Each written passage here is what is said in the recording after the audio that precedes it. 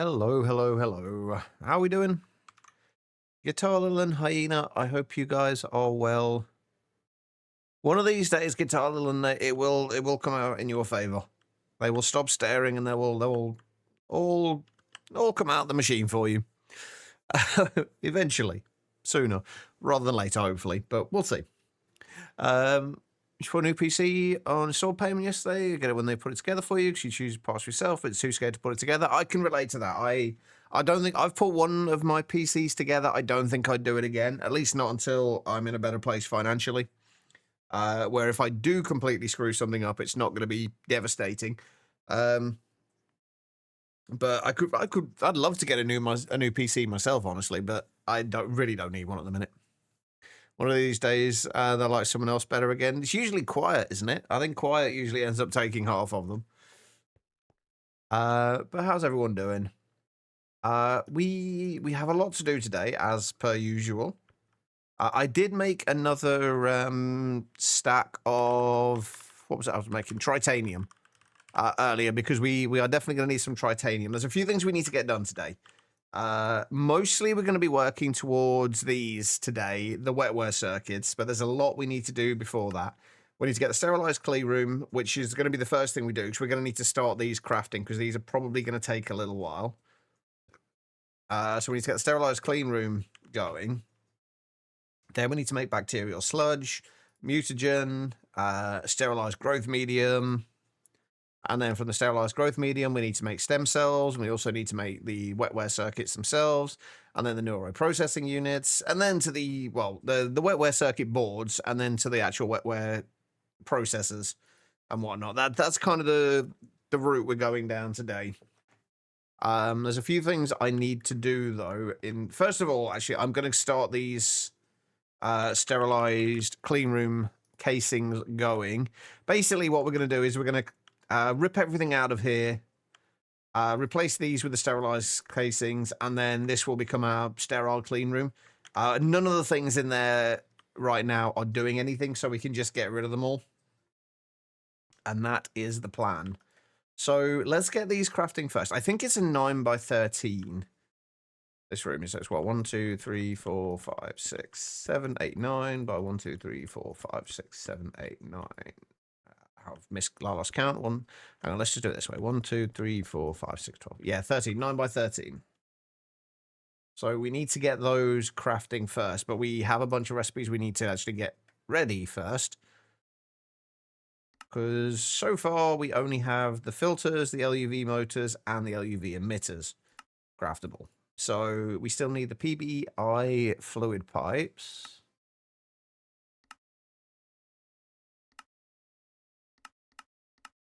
Right, which it's large pipes, right? Yes. So we get those going. What else do we need? Black lights.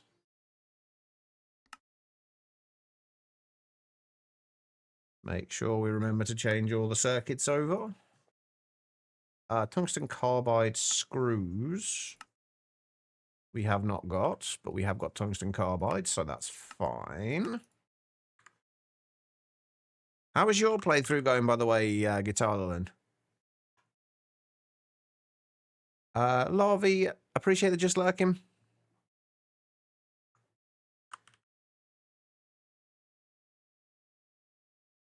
And then we put the screws. I don't know why I bothered doing that. Doesn't matter the order they go in.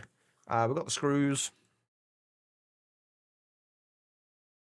And then we just need the HSSG spring. That's another change I both like and dislike in the new version of GregTech.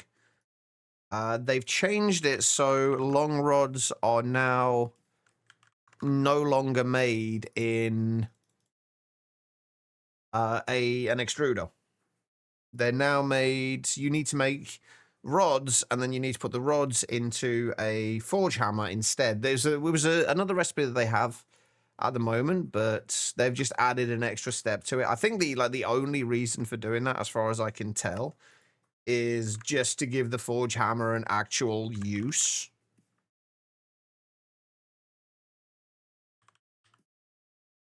Because right now, it doesn't really have much of a use. Right, everything is good for that. Wait, that goes just in a pattern provider, right?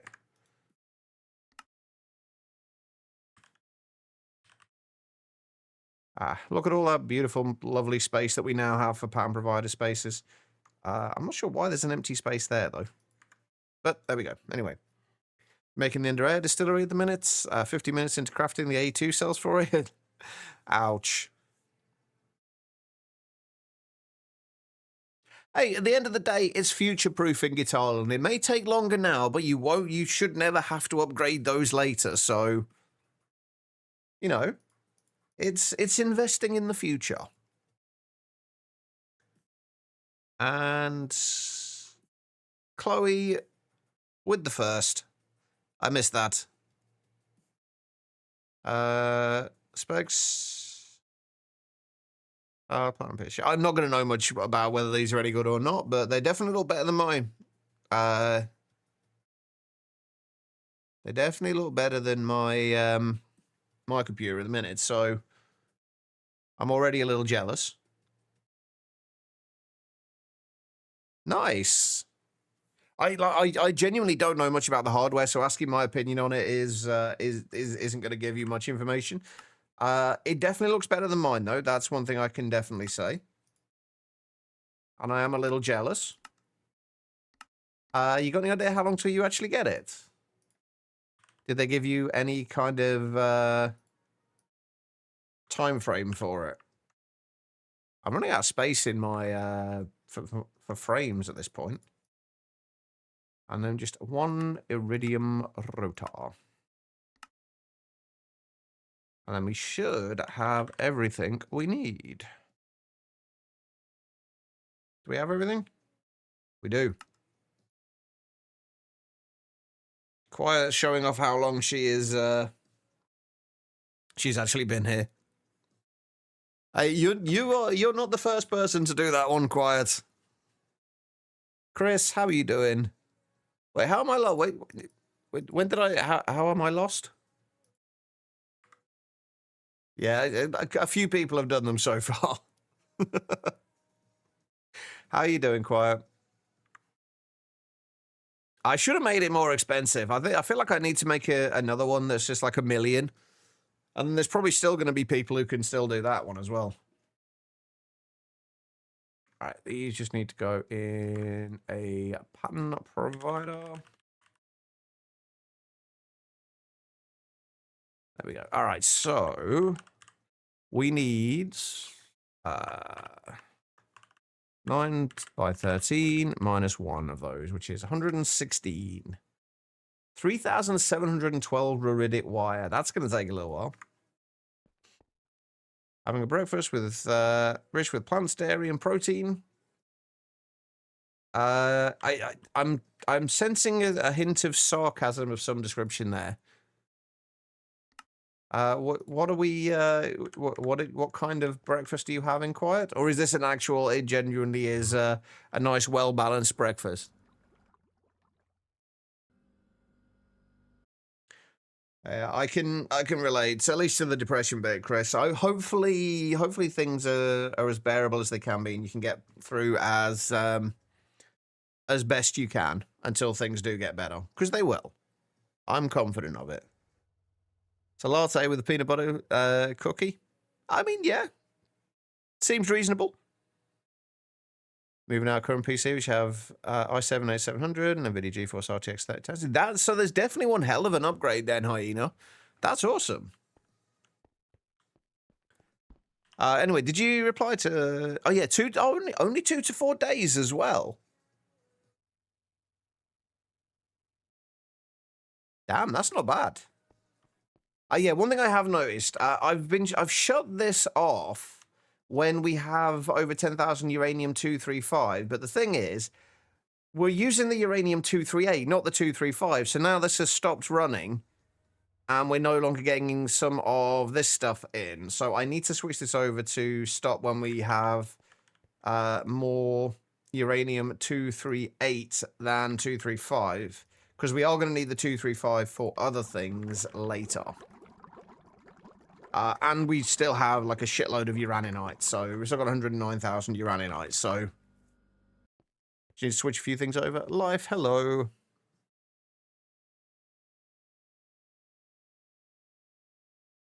I'm feeling as well as I can be, quiet. Yeah, oh, we're up to 28 already. I have 116. That's not too bad. But yeah, that was one of the things that I needed to change. There was something else, and I can't remember what it was. I don't know, but since we don't actually have much else to do at the moment, let's just tear all of this out, because none of this is needed anymore. Like, quite literally none of this is needed in here. I'm going to move where I bring in the ME cabling as well, I think.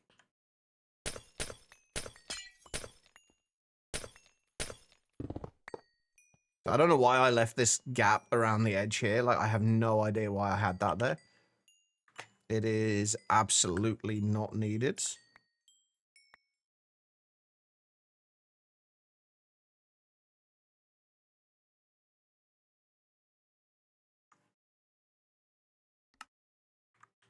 All right, let's clear all of these.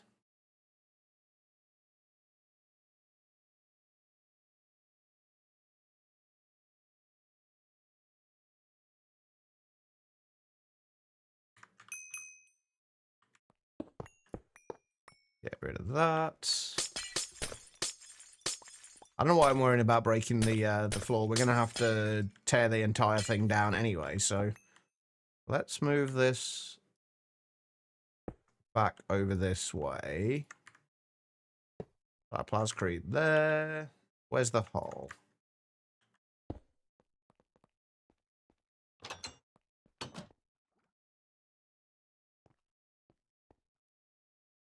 All right, get rid of those. Hey, they're actually going a lot quicker than I thought they would.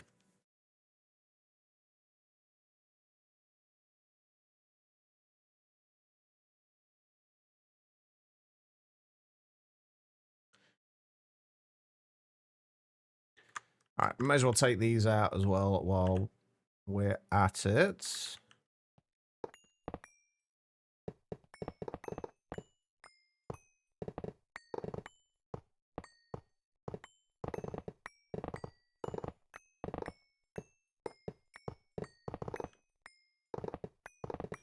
And get rid of all of this.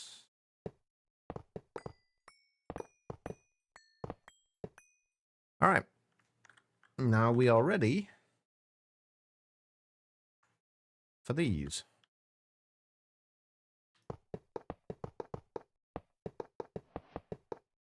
Nice funky purple colour.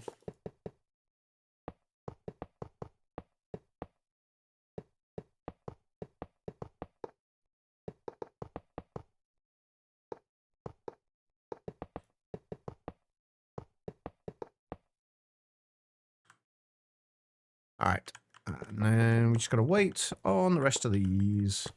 How much of the tritanium do we have left? Oh, we've still got 230 tritanium ingots left as well.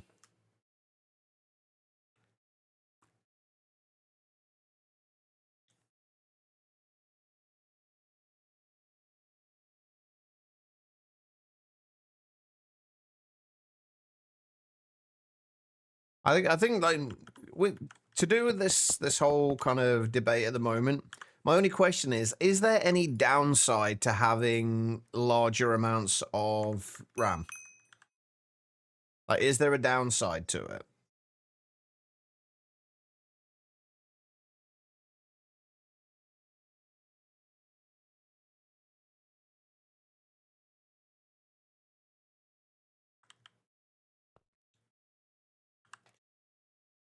I guess, but if you have the money available, like, is there a downside to it?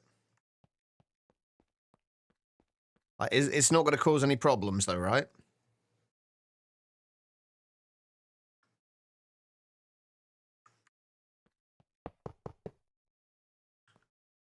So as long as you can afford it financially.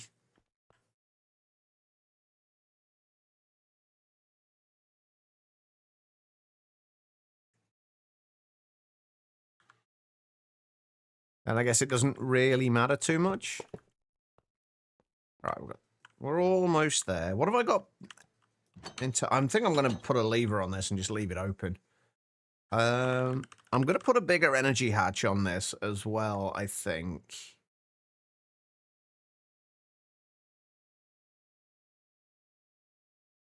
I think I'm just going to put an IV energy hatch on here instead. Oops, a daisy. I broke my roof. Yeah, I'm going to put an IV energy hatch on here instead.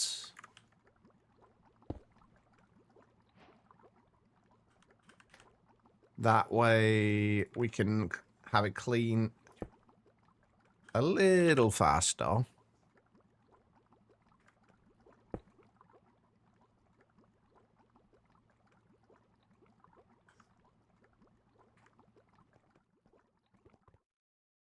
Now I'm stuck up here. There we go.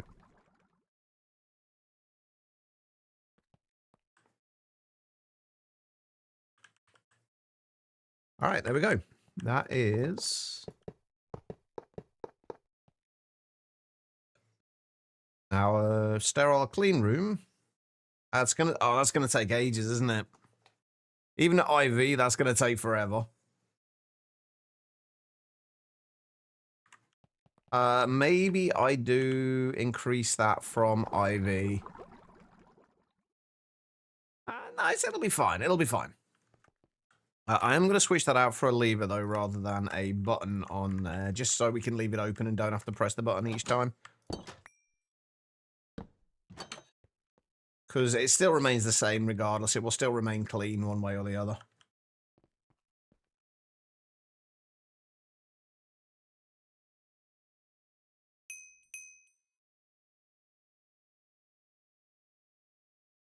Okay.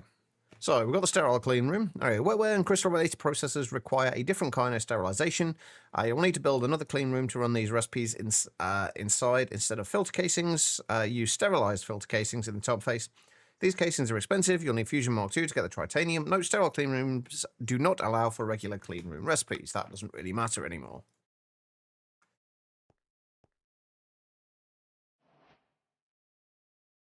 Right, so the next thing we're going to look at is bacterial sludge. Bacterial sludge will be used in the crystal and wetware processes. Plant balls can be macerated to obtain biochaff, which can be further broken down to bacteria, then combining it with biomass to get bacterial sludge. You also get a bit back from growing stem cells later. Right, there's a few things I need to look at in this whole process here. Like bacterial sludge we need to make. We can make that with biomass and bacteria. Biomass we can make anywhere. Actually, we're already making biomass that I can repurpose over here. We're already making biomass here, which is being turned into ethanol. What we can probably do is... Did I ever... Yeah, ethylene. I think we did fluid drill for ethylene, didn't we? That's why we've got so much of it. I'm pretty sure we fluid drill for ethylene. So we don't need... And that is what we were using the ethanol for. So if we kind of keep this set up, or mostly keep this set up, and then just turn this into... I don't know, maybe we just completely redo that. Because ethylene is the one thing that we needed from this whole thing here. And that the ethylene we're getting elsewhere now. So we can probably tear down all of this.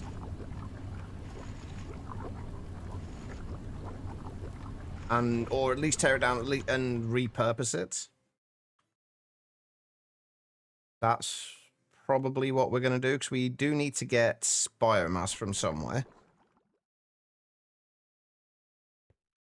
How much is this cleaning per thing? Oh, that's actually not that bad. It's 50% clean already, so that's actually not too bad. Right, anyway, bacterial sludge is what we're working on. Actually, no, we need to get the ethylene sorted. So let's Let's tear down what we had over here. Or redo what we have over here for making the biomass. I feel like there was some other reason we needed the biochaff as well. But I can't remember what it was. We were using it for fermented biomass, but that's in a different area entirely.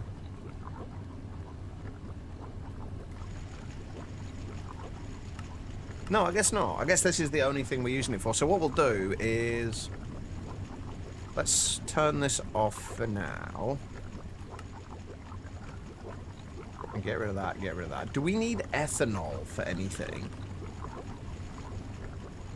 We're not storing the ethanol from here at all. So... I don't think we need that ethanol for anything. This is just making ethylene for us. So if we get rid of that and disconnect that and that, and then we'll have to move this because that is... yeah, we'll have to move this.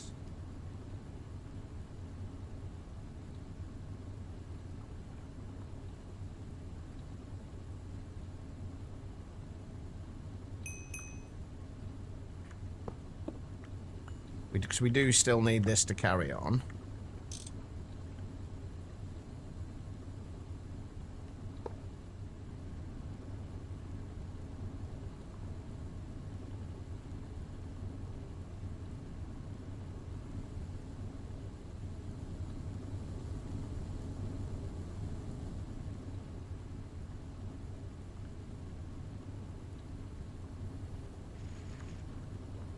So that'll go into there. We hook that up to there, and that should all just carry on.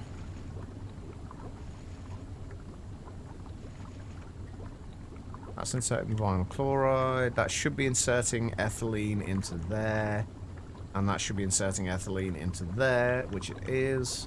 But that is... We've wasted a few things in there, but that doesn't really matter, honestly.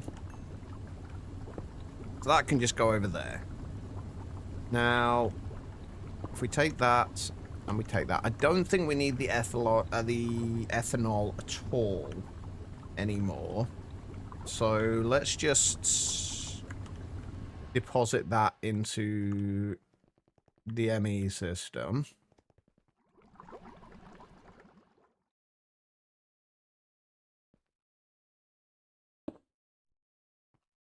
Like that. There's the ethanol. Now, what we do need is storage for biomass. Because right now, we do not have an actual storage cell for it.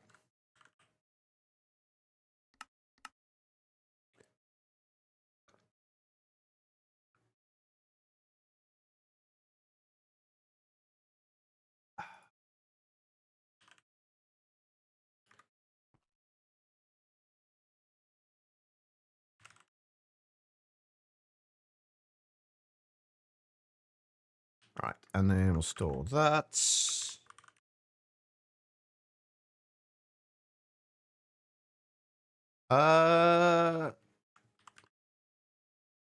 It shouldn't be a thing. As far as I'm aware.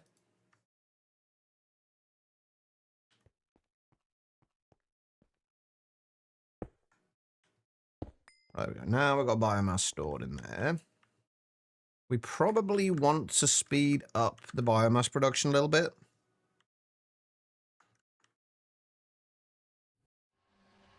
Because at the minute, all we've got is 3 LV compressors. So if we change this to, say, 4 IV compressors.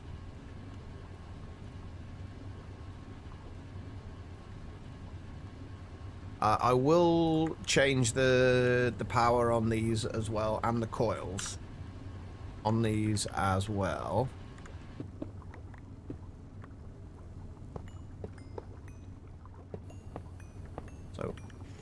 all of this can go.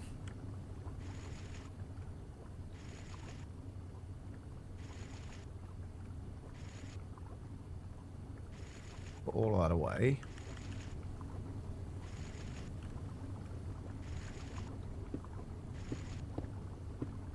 For IV compressors. I never changed the color on these laser nodes for some reason.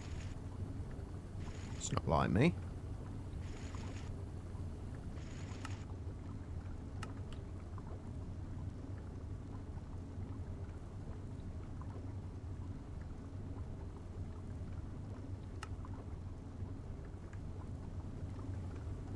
Okay, so those and the those all feed into there. We need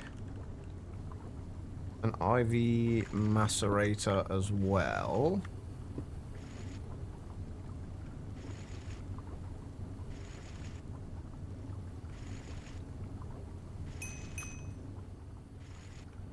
No, I don't think I have either. I don't think I've ever seen any maps cost anything for Java. Whereabouts did you see this? Quiet.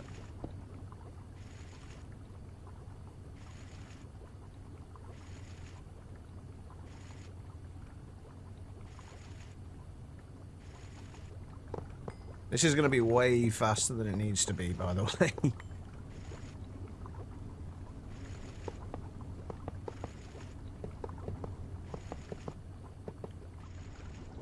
Okay, so what we're going to have to do then is make sure that we have this uncovered.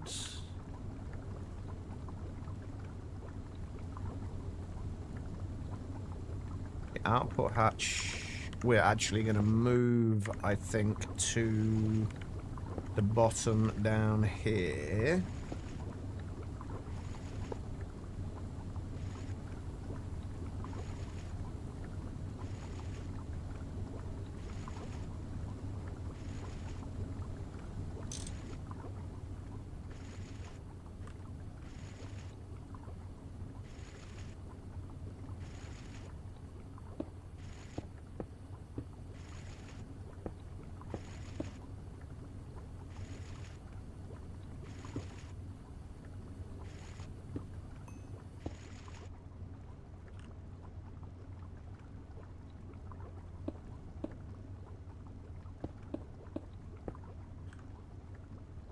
Right, and all these need to be IV.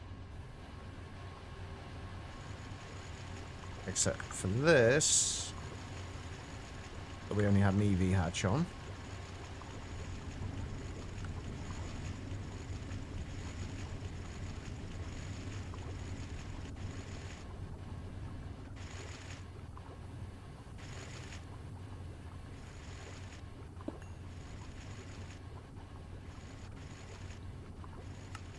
Do I have a... Ah, I do. I was going to say, do I have an infinite water cover on there? I wasn't sure.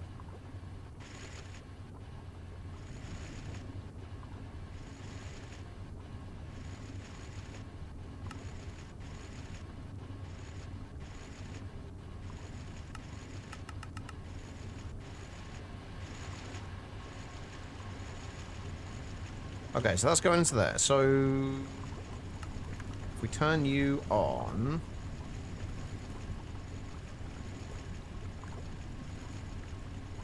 put an interface on there. Put a machine controller on here. Grab an emitter. Let's do it with a threshold emitter, though.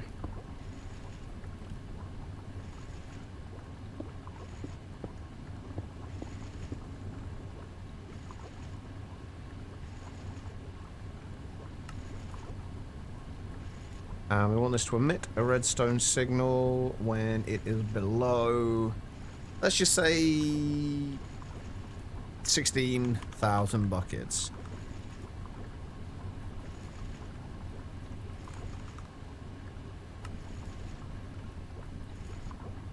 Now, hopefully, that should just keep going.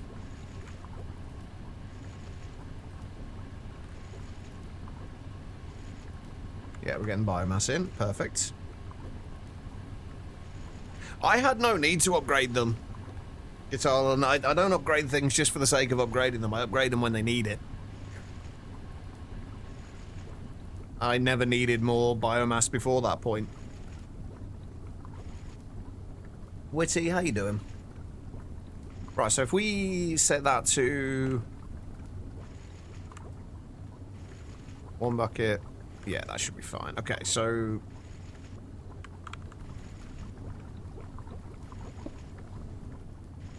there we go. Right. You just need to push down into there.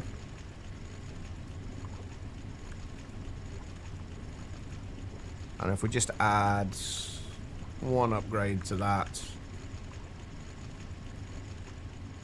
Okay, we might run out of sugarcane, but that's easily fixed.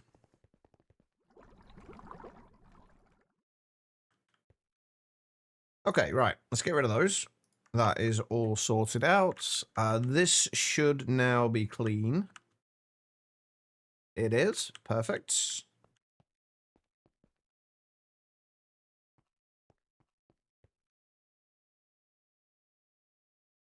All right. While we're doing this, I'm actually going to order another 32 Warden Hearts as well, since those are going to take forever to actually do anything. So let's order a few more of those. I'm going to put this away as well. How are we doing on the uranium front now? Well, we're going through the... We're using the uranium as quickly as we get it, but we've got, like, 19,000 buckets of uranium-235. Anyway, right, so biomass that we now have. We're doing this so we can make bacterial sludge.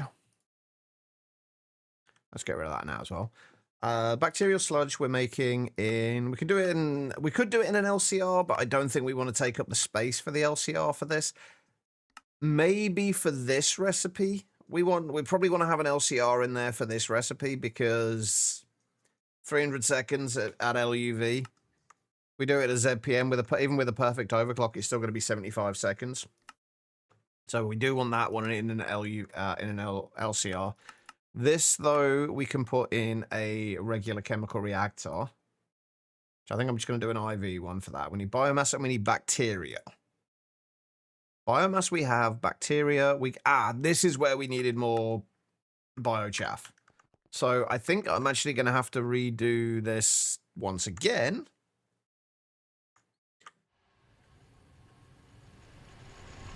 So that we're actually storing the plant, so that we actually store the biochaff instead of just putting it in a drawer.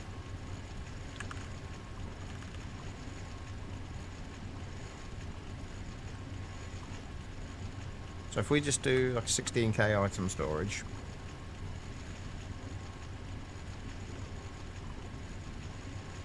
After you made your roofs too low, the distilleries are sticking through the roof to the next floor. Oh no. It is hard to plan for distilleries sometimes.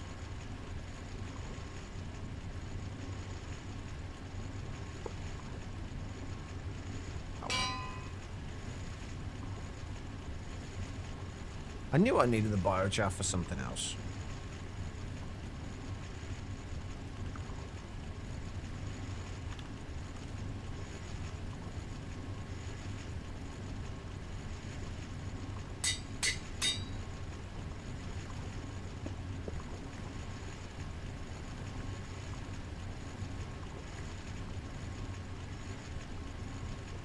Okay, let's get rid of that for now. And I think let's take those out of there. I think we actually want to do this with a stocking bus. Probably going to be the easiest way to do this. And then if we move this... Do we even need to move this?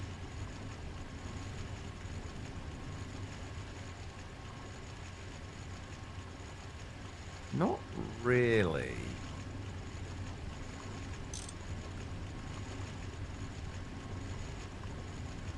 We just do that and grab an interface. That will put those down onto there, but we are gonna, the only thing is we are gonna need to shut this off at some point. So we need to make sure we can do that. This has become a little bit of a weird and janky setup. I think I would have liked to have moved this over a little bit, but I'm hesitant to move everything now.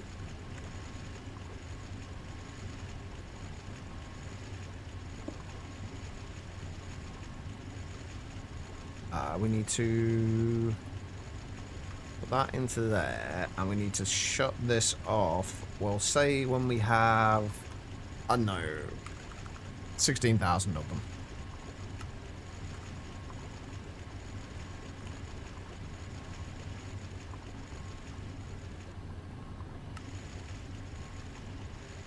Now, hopefully...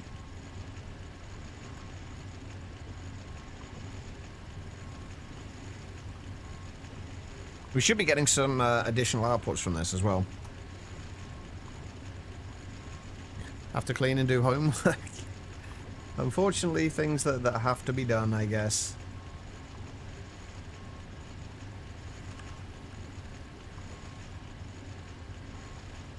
Yeah, I think all of our sugarcane's broken again, by the way.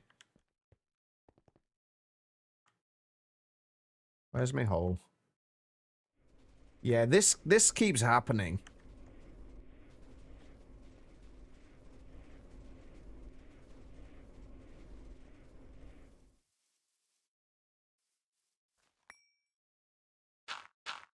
Okay, I couldn't hear any sounds then.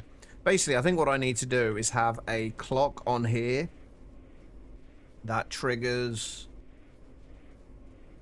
the whole thing every now and then.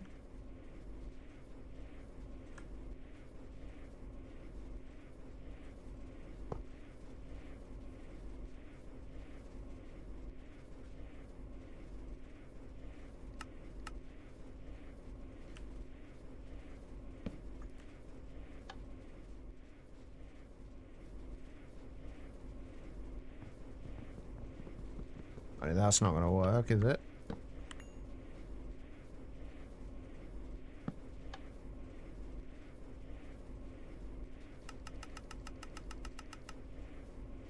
So, actually, we want the inactive ticks to be...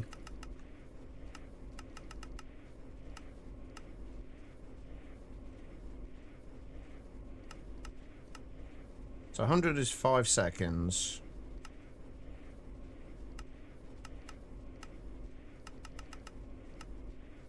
Seconds, 20.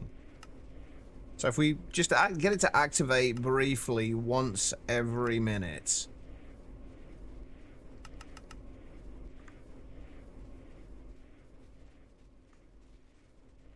The idea is that when these get stuck like this, it will activate the pistons anyway. But I don't think that's going to work. Because they're activating via, I think it's quasi-connectivity that's doing it. And I need them to just kind of activate normally, and they're not going to do that, are they?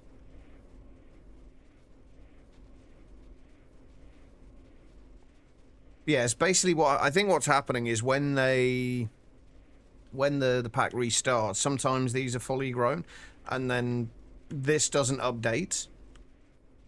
So basically what I need to be doing is updating those, and I've not really got an easy way of doing that.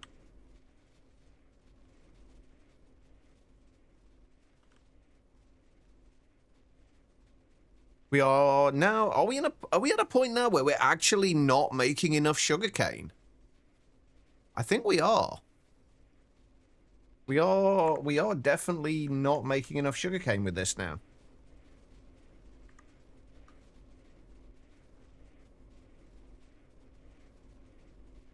Annihilation Plains is not a bad idea, actually. That is not a bad idea at all. What we're going to do, though, is I think we're going to rebuild this and just move it. Yeah, Annihilation Plains is definitely a much better idea. How you doing, mate? Right, let's go and put this away first.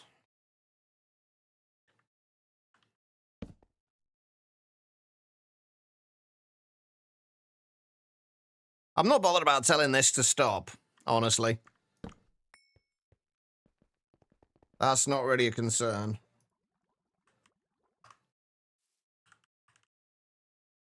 Right, I need more snad.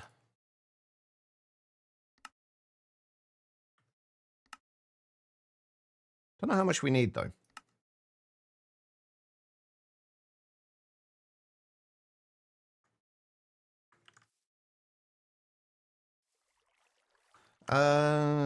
Right. So, where do we want to set this?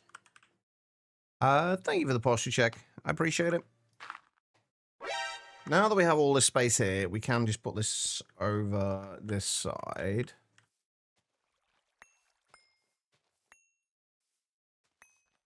And thank you for the hydrate as well. I will do quiet. Do these have gravity? They do. Okay. Do we want to bring this up by a block? How big of much have we got at the minute? 1, 2, 3, 4, 6, about 7. If we do this like 11 wide, that should give us more than enough.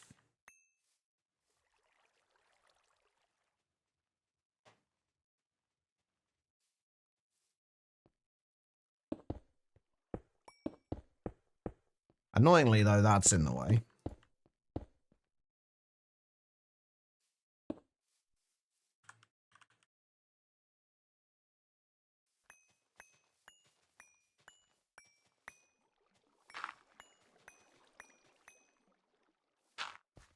What am I going to do about that? I mean, we could put covers over it, obviously, but it is going to be kind of annoying.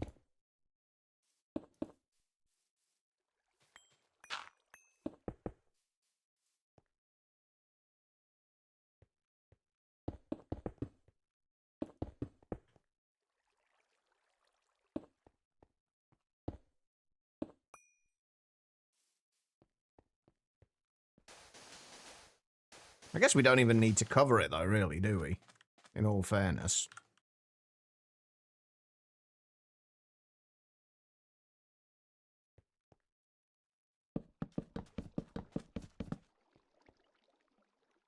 Although some of that will need to go.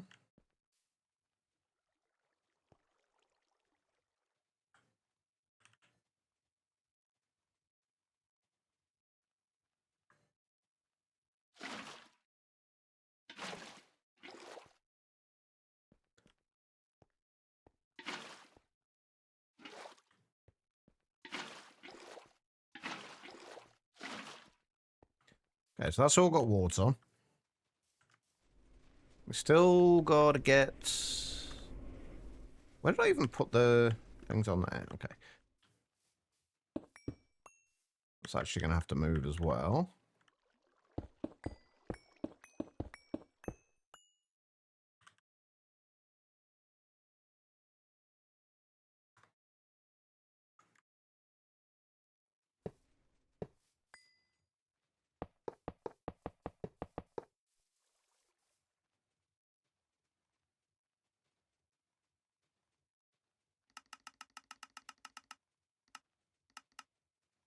I do kind of wish we could just like copy the settings from these.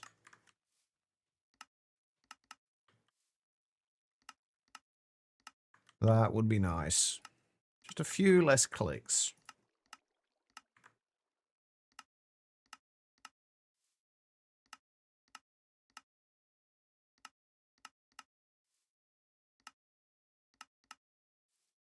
No, the next question is, can I get all of this set up before we run out of sugarcane? Oh, how do I want to do this? Is the next question.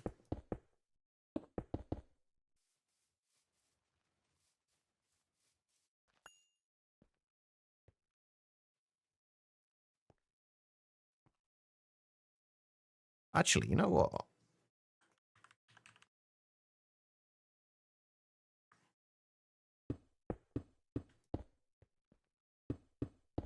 Let's just go slightly overboard and pointlessly overboard with this and just use peer-to-peers. Redstone peer-to-peers to do this.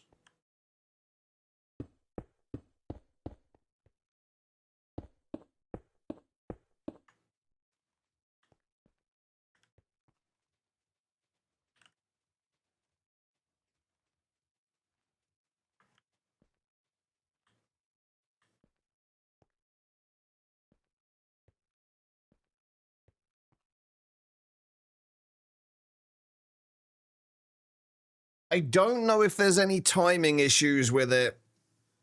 That's the problem. This for certain I know works. I don't know if there's any delay on the turning off. Plus, sending that kind of thing through the peer-to-peer, I don't know if like sending incredibly fast ticks. We could try one and see, but I know this works and we've already got it set up for this, so we'll just use this. There's no point in fucking around with it when we don't need to.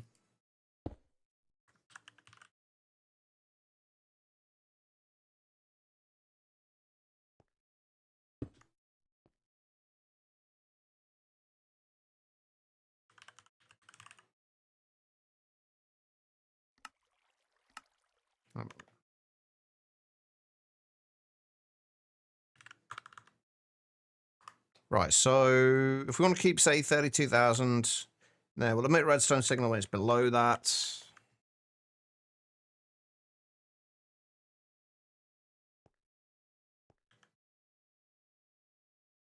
I've just realized that this is going to be a problem as well, doesn't it?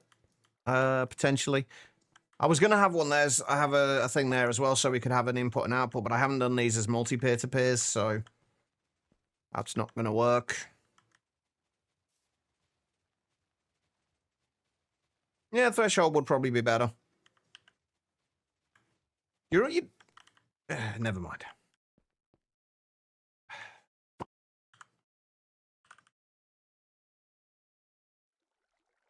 This is one of those things that it's not going to make a blind bit of difference with this though. This is something that is not going to matter at all, whether it's threshold or not. 'Cause if it turns off and on again, all this is doing is turning these off and on again. It doesn't make a difference at all to it. It's not a bad idea to do it, but it's not going to make any difference whatsoever to things in the grand scheme of this.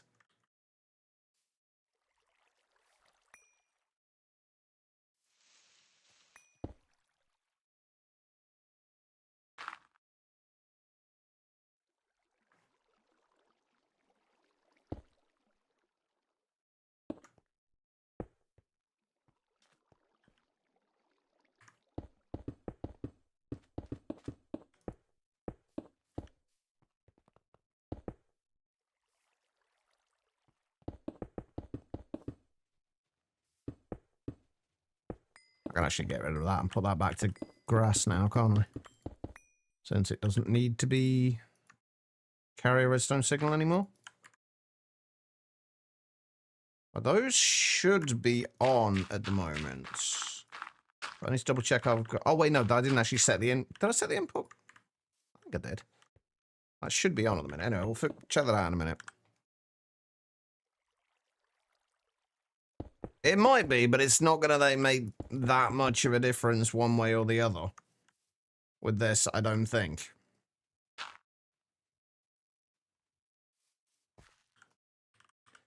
And of course we don't have annihilation planes craftable.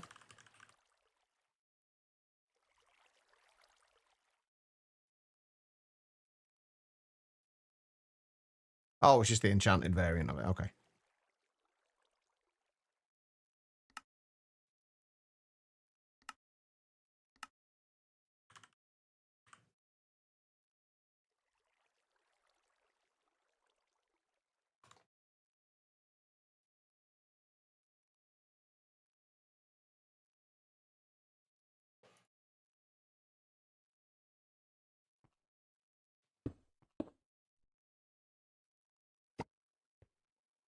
I miss the days when you couldn't actually do that.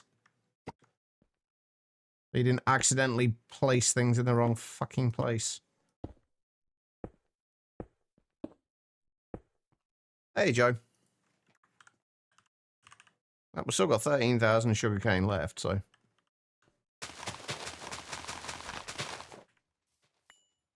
Right, so why are you... Because I never turned you to a redstone. Peer-to-peer, did I?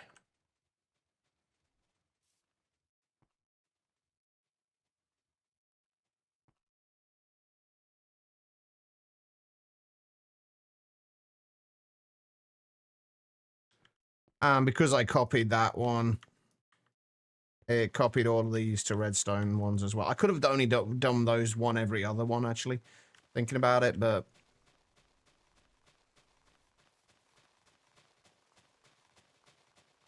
I mean, that works. Whether it's fast enough or not is going to remain to be seen, but...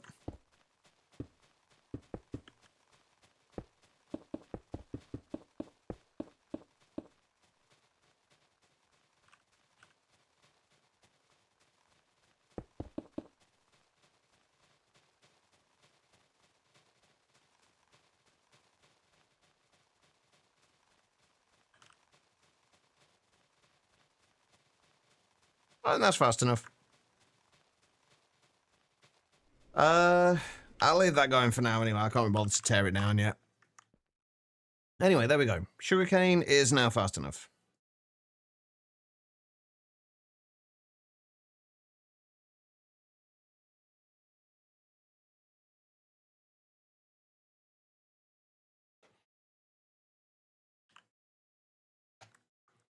All right. So, what was I doing that for again? Oh, yeah, so we're going to make back the biochaff for the bacteria. How are we doing for biochaff now? That is going up quickly enough.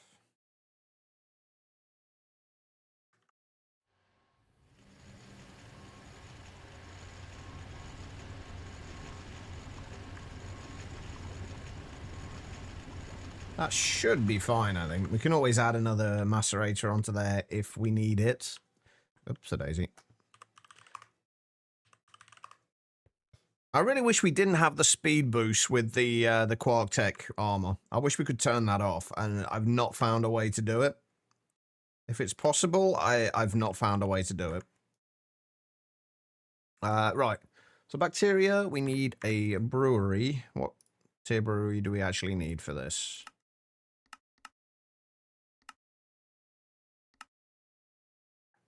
Just an HV. Of course, we don't have any breweries.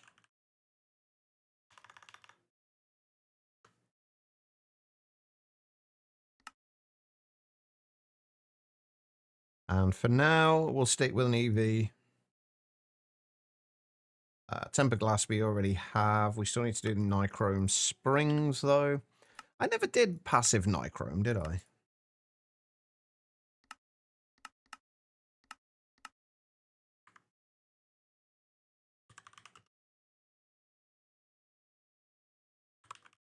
I guess we haven't really needed it yet.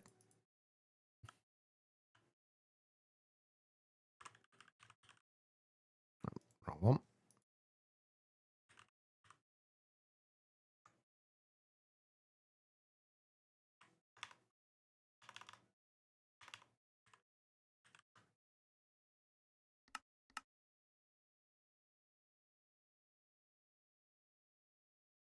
Right, while that's crafting. Oh, that's crafted.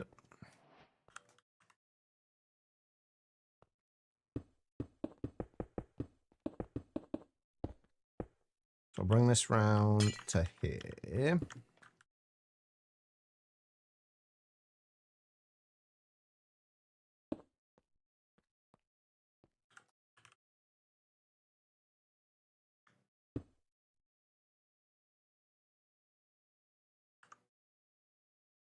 Right.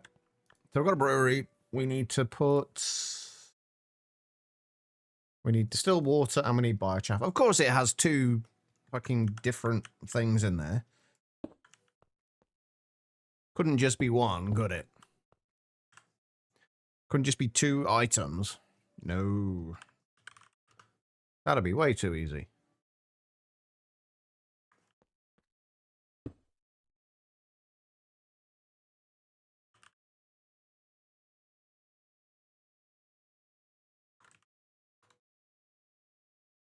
Right. We need an interface.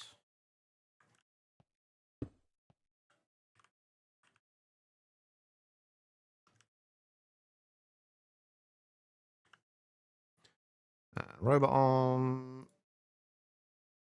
I was going to say, where did all my filters go? I used them for the bloody sterilized filter casings, didn't I?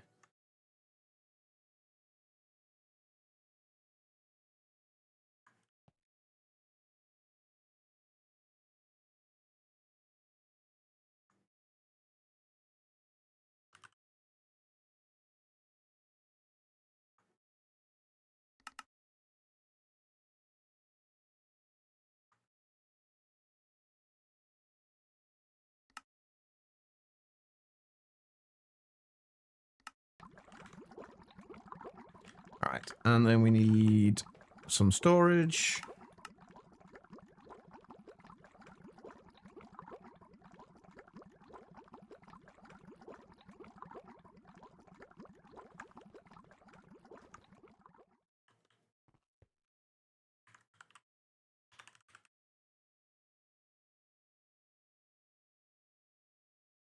And that's for bacteria.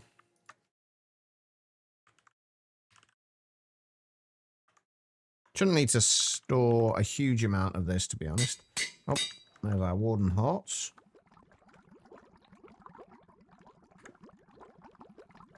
All right, and then we are going to need to come off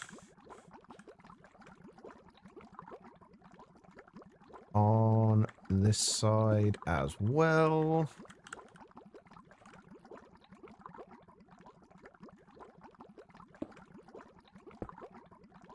So we can put an emitter on there.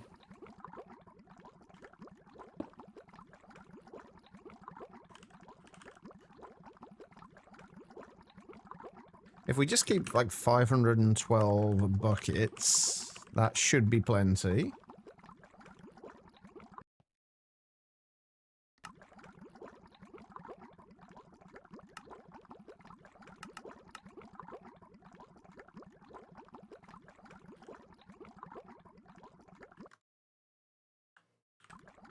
There you go, there's bacteria sorted.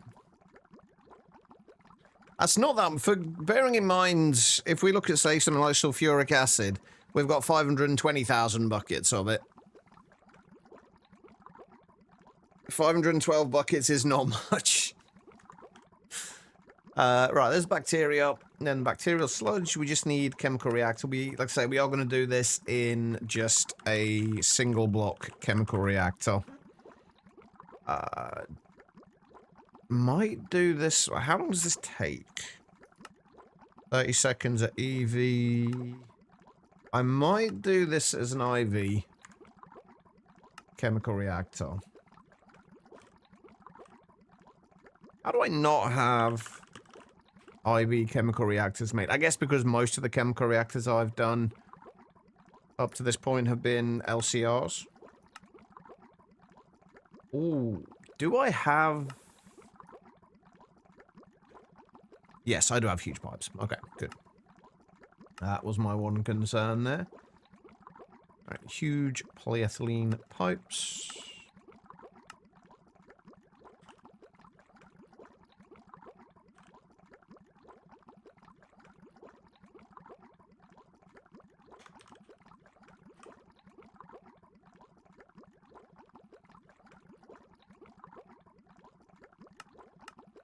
You need to do something about your order crafting part. 1 hour, 53 minutes and still no drives done. Yeah, that seems... something seems a little off with that. Wait a minute, do I need the bacteria for anything but bacterial sludge?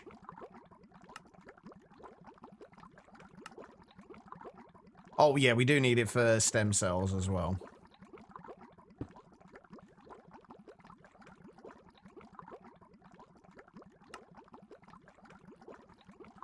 Alright, so...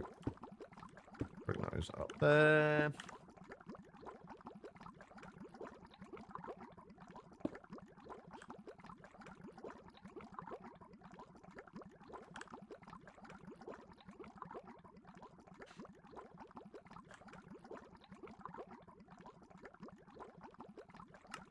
Wait, no, I don't need 256k. I think just the 16k should be fine.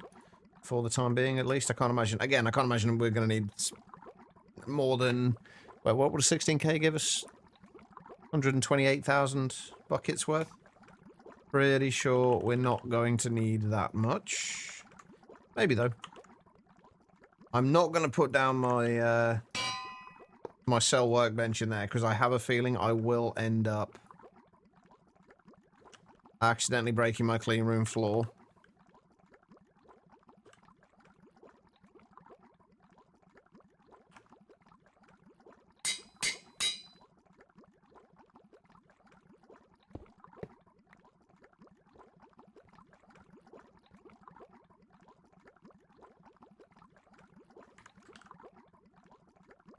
Right.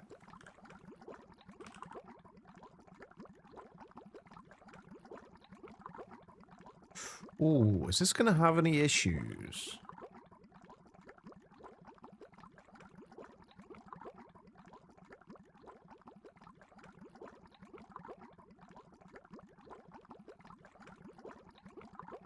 Am I going to run into any situations where I'm going to not have enough biomass or not have enough bacteria with this? Maybe.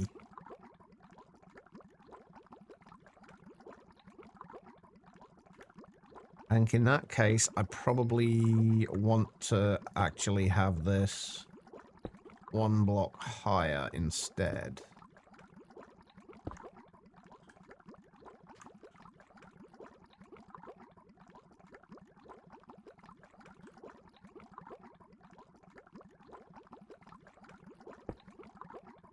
That way we can have... hold on. A shut-off. And then have an exporter. You have a... an exporter on there for... a threshold exporter. So that we never run out of any of the things we're exporting, and we can still import into an interface at the bottom.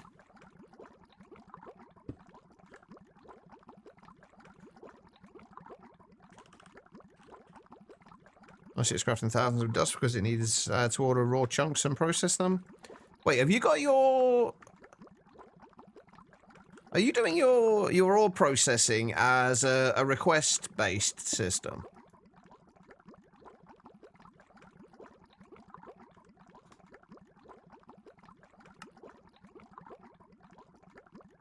I've not seen it done by that before. It's kind of an interesting way of doing it.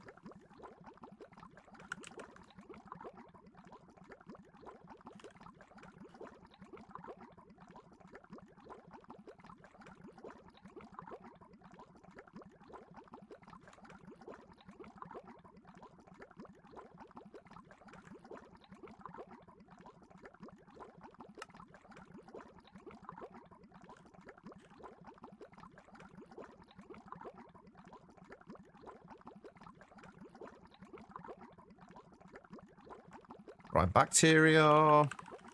We need to wait until this gets over 128 buckets of bacteria anyway, and then it'll start outputting to turn into bacterial sludge.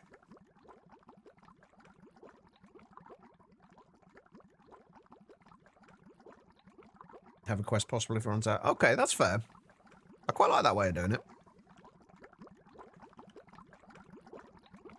I'm kind of wishing I'd done the brewery as IV now. Maybe we upgrade that.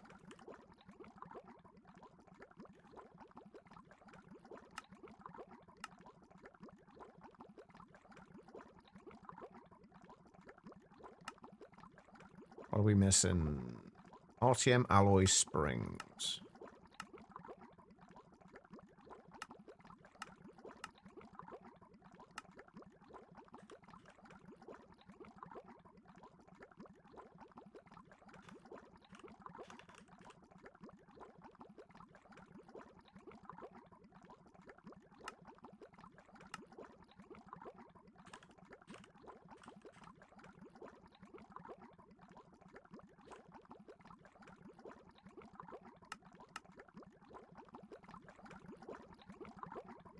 Right, then bacterial sludge.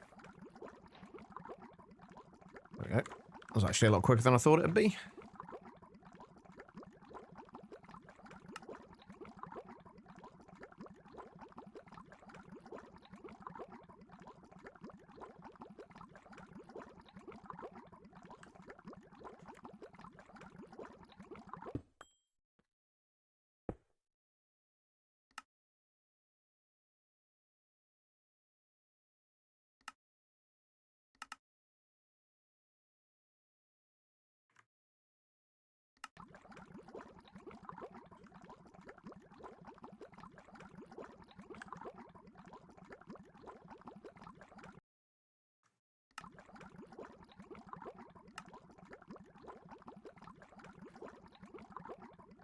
Alright, and then I'm just going to output that. There we go. Right. How are we doing for bacteria now? 82 buckets. Right, that takes how long to make one bucket? 4 seconds. How long is this going to take at IV? 15 seconds. Okay, so we are going to be producing more bacteria than we're going to be using, which is good.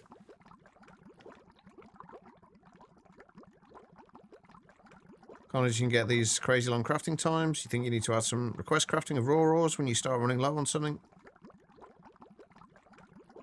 It's definitely an interesting approach. Right, I am going to use some monitors here to make sure we know what we're making in where. I think maybe waiting for 128 buckets is probably a little more than we need to. So if we just do 96, we're still not going to be... Oh, no, we are there, yeah. We are there. Good. Wait, why did that take it down to below 90? Oh, right, because when I put the 9 in... No, I shouldn't have made a difference. Anyway. Let's output that. There we go, bacterial sludge.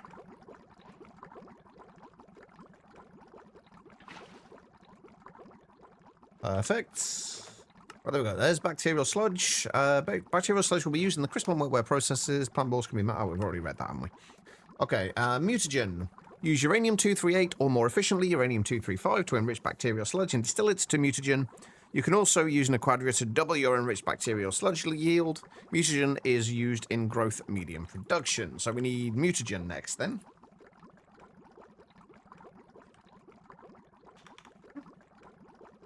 So mutagen, we need enriched bacterial sludge, which only has this one use.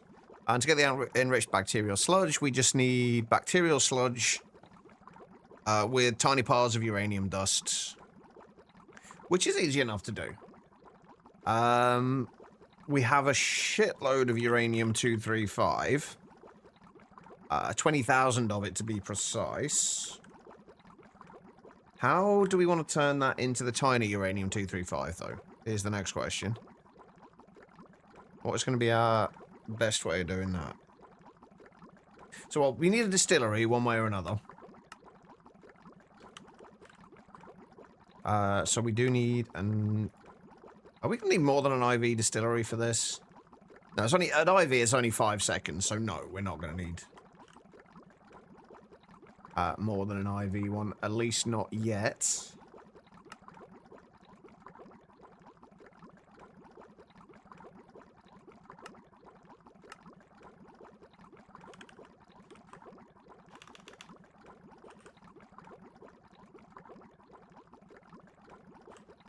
So if we grab an IV distillery.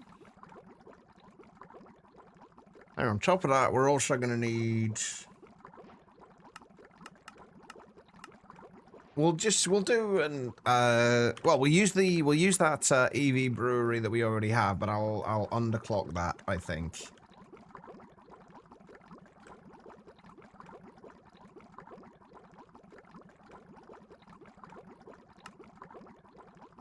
Do I need bacterial sludge for anything besides this?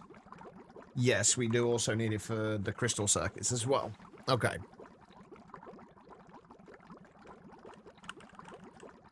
We're up to 12 buckets of it, though, which is not a lot.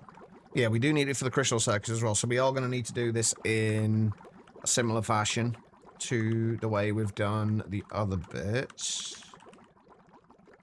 Let me just make a few more of those as well while we're waiting. So, if we put the distillery there, put the brewery on top, the distillery on... Actually, the distillery, since we don't actually have to put anything into the distillery, do we? Aside from the enriched bacterial sludge, that only gets put into the brewery. We can have the distillery directly on top. If we do a threshold export bus on there for bacterial sludge,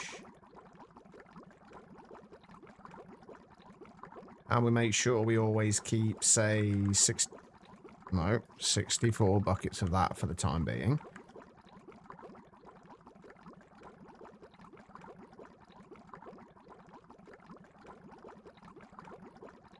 Right, the next thing then, how are we going to get... How are we going to do the tiny piles of uranium-235? Because we may as well do it all inside this room.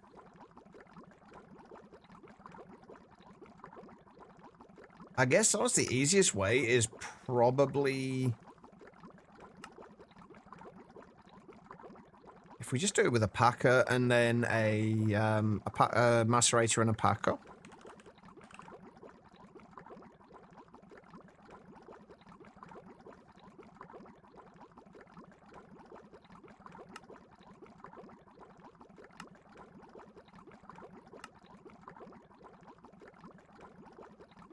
That should work.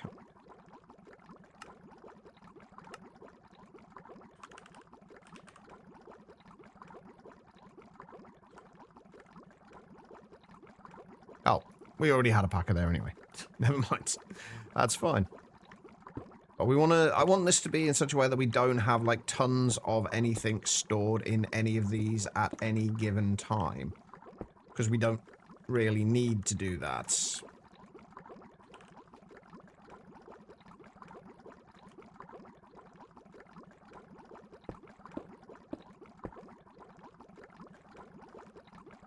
Right, that's Ivy. All of those are EV.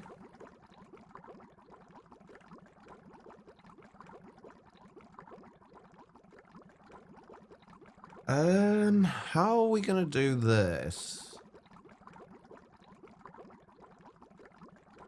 I don't think it's gonna matter. We don't use uranium-235 for anything. And for getting the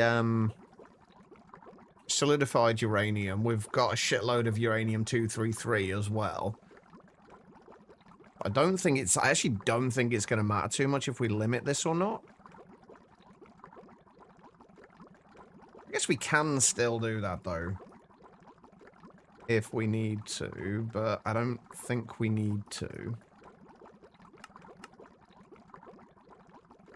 Yeah, it would have been nice to be able to shut this off, just so we don't have, like, 4 stacks of uranium 235 in here, just for no reason. That are probably hardly going to get used. Right, what I'm curious about, can I...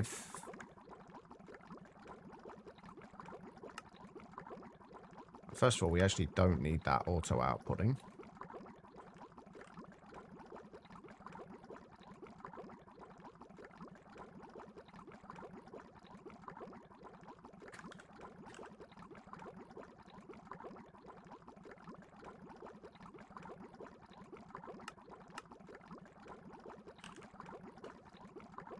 Right, if we keep 1 uranium-235 in there at any given time... What I would like to do is, what I would have liked to have done as well, is to have this so that we can shut this off when there's too much uranium-235 in there. Like, the tiny piles backed up in there. Again, I don't think we need to. What I'd like to see if we can do, though, is... I can get 3 other things in there to take up the other slots. We can get it so it will only have 1 uranium-235 in there at any given... Or 1 stack of uranium-235 in there at any given time.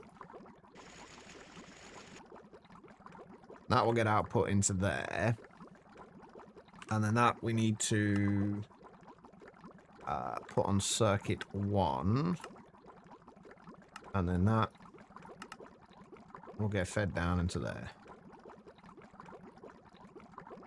Perfect. Okay.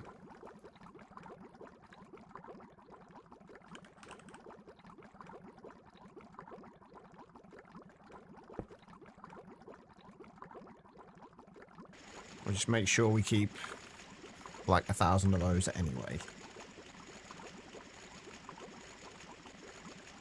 Then that will fill that up. And that'll fill up, then we'll get 1 stack on there, in there, but that's not too bad. Right, we're still only at 38 buckets of bacterial sludge though, so I think if we just keep this to 32 buckets for now, make sure we keep 32 buckets in stock, that will give us the enriched bacterial sludge, which we don't have storage for yet. Let's sort that out.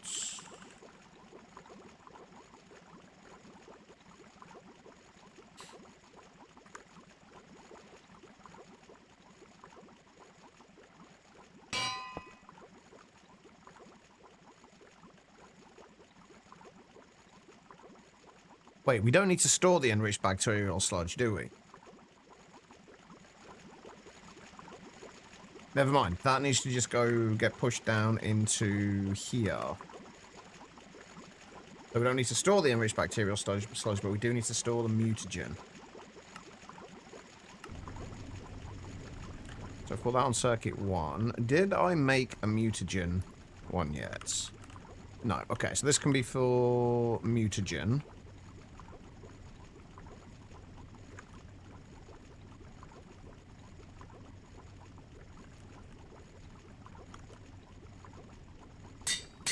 So we store the mutagen.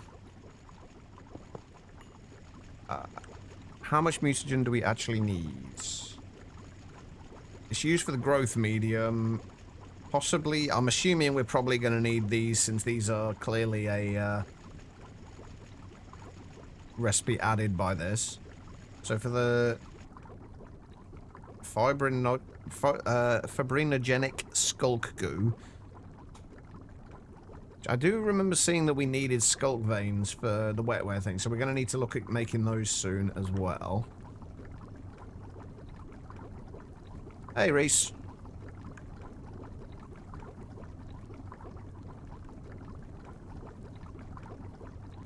Alright, so we just need an interface on there, which this can push out to.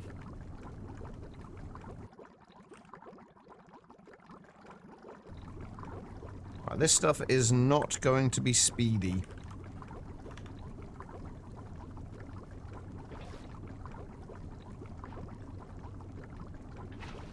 At least not for a while. But hopefully we won't need it to be.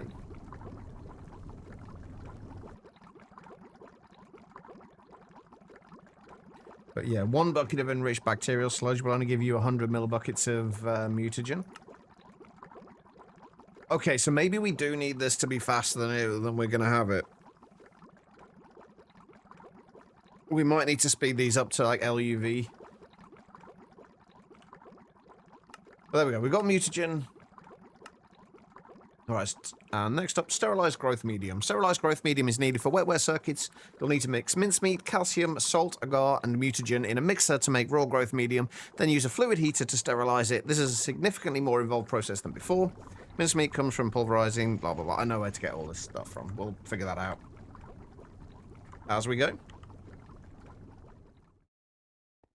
No, upgrading machines isn't bad. Upgrading machines unnecessarily is bad. Like, obviously, you still need to keep up with demands, but there's no point in exceeding demand. That's the difference. So, sterilized growth medium, we need raw sterilized growth medium. Raw sterilized growth medium. So, the things that we haven't really got at the moment are mincemeat. Oh, shit. Have we stored any salt? Or did I turn that all... I've got 39,000. Is that going to be enough? Who knows? We do have 36,000 crushed salt ore as well, and a bunch of rock salt ore, and a little bit of other salt. So we have got other ways of doing things. Mincemeat, though, we're going to need to set up another... we're going to need to set up another... hostile neural networks thing for Guardians to get fish. There's another one we're going to need from Guardians. There's actually a few more we may as well set up now while we're doing this. And agar is made with gelatin dust, which is made with phosphorus. Wait, no, phosphorus is a byproduct.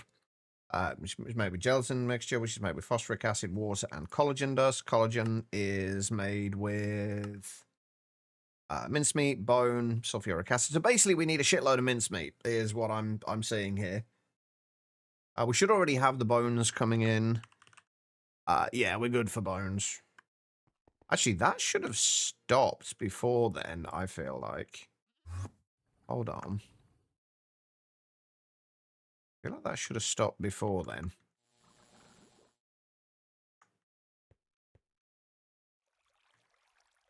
Yeah, it's still going. Why are you still going?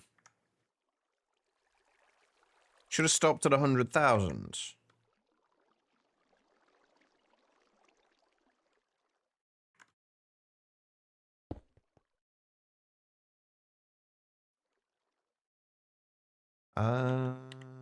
Which one was it in?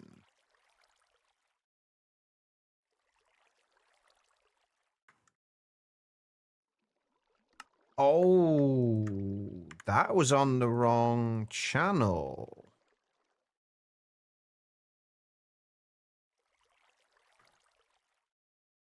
Ooh, shit. Channel 1, Channel 2, Channel 3, Channel 4, and then yeah, that was on the wrong channel. As is that one. Yeah, anyway, that's fine. So that's, we've got bones, we've got everything else we need. That should now stop outputting to there. What did I set that to stop at? That should have stopped now as well. Oh, right, yeah, the reason that didn't stop was because that was on the wrong channel as well. But that's fine, okay. So what we need is fish, which means we need guardian data models. We have 2. Is 2 going to be enough? I guess we'll find out.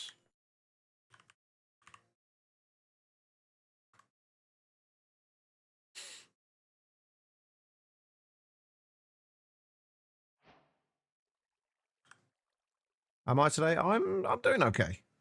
I think. I think I'm doing all right.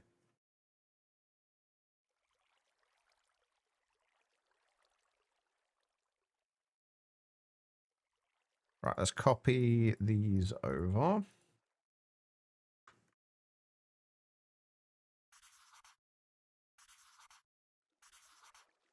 Hopefully you're doing okay as well, Reese.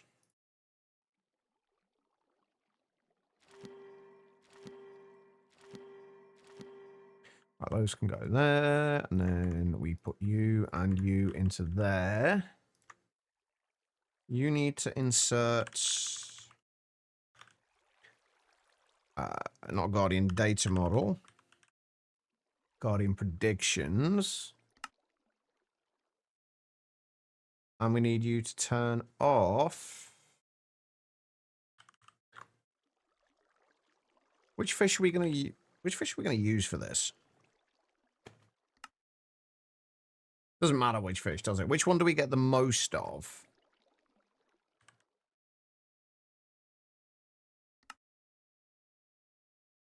Oh, raw cod's the only one option we have.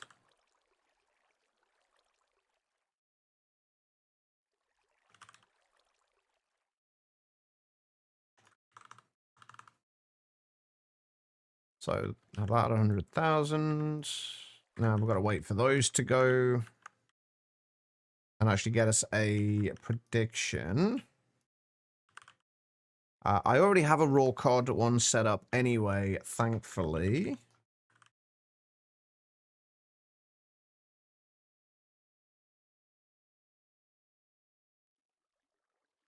We just got to wait until we get an actual prediction, which shouldn't take too long since these are fairly high level to start with.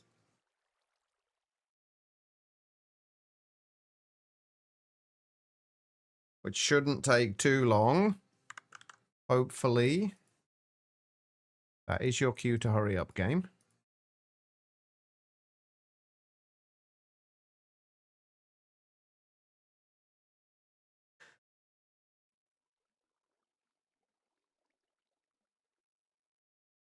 There we go. Right.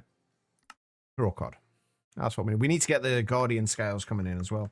Because there's a few other things we need to look at that we don't need yet, but we will need soon. Are things for the ultimate material. So, like the Guardian scales, Wither Bones, and Ender Dragon scales, we're going to need.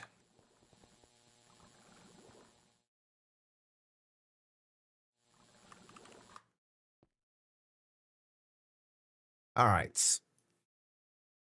So, we've got plenty of raw fish. We just need to turn that into mincemeat now.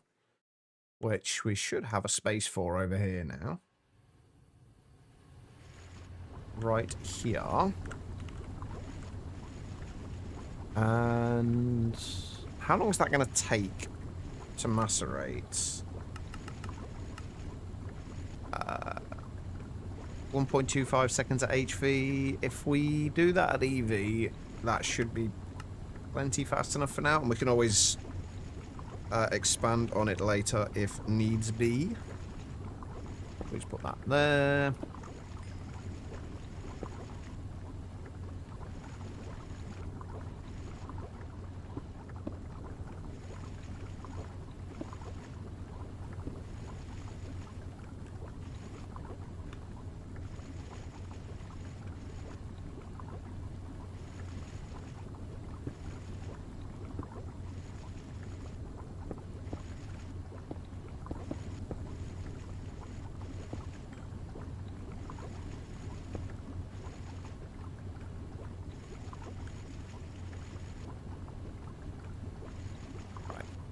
So, up here, we're also going to need to come up this side as well. So we can shut this off as needed. God damn it. Everything's so close together. It really doesn't matter if I have things like this connecting. I prefer the look of it when they're not. Like having everything separated.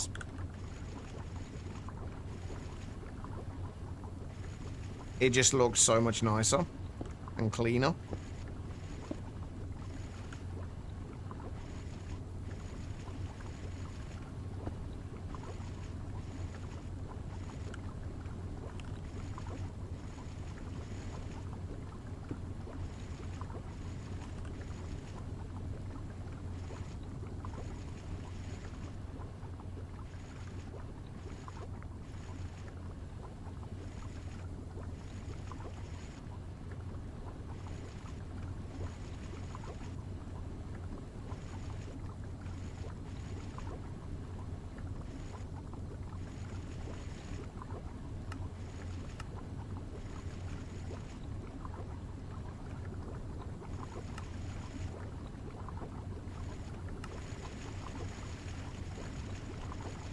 Ah, shit, we do get tiny piles of bone meal as well, though.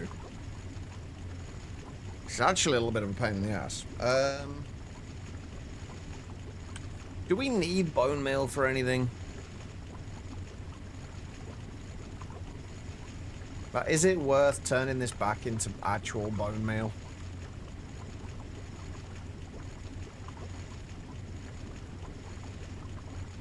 Probably not, honestly.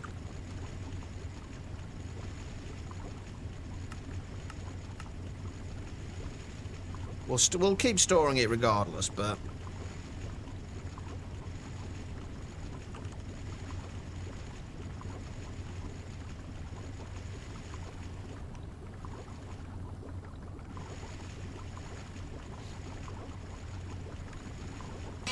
we probably aren't going to need it.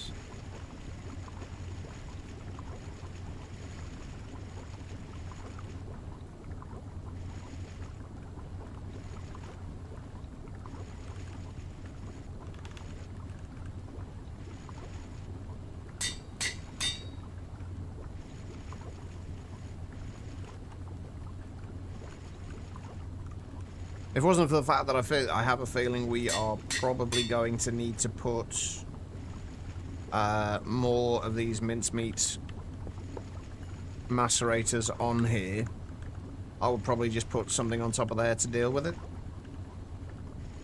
But I don't want to have to deal with both of those. Right, if we just push those out into there. And then we'll shut this off when we've got, say...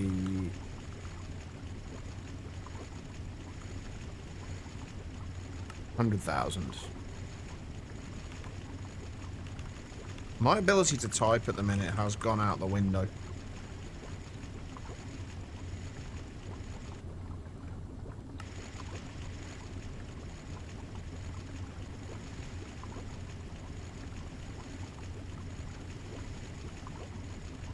Oh, that's nice. Good telling. It's always nice to get stuff like that.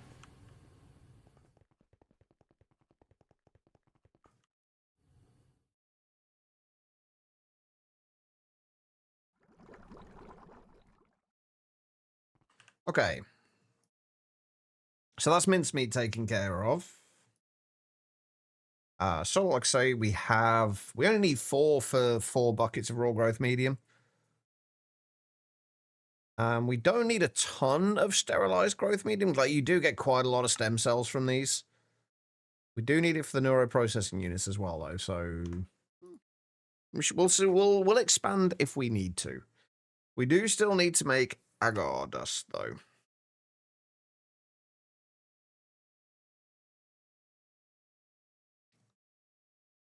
Would Kath mind if you did that?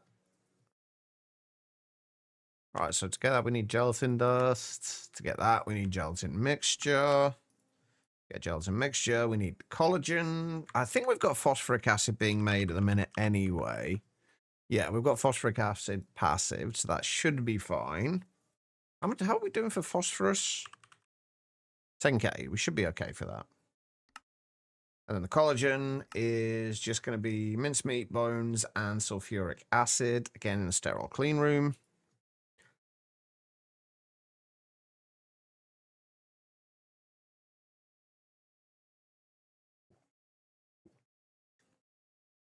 So we need a chemical reactor. I think we do these at IV.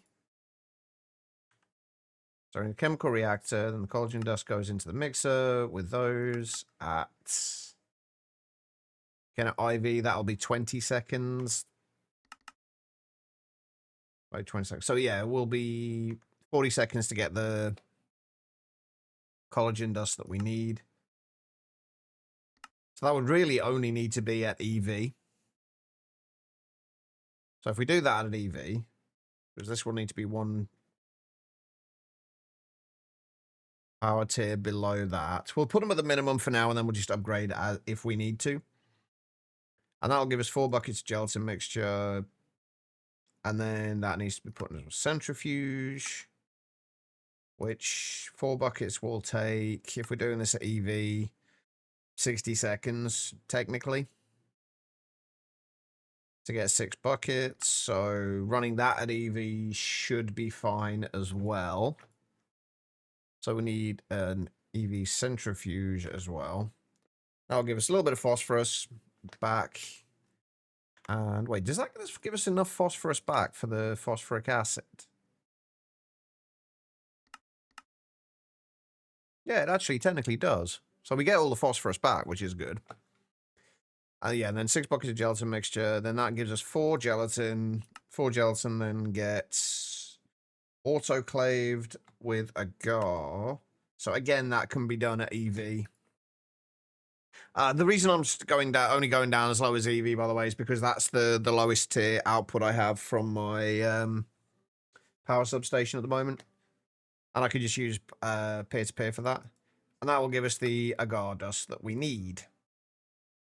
And then we can use another mixer at IV, which has to be at IV for the actual raw growth medium. We'll worry about that a bit later. We'll just get the agar bit stuff done for now. Right, so chemical reactor, we need 1 of those. We need an EV mixer, which we already have. We need an EV centrifuge, which we already have, and an autoclave, which we can easily make.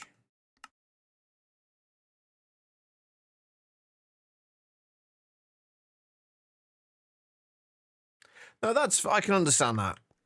Guitar loan.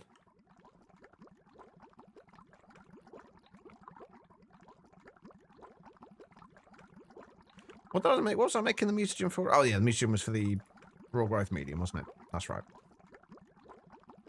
Okay, right, let's put these over on this side. So if we bring this up from here, don't know how far up we're going to need to go. Right, the final step is... Right, let's go from that. So the collagen...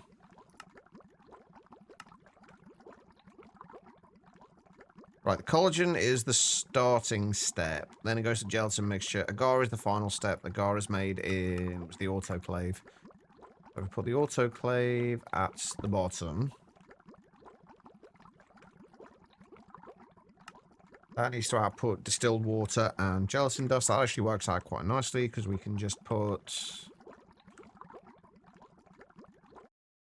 this we may as well keep connected, since we're going to be using both sides of this. Right, that will output distilled water.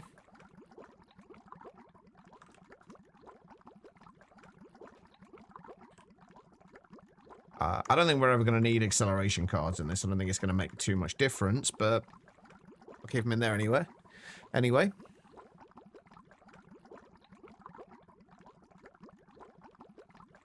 Just over £10 for Kath. That's not bad. I mean, getting any money back for something like that is definitely a good thing. Why am I dropping frames again? I'm only 105, but I shouldn't be dropping frames. I'm not sure why I am. That is annoying. Right, and then that is going to go up that way, and that will be to shut things off when needed. So this is going to shut off when we have a certain amount of agar. Again, I don't think we need to store much of this, because it's really only used in making this. So if we just keep that at 512... there's no point in storing a huge amount of it. And as a result, we'll just do... honestly, just a 1K drive should be fine for this.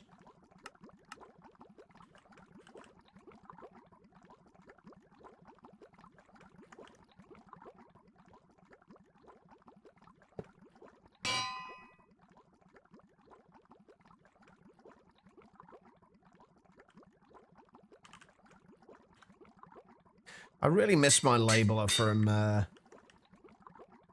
Integrated Dynamics.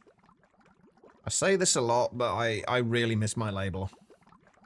Makes renaming stuff so much easier.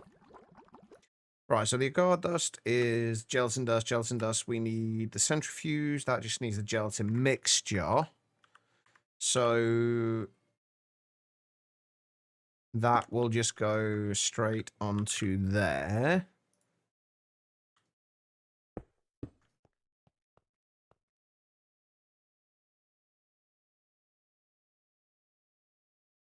So that will do gelatin mixture. And then the output from that is literally just... okay, phosphorus and agar. So we're going to need an interface there as well to... probably a couple of conveyors. MV ones would have been fine, but... you get cash back from how much you have paid, so you've paid a lot more from your account to them. Well, all of it went out from the same account, just different names, but that's fair.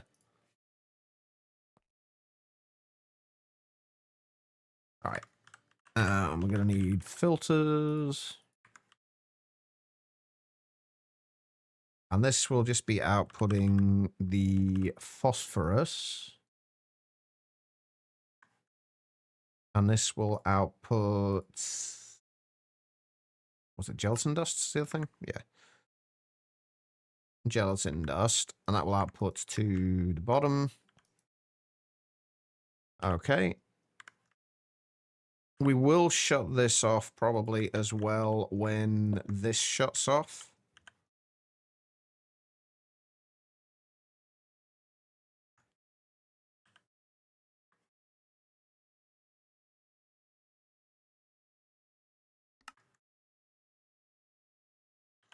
That's gelatin dust. We get that from the gelatin mixture.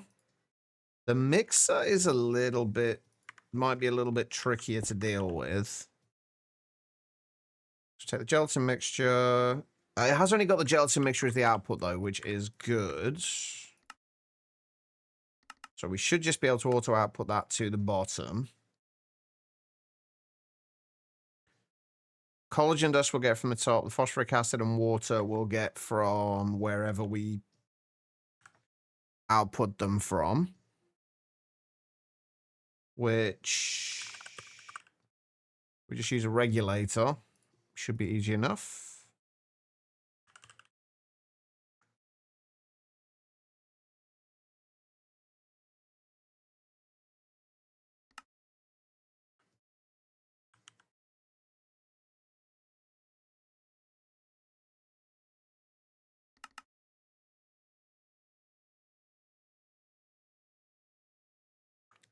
Can I not? How?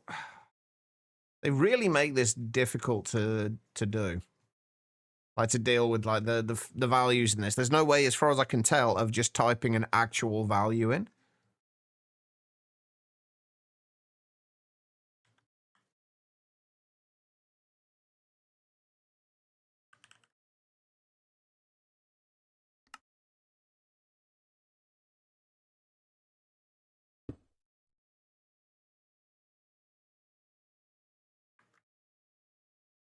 I'll put those, take those into there. Again, we'll do an emitter on there, which will shut off with the same, in the same situations as everything else. And then we've got to do, finally, the collagen dust, which is a little bit more of a pain in the ass.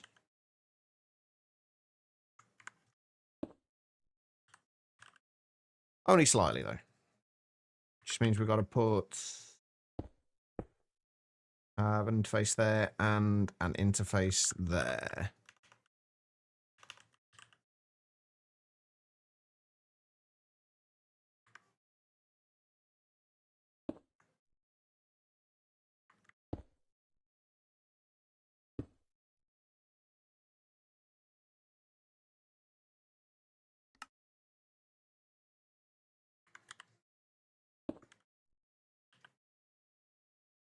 Okay.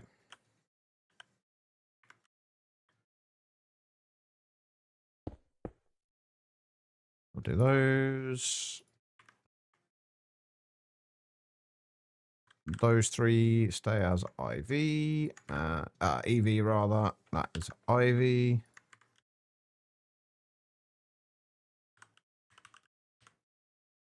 Grab a robot arm. I'll put the robot on that side. What else goes into this? Sulfuric acid. And then we'll just use a pump on the top for the fuel, for the sulfuric acids.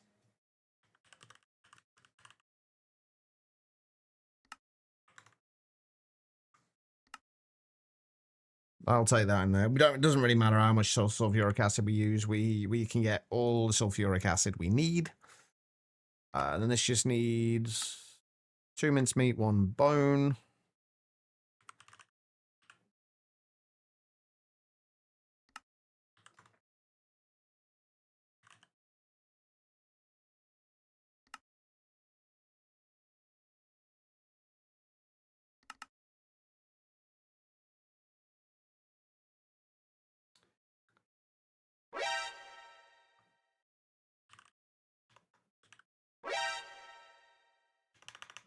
Becky, thank you for the posture check and the hydrates. I appreciate it.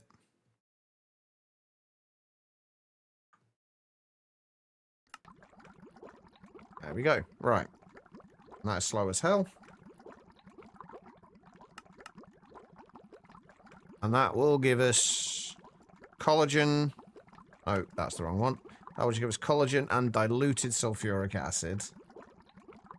So we're going to want to output the diluted sulfuric acid over there. And then the items will just get pushed down into there. And that should take 4 collagen. And that'll give us the full. Once we got the next 2, that should go through.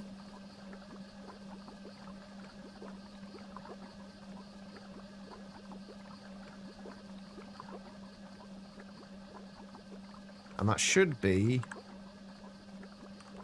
the agar sorted. Just going to take a minute to get through all this, though. How are you feeling today, Becky? Your package. What package? What have you been ordering? Guitar Lilin. This should be start again pretty much as it finishes. Or yeah, it did.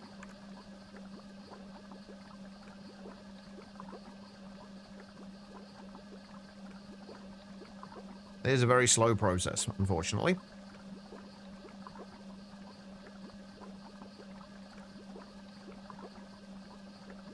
Old style 3D goggles. I'm curious as to the reasoning behind those.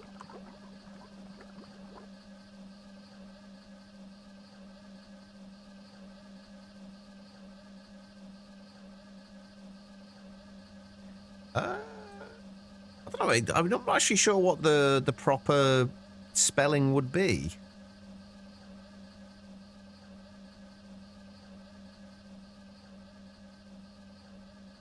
YouTube clip needing them to see the moon in 3D. Yeah. Fair enough.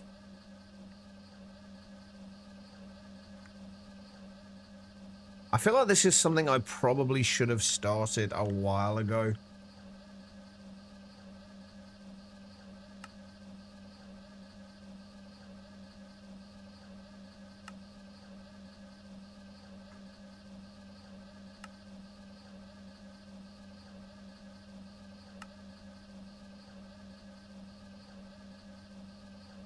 Maybe this should have been IV. Maybe the autoclave should have been IV as well. Because we're going to go through 4 of these. Yeah, let's upgrade the... Yeah, because this is going to take 15 seconds and it's got to go through 4 of them. But if we remove that... I'll take that out for a second.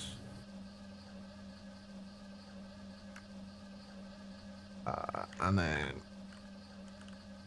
grab the interface, put it on that side, and we can push you out to there. Then remove that quickly, put that in there. I don't know why I set the output to that side from there, because it's not actually going to do anything.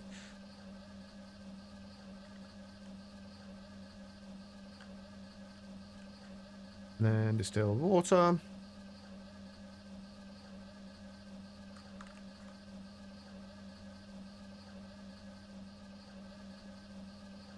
And then upgrade that to IV.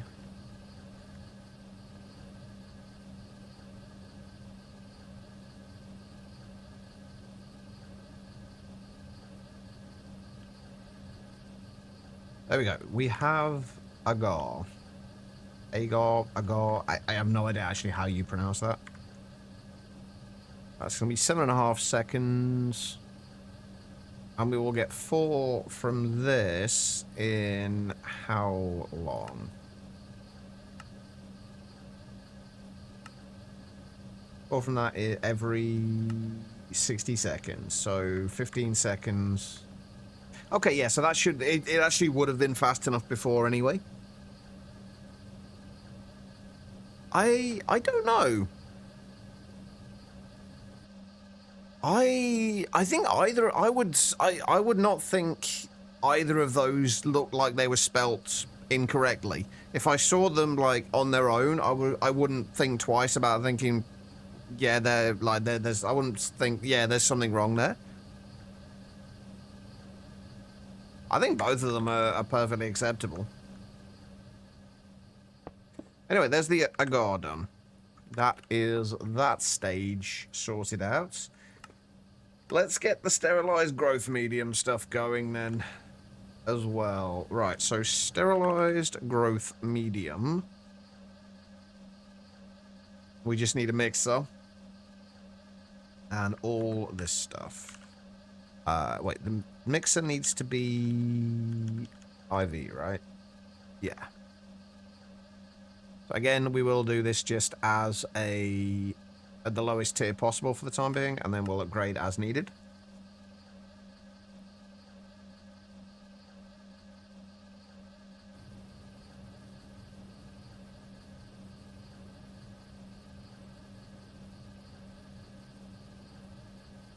Wait, see, that's the only one that to me looks wrong.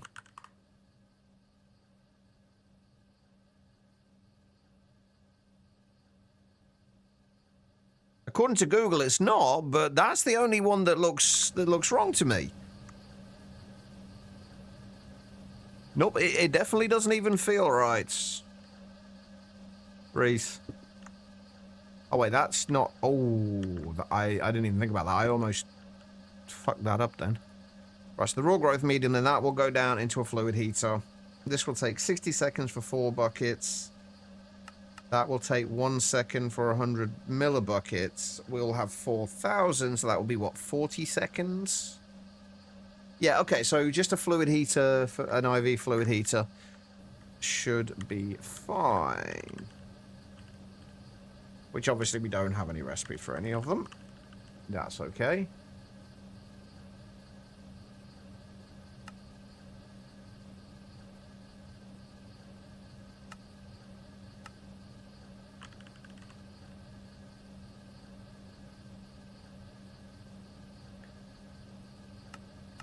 How are we doing power-wise now, anyway?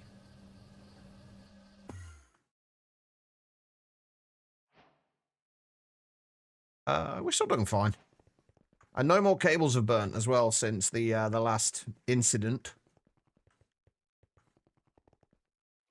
Which is good. How am I doing for berkelium now? Still not great. Hey, Estu. English is quite dumb. You are not wrong. English is incredibly dumb.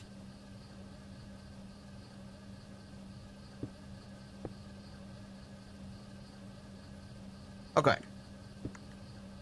So the fluid heater just needs circuit 1.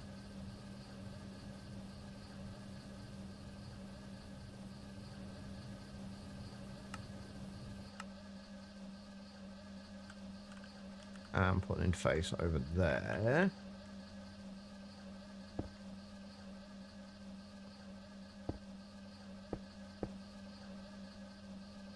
I have a feeling... Oh, shit. I have a feeling we're never going to get to having the 512 of those.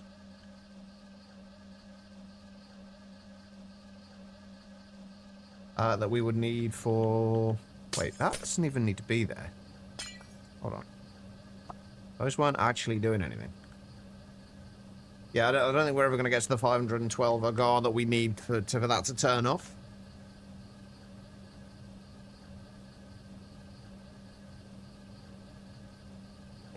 Anyway, right, okay, so... Raw growth medium. We don't need this for anything else, right? I'm assuming... Oh. We do need some raw growth medium. Okay, so in that case... We actually have to store the raw growth medium as well, then.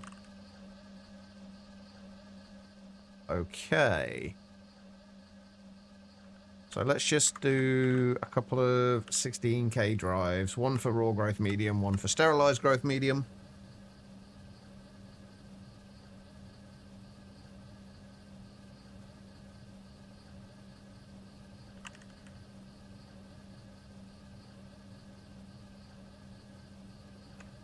Yeah, who cares about the dictionary? What does the dictionary really know? I mean, the dictionary was written by people.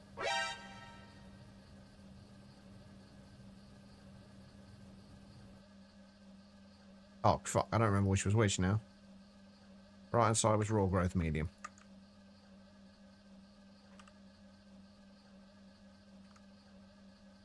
V, thank you for the posture check. I appreciate it. How are you doing, V?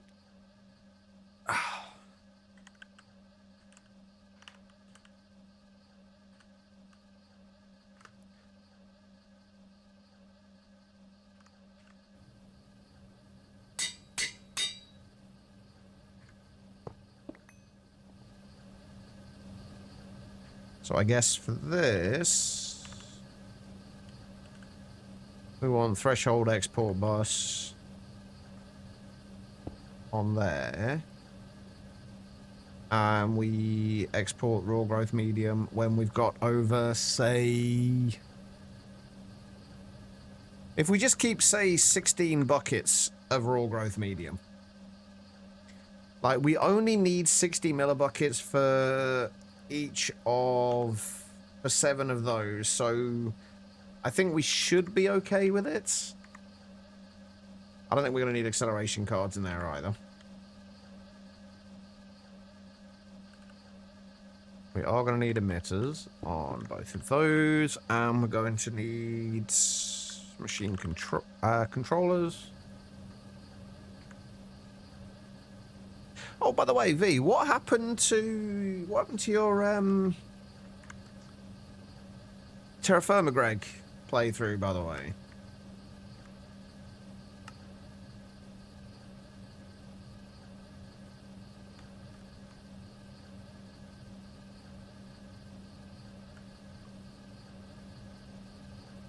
Hopefully getting over this funk. Let's hope so. Right, so raw growth medium, we need to output... Do we need mutagen for... What else do we need mutagen for? We do need to keep we do need mutagen for other stuff as well, don't we? So...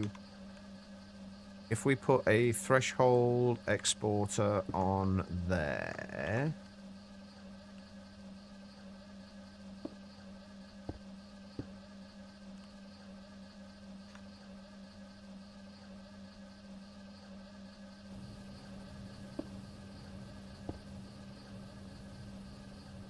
I use so many more of the more cable anchors just by putting 2 of them on there because I think it looks nicer.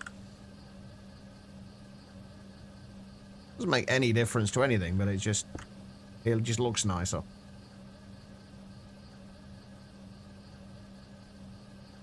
You think you prefer collecting games rather than playing them?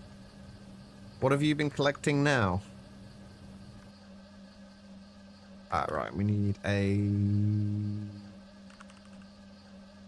robot arm and a filter.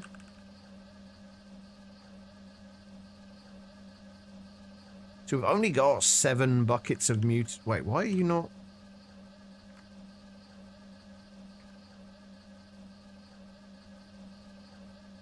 Oh right, yeah, because we wanted to keep 32 buckets of bacterial sludge, didn't we?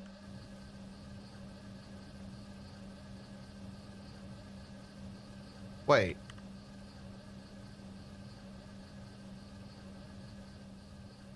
Oh shit, we're not getting biomass in at the minute, are we? Because I don't think I ever set up the actual input for it.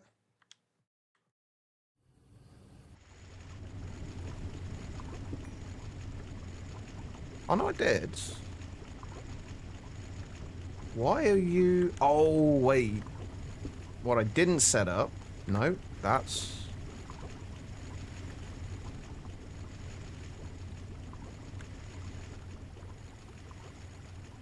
Huh?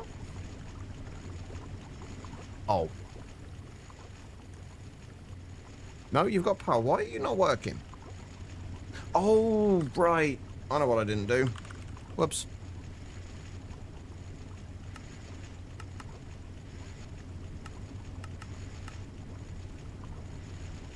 I never actually put a circuit on there.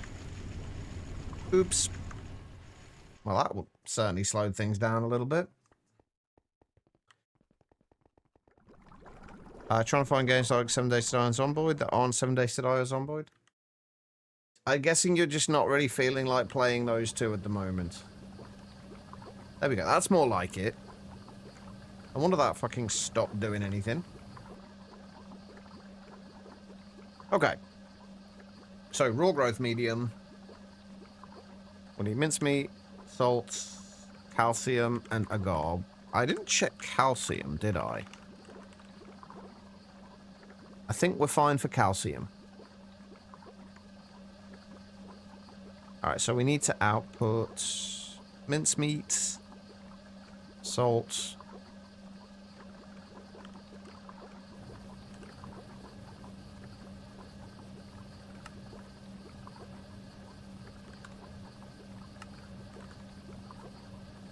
calcium,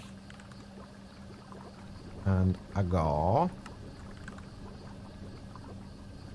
Which we really don't have a great deal of. I'm going to set that...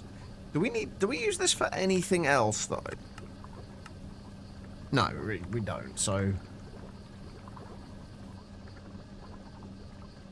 Let's put robot arm, and we need to keep exactly...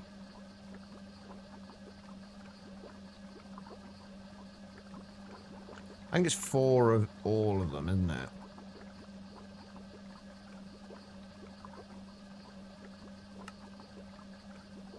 There we go, and then that needs to output... How much mutagen do we need to store? Do I want to keep in stock? We need at least 250 millibuckets for each of the... Wait, no, we're not using mutagen for the crystal chips. Okay, so if we just keep, say, like 16 buckets of mutagen... Nope, 16, thank you. Which is more than we have at the moment. Let's just say 8 buckets for now.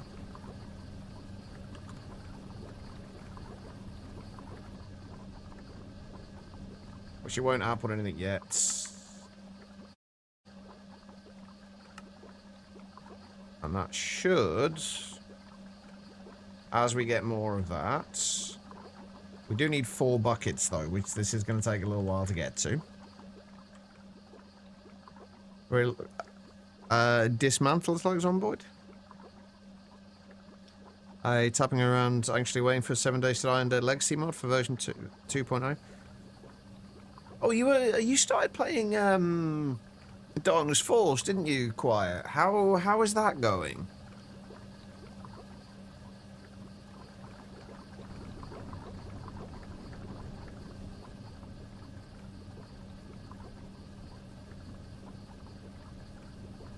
Had a really hard time with games at the moment. Been working through library books. I've been playing quite a bit of Borderlands 4, thanks to you, by the way, Quiet. Thank you again for that. That was way too generous of you. But I've been playing quite a bit of Borderlands 4. Quite enjoying it so far, although there's a few bits I'm not overly keen on.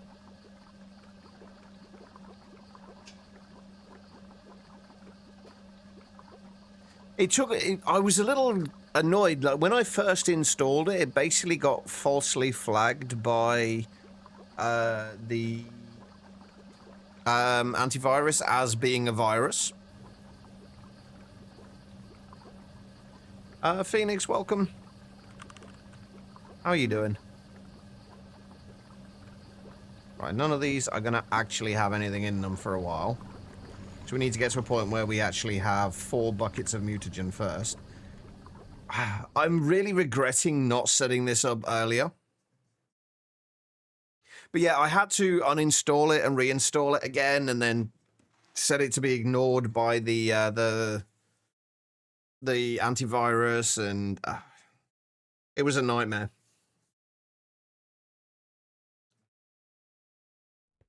Right, okay. So now we have those. We're just kind of going to be waiting now for this. This is the worst bit. At this point is where there's just a lot of waiting. Because this isn't going to do anything until we got 4 buckets of mutagen in there. And then this isn't going to do anything until we have 16 buckets of raw growth medium. Want to watch more of Minecraft and you picked you? How am I? I'm not too bad. I'm not too bad.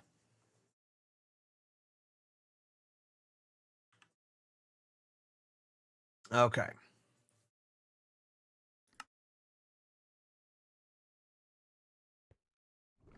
This is where we really need this on a server.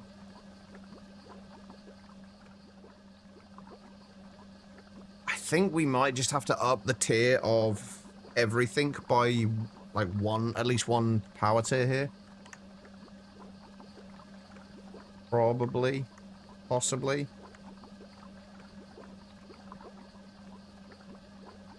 The bacterial sludge is... I think we definitely need to up the chemical reactor to LUV.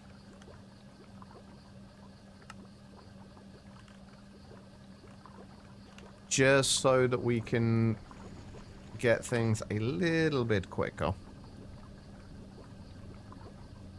Apparently it's chosen today that it's not going to pick any of the universal circuits. This looks advanced. It's fairly advanced. As far as complexity and mods go, Greg Tech is definitely one of the more complex ones.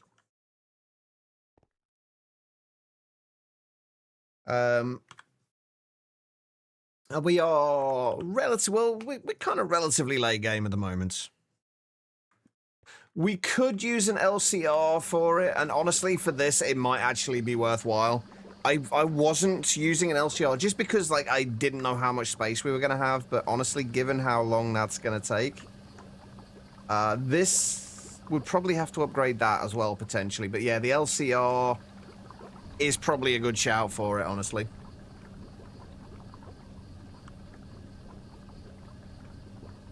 But I was trying to keep it in a relatively compact place, but a compact kind of space. But given that we do have a shitload more space here anyway, you are probably a good idea to use an LCR for it.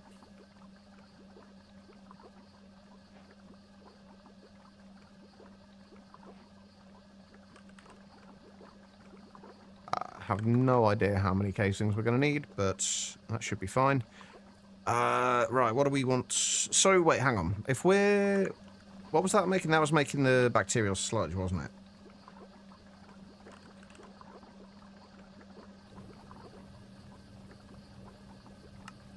So... If we run it at IV... 7.5 seconds? How quickly are we making the bacteria? Well, we don't want it to be faster than we're making the bacteria. Do we need the bacteria for anything else, though? Yeah, we do need some bacteria still, so we don't want it to be faster than we're making the bacteria. And that is making, what, a bucket every 4 seconds? So... Yeah, so just running it at IV, given the perfect overclock, it'll run it at 7.5 seconds, which would be twice as fast as what we've currently got. But then again, yeah, that's probably going to be the better option.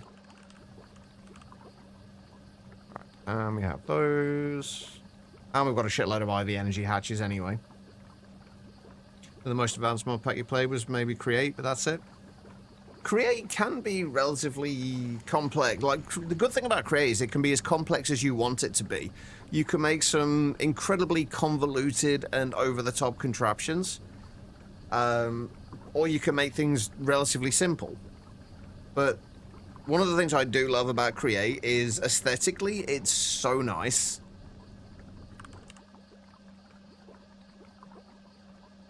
I think Create is an absolutely fantastic mod.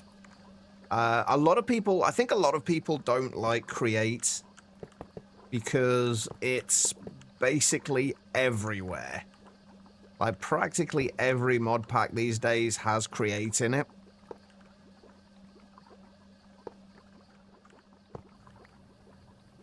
I almost broke out the floor then so I could run a cable through it.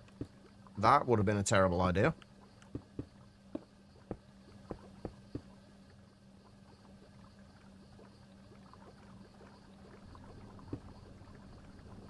Oh, this is going to be made a little bit more irritating. Not massively so. I was going to say it's going to be made a little bit more irritating, so we still need to shut this off. But we can easily just run the cable down the side, which I think is inadvertently why I left that there. It's a bit overused, especially since most mod packs don't make any edits to it. Yeah, exactly. Like, I think, like, so many people complain about Create being this, like, it's so boring, it's in every mod pack, everyone uses it, but I don't think it's Create's fault that it's boring in so many mod packs. It's the pack devs who just throw it in there because it's, popular, but make no changes to it, do nothing to it to make it more interesting for people. They just throw it in there because, oh, Create, everyone loves Create, let's put it in our mod pack. And it just, I don't know, it's less interesting, let's put it that way. Hey, Al. How you doing?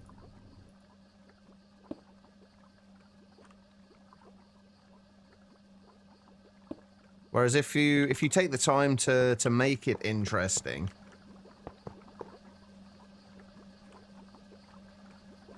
then people are going to have a lot more fun with it, I think.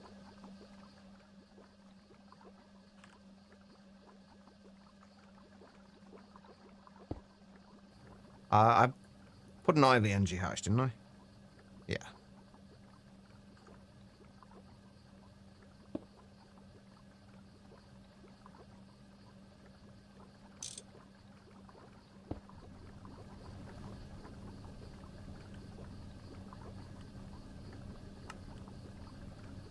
Right.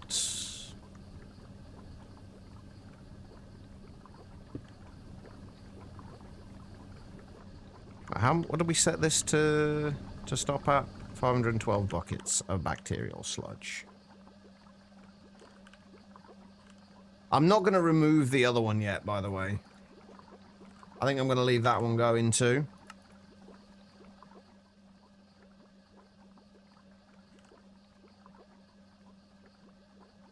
Wait, what else do we need for bacterial sludge? Bacteria, obviously, wasn't it?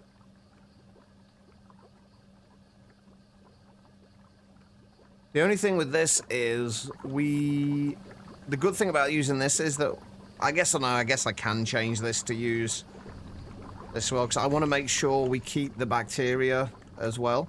So I actually think I need to... Oh no, wait, we're making enough bacteria to keep up with this, aren't we? So it should be fine.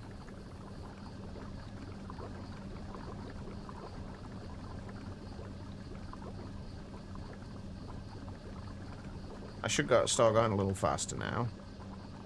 Right, so raw growth medium.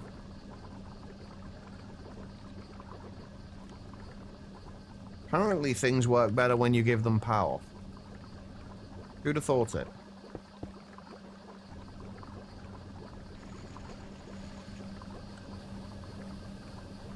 Sleepy me? About the same. A lot of pack devs use it as a crutch. Yeah. It's not everyone. No, not everyone enjoys... That was a very kind of... over-inclusive...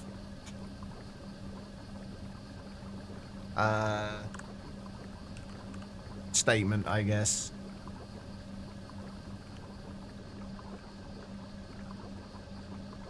Alright. So how are we doing for...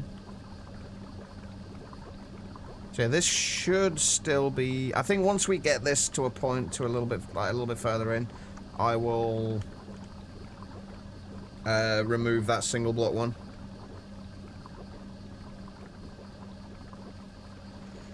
Are we there? Have we got our first raw growth medium? Yes, we do. Perfect. All right, and then you...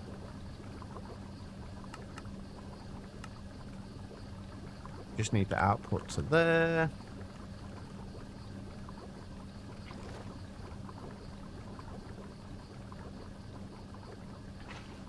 I think for right now, until we get a little further into this, we'll just do this down to 4 buckets. So anything over 4 buckets will get pushed into the here to give us a sterilized growth medium.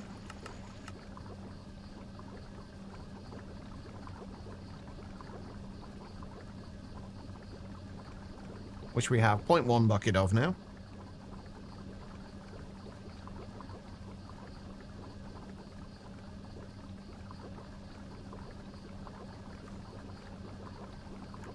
Still going to be waiting on the mutagen. I'm definitely not putting that in a distillation tower.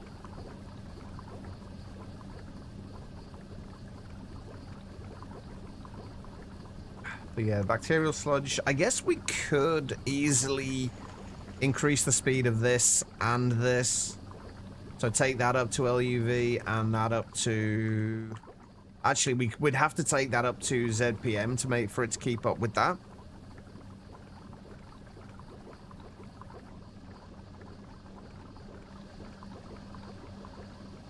The poll on knickknacks is going great. They're discussing the alternate words to use for the candy by the same name.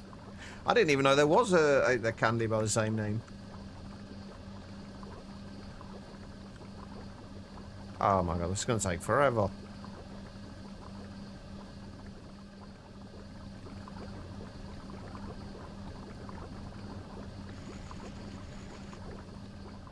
This mod pack is a real mad scientist vibe to it. It's I can see that.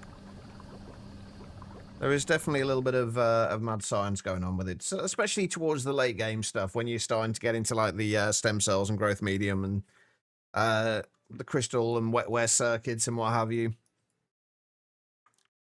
This is one of those times though where I wish I'd set this up like a lot earlier than we have, and B, I'm going to have to use quite a bit of power, I think, to really speed this up.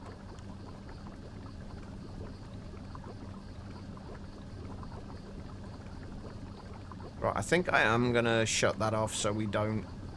So I'll let it go through what's in there and then we'll remove that one.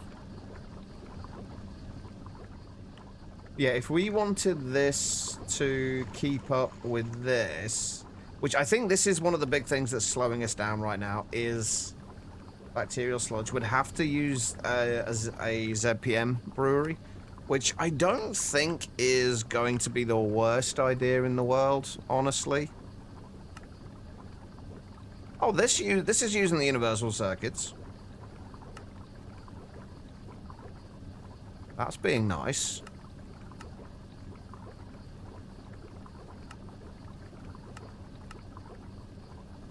Alright, long rods.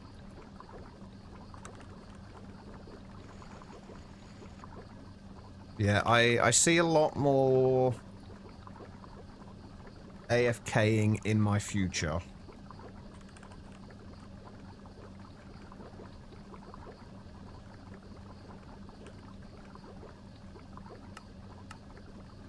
Oh, we should be making biochaff and distilled water quickly enough.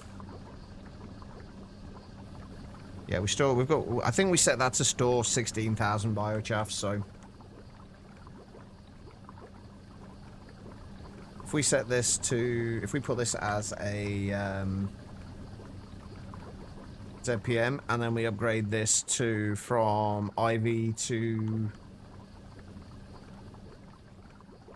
Wait, no. Even that's not going to be fast enough, is it? If we upgrade that to if we upgrade this to ZPM, that will be... How quickly will this be making bacteria for us? Basically, we need to make sure that we keep this some bacteria in stock for things like stem cells. Although with the stem cells, I guess we do get bacterial sludge back.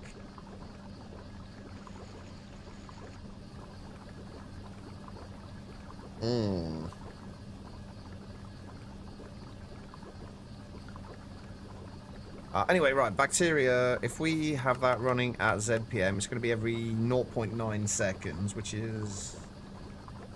How many ticks is that? 18. So... And if we do this again, that's going to be 4 times... If we upgrade this to LUV, it's going to be 4 times faster, so that'll be down to 2 seconds. Okay, yeah, so that will be fine. That will be fine. Alright, so if we just remove that for now. And that for now. We'll just let it go through what's left in there.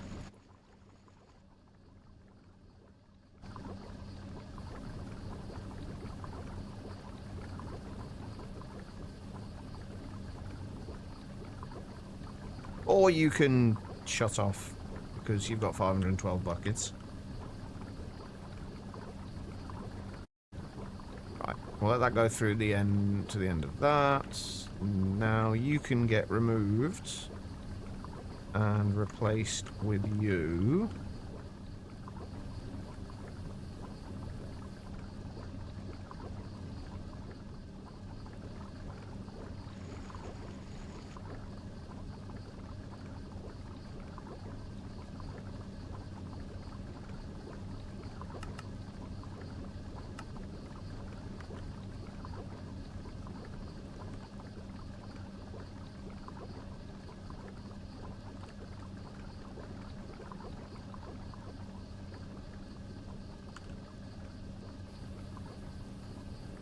Couple of acceleration cards on there.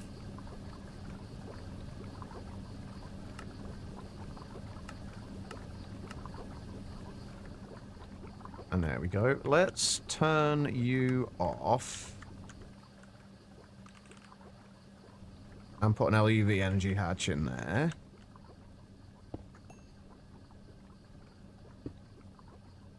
Although, okay, yeah, that is facing the right way. Good. And you back on again. Yeah, 1.85 seconds, and that's giving us a bucket every 18 ticks. So that should be fine. Oh, except we do need that on there as well. It does a little bit. There is a lot of bubbly sounds going on. Okay, it seems like we are making the agar fast enough to keep up with the mutagen at the moment.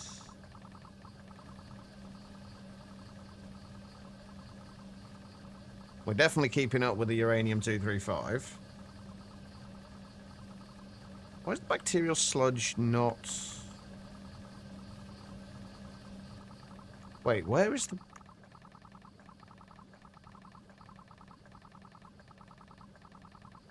I'm a little confused.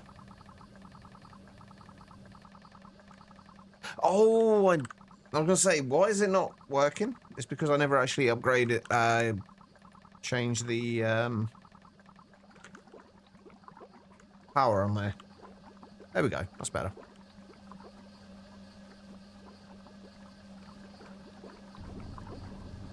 Alright, we can get rid of that now as well. As that, and that. And that can be moved over to here.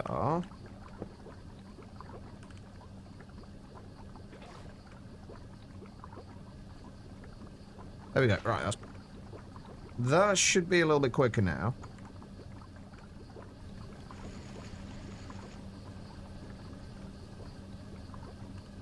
Oh, definitely a lot quicker, because we've got some sterilized growth medium now as well. Perfect. Hey, Neko. How you doing? Alright, so we've got a little bit of sterilized growth medium now. Not a lot, but we got a little bit. Right, I'm going to go and take a... Apologies for doing this as soon as you've got here, but I am going to go and take a short break now. On time, pretty much, for once, I might add. We'll leave this running. We'll hopefully get a little bit more sterilized growth medium while we are gone. We've left at 8 buckets of sterilized growth medium. Let's see how much we end up with by the time we get back. But if you guys have been sat down for a little while yourselves, Omnic data required, GG. We're on our way to it. We've almost got to wetware circuits. But yeah, if you guys have been sat down for a while yourselves, I do suggest you do the same thing. Just get up, wander around, use the bathroom, whatever you need to do. Don't go too far though, because I will be back in just a few minutes. And we'll see how much sterilized growth medium we have by the time we get back. We're at 8.6, 8.7 buckets now. Alright, I will be back in just a moment.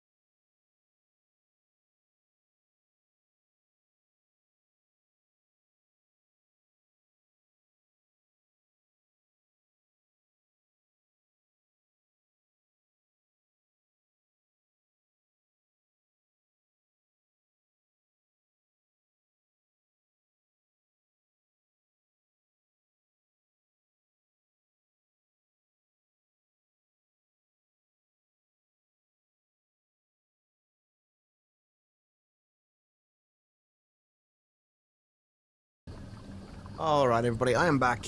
Thank you all for sticking around during that break. I do greatly appreciate it. Right, bear with me a second.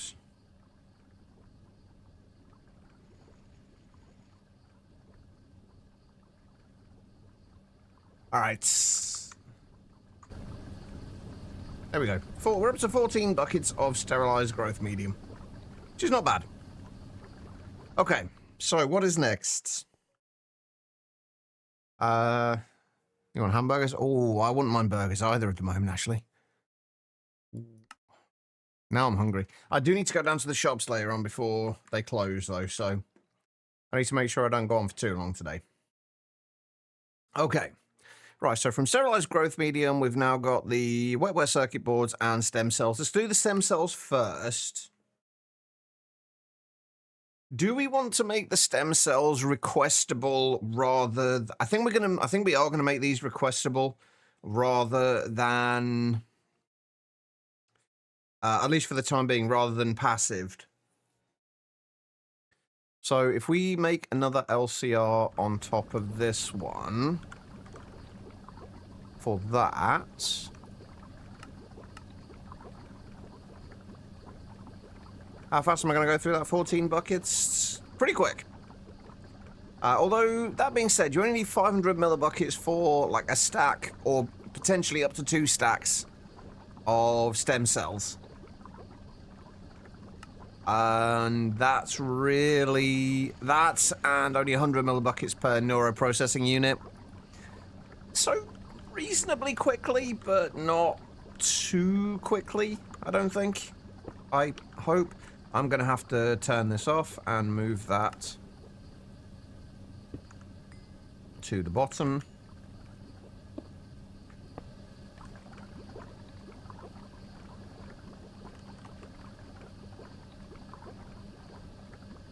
Put that there. What are we going to do power-wise for this? So what do we need power-wise for stem cells? So for the stem cells... Do we have anything else we need to do in... I wish we could search on, like, on sterilized clean rooms inside the stem cells. Because I want to know what else we're going to need the sterilized clean room for.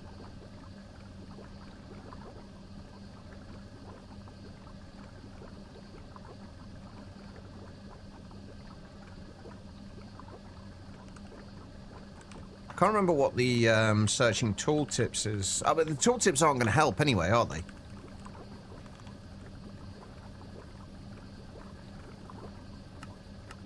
Nah, it's not going to make a difference, is it? Because I'd really like to know what else we can do in the LCRs and what else we need sterilized clean rooms for. Is there anything... Is it worth setting up an LCR so that we can run multiple different recipes through it? Or... You know what we'll do?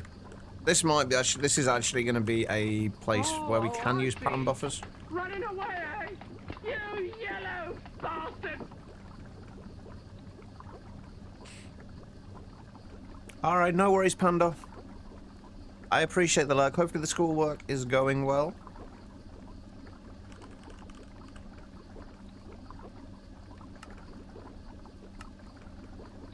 Right, we'll do an output bus and an output hatch on here as well. This way we should be okay. Right, stem cells, we need at least an LUV hatch. I'm going to put a ZPM energy hatch in there. You know what? Fuck it. I'll put the 4-amp ZPM energy hatch in, since we have it.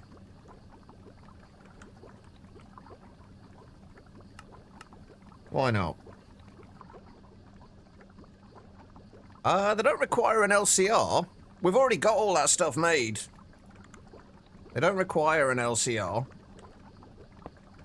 We're getting the agar in here. I don't think we need collagen anywhere but the agar, do we?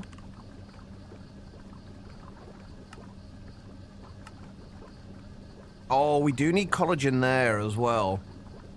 So when we actually set this up, we'll have to set up a thing for collagen.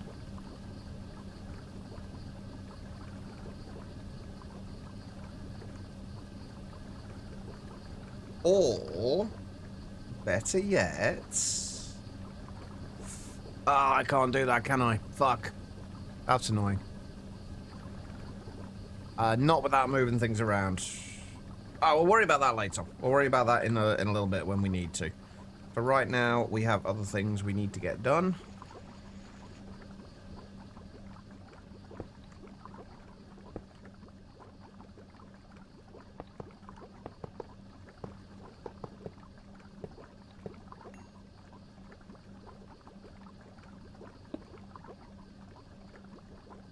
What am I missing? Oh, right. Half of the walls, apparently.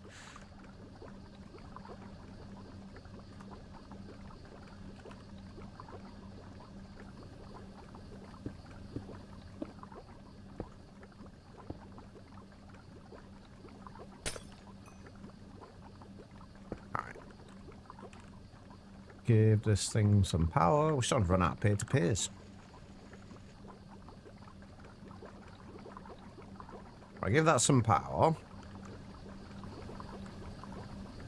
And then we'll make a recipe for stem cells.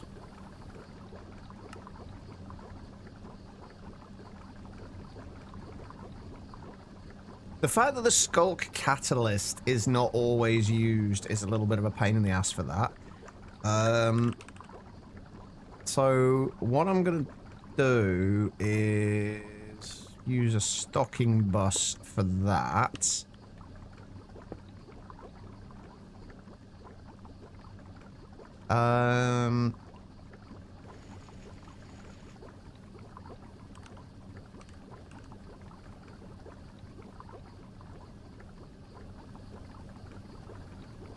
And then we'll just do the recipe without the skulk catalyst. We'll take the bacterial sludge out of that. And... shit, I've screwed that up. Oh, 10 cells, apparently. We only want to set that to just 64, and then if we get any extras out of it... Wait, what? What are you... What was that even doing?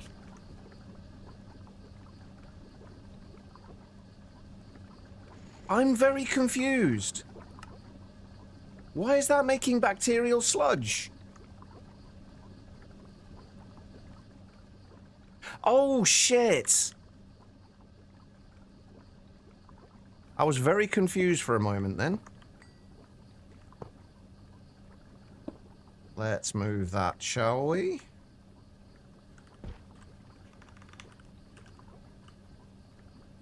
I'm gonna need to make some more cable anchors soon.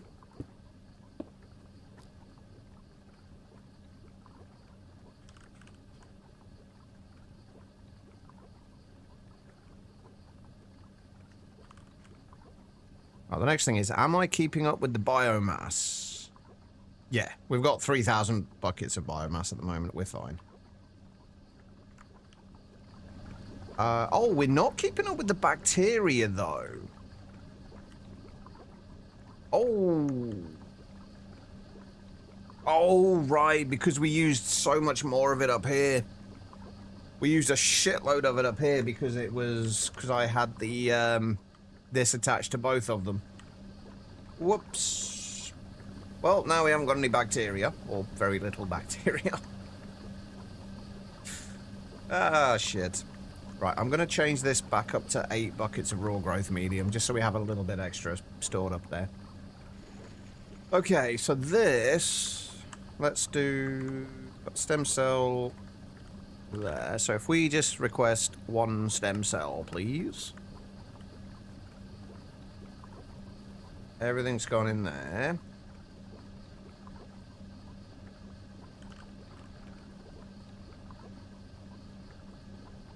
We don't need a circuit, so... oh, right, yeah, 'cause I turned it off.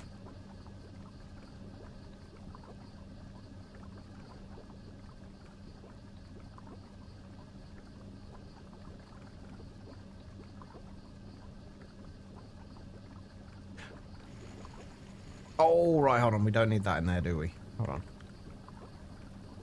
on.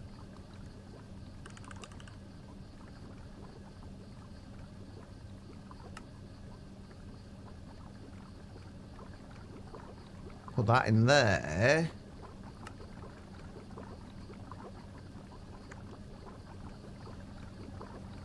What's a lasagnette?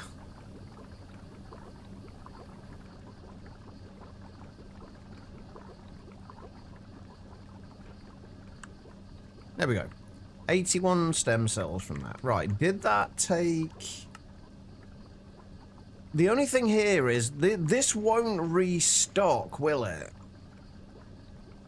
But this doesn't appear to use items from other import buses.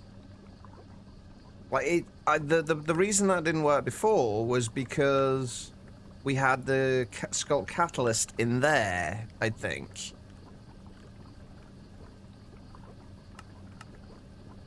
So if we put it in there, everything goes in except for the Sculpt Catalyst. So... But it's not reading this as part of this recipe.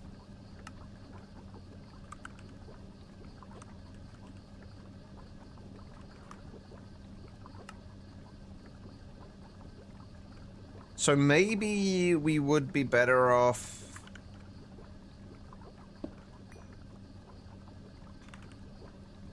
having a dual hatch on here instead. No, it's not a voltage tier thing. It works fine. The recipe works fine if we had, when we had the, because you have a, and you can put an item in there. But the problem with this is the Sculpt Catalyst is, it's only a percentage chance of being used.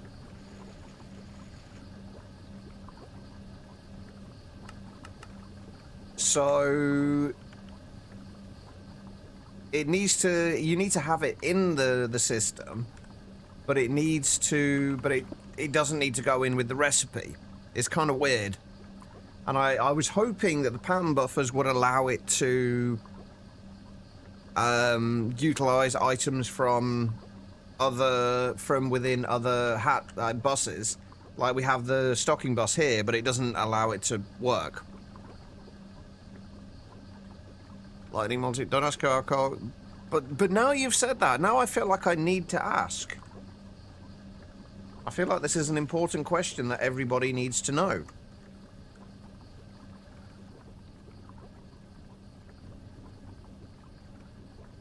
How did a car get a how did a car get a Twitch account? It doesn't even have opposable thumbs. How did it type the name in? You must have, I feel like you must have had help for this. Yeah, see, that works fine.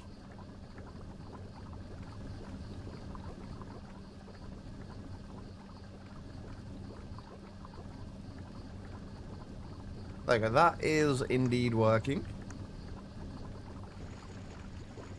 See how much we get out, how much we're gonna get out of that? I didn't see. We're up to 81 to 157, so how many? 76 that time. We didn't get quite as many that time, but there we go. Stem cells are now craftable. So if we just say we want 1,024 of those, that's only going to take 8 buckets of sterilized growth medium, so that's not too bad at all. And that will actually get us considerably, should get us considerably more than 1,000 of them by the time it's done. So there we go. We have stem cells. I don't know if we got the quest there or not. Didn't know if it triggered or not. I didn't look. It did. Okay. Now these are slightly more difficult. Or more accurately, these are slightly more of a pain in the ass.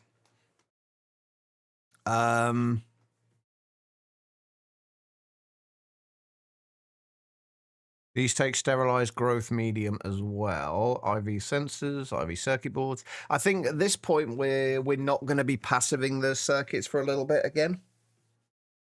We're just going to have to do them request crafts. I do need to make sure that we have this as higher tier as we can get. So basically, I'm going to do it as a... We'll just do a 4 amp ZPM energy hatch at the minute. I don't want to do a 16 amp one. That might be going a little too overboard. Although that being said, we are making quite a bit of power. Or we are when things are running. Like, each one of these is making 3 amps of ZPM, and there's 24 of them, so...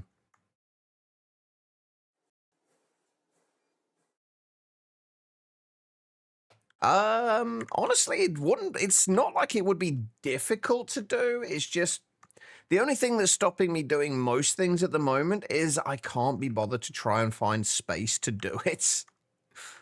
That's the thing that's gonna be the biggest problem. Because I know we've got a bunch of large multi-blocks coming up. And we need to make sure we have space for those as well. But yeah, the LUV pump wouldn't actually be that difficult to do. Or we could easily just have that set as a crafting card, on a crafting card. I don't like doing that, but if we needed to do it to make the circuits a little better, then it would be worthwhile. I've gone too far down. Right, we need to replace you with you. And give you ZPM power. Do we want to do that with this as well? Oh, that's already got a 4 amp ZPM hatch. Okay, right. Let's see. So, for these, the only things we haven't already got sorted out are the Petri dishes. Is it Petri dish or Petri dish? Who knows? Oh, come on. Don't be like this. Don't make me make more shit that I don't need. Or don't want to make, should I say.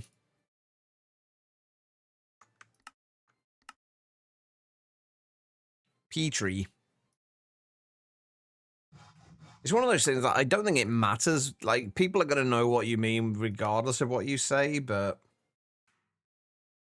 Right, what we are going to do, though, since we do have our multi-block fluid solidifier here, but since we can't use it with multiple things, we're just going to switch that over to doing the ball molds in there.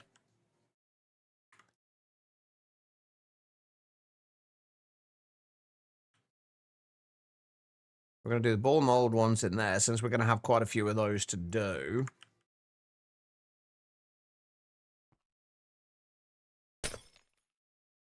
And we'll get rid of...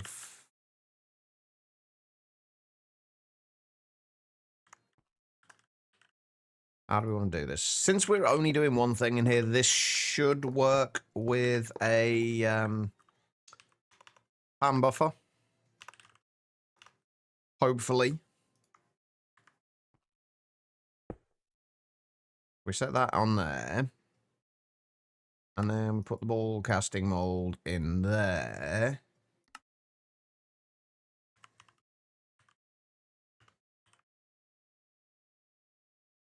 And be solidifier balls. There we go. Perfect. Right, let's make sure those are working.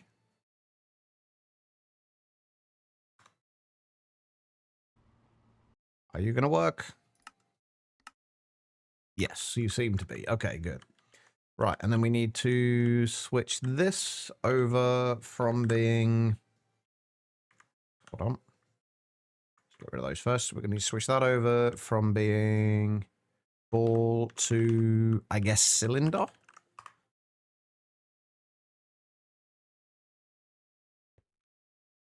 And then we just need to make a recipe for the Petri dish. Petri dish, Petri dish, whatever. Might as well use PBI for it.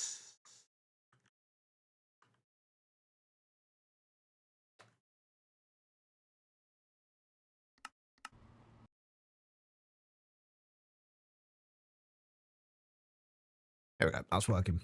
Cool. Right, so now that should be everything we need for that.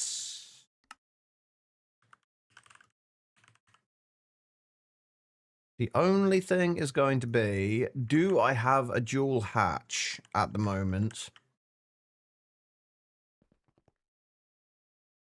on here? Yes, but not a big enough one.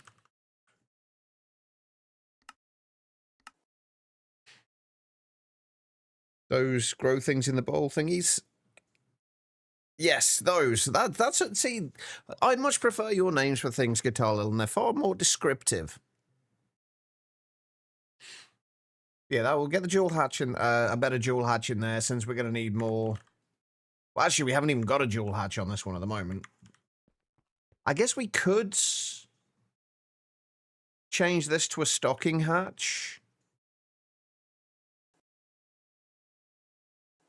And just have the sterilized growth medium stocked in there. But given that we aren't going to have like an excessive amount of the sterilized growth medium for a while, I don't think. I would prefer to have this so we output the fluid as well. That way, if we do run out, it won't try and craft things and then just stall because there's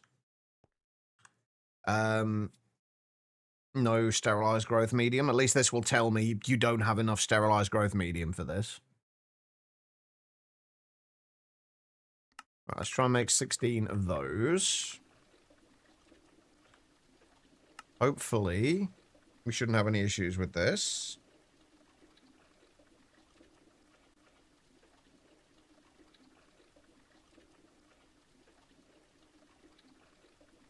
Except the quantum star, which is the biggest fucking pain in the ass ever.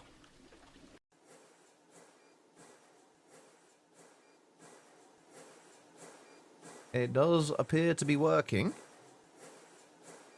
15 seconds for 16 of them. It's not awful, I guess. There we go.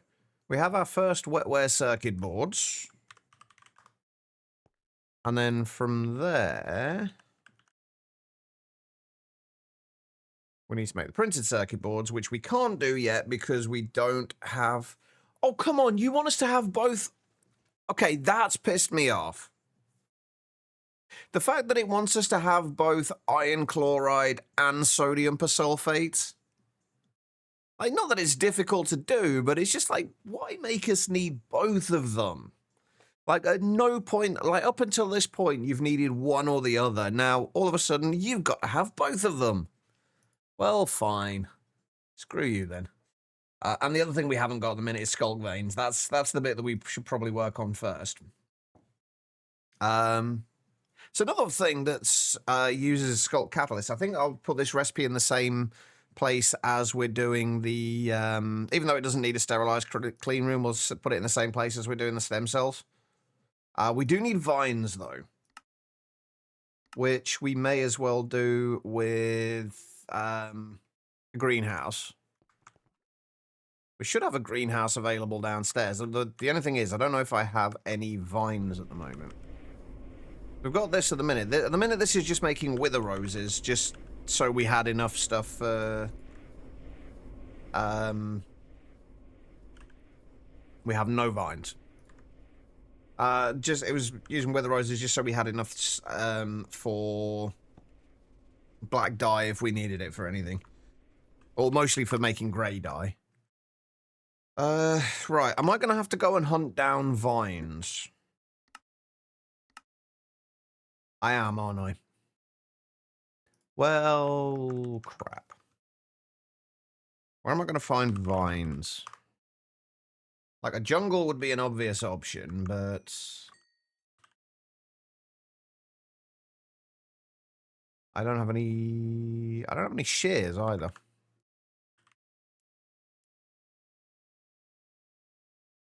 I literally just need one of them.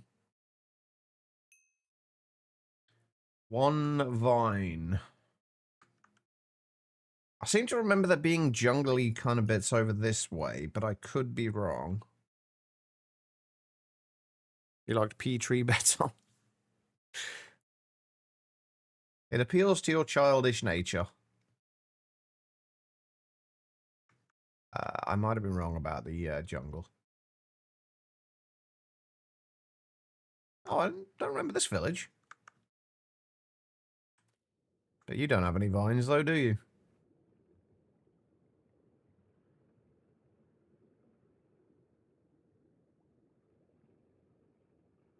I don't want to go around loading, like, shitloads of new chunks. Oh, wait, I think I was going the wrong way. I think it was down here I was thinking of. Down to the south.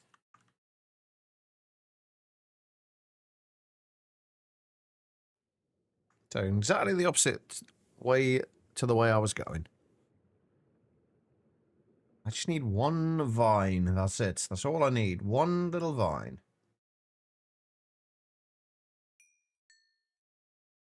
South warm, south warm, north cold. Not sure that's how it works, but I could be wrong.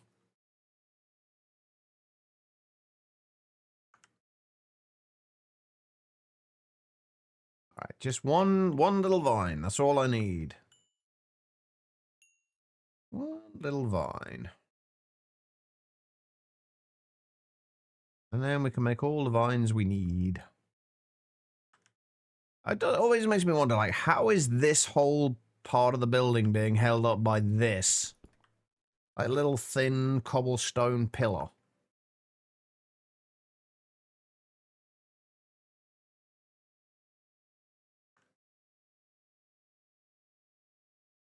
Oh, are those vines? I think they are. Yeah, there we go.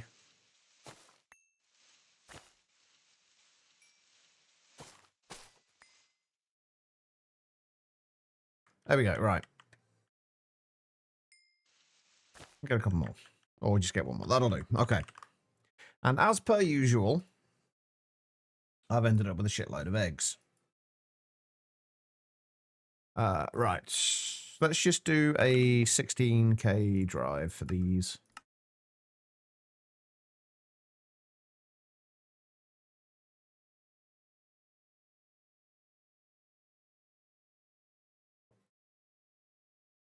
And destruction cards.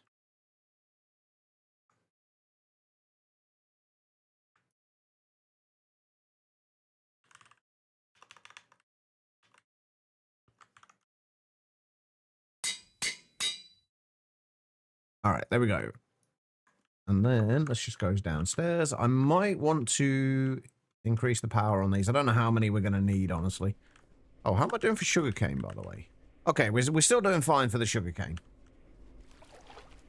This is... Oh, I've already upgraded it to EV. That's fine. That should be plenty. So if we put that in there... that should give us 48 every 8 seconds.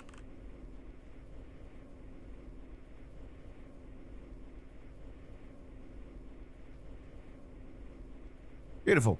That is working. Which microminers should be stabilized? Honestly, I haven't looked that far ahead yet.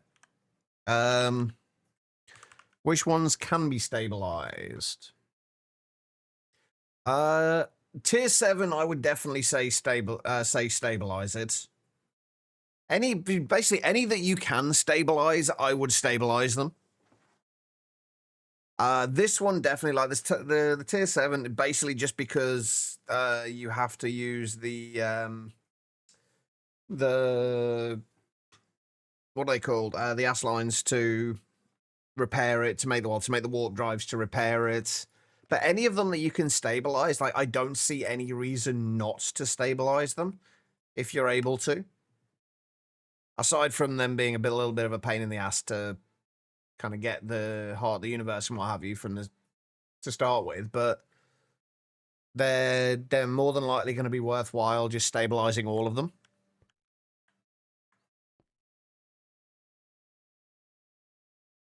All right, skulk veins. We need to make a recipe for these.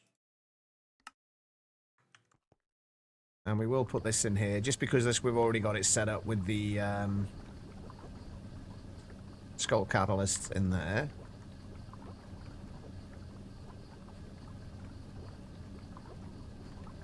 Oh, speaking of which, how many stem cells did we get? 1,790 after all that. That's not bad.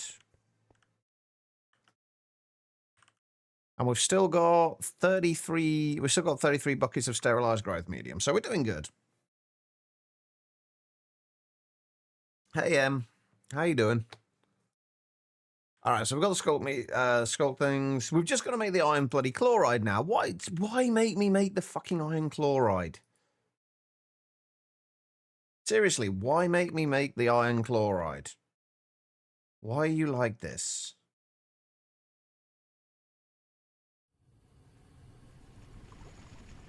Now I've got to find somewhere to make it.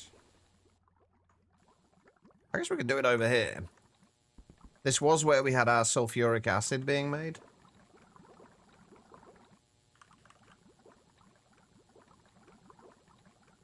Feeling grotty and bloody freezing. It's not that cold, is it? Are you... I'm guessing you're not feeling well. I guess we make another LCR for this.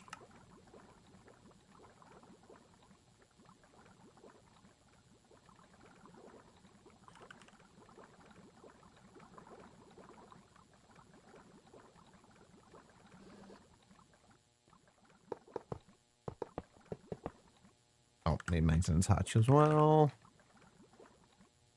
We don't need this to be ridiculously fast, though. So an EV energy hatch should be fine.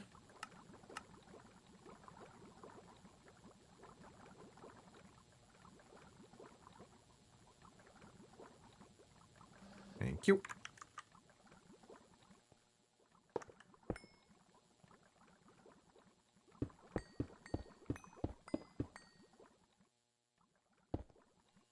Alright, EV energy hatch. You go there. You go there.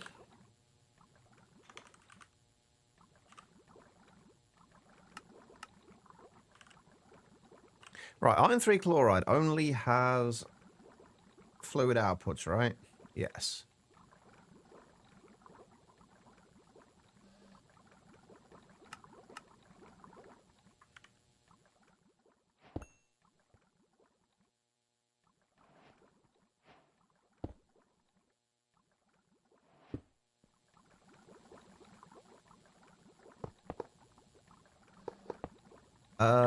Yeah, that doesn't go there.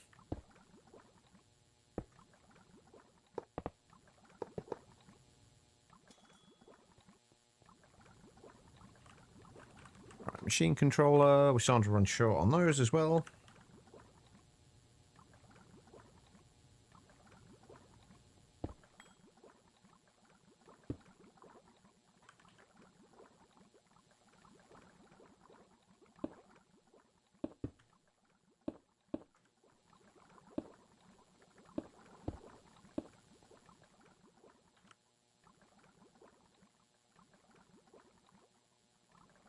Need storage for the iron chloride as well.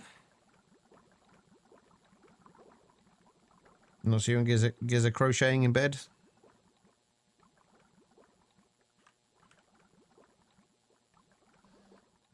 I would love to see what Giz comes up with crochet-wise. Again, it's that lack of opposable thumbs is probably going to cause problems with that.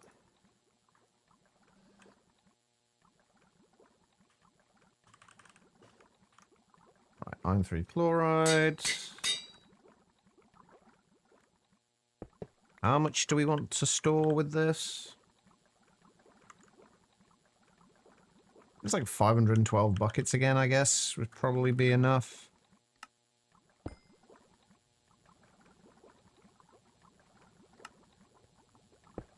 Well, we'll set it to 5 to start with. Can I get out, please? There we go. All right, and then we bring that up there. Grab peer-to-peer. Give it some power.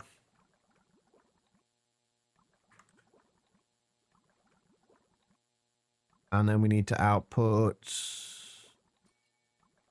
Oh, I need a stocking bus as well, don't I?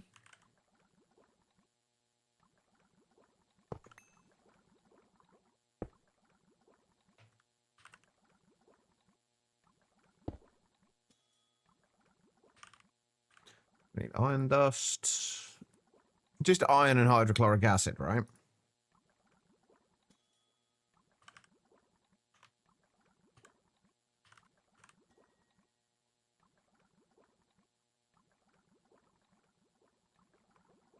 Why have I've oh. Why have I only got 1,000 buckets of hydrochloric acid?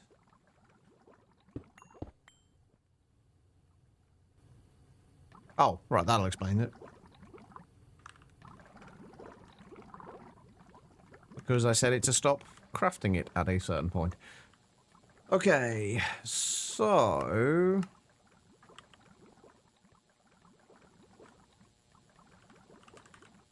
Right. Do we need a, Oh, we need circuit 1 on there.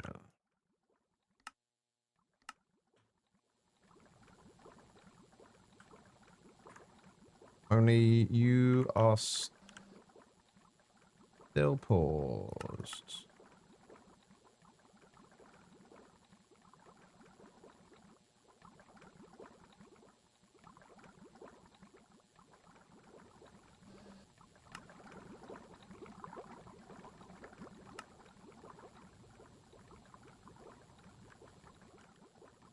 Right, you should turn... Hold on. Why are you not working? Oh, right, because I never actually said what you wanted to stop working underneath.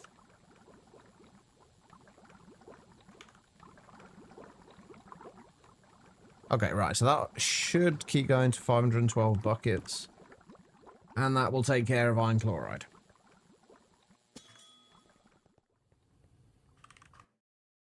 This micromining gets damaged on Dragon Egg mission.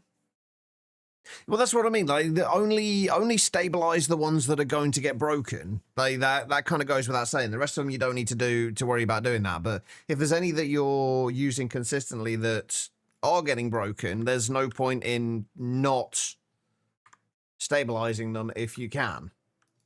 Is what I'm saying. Like, don't just make stabilized microminers just for the sake of making them. If you're using them and having to repair them each time, then stabilize them. If you're not using them, then don't bother making the stabilized ones. Hey, Bobo. How you doing? Right, so... How have I got my LCR set up?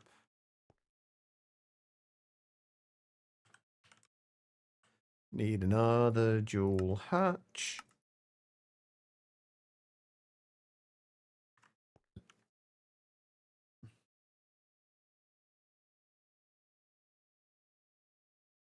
And that should go, then this should allow us to make the wetware circuits. I guess I probably could do this in a palm buffer as well. That actually might not be the worst idea. Rather than using the dual hatch.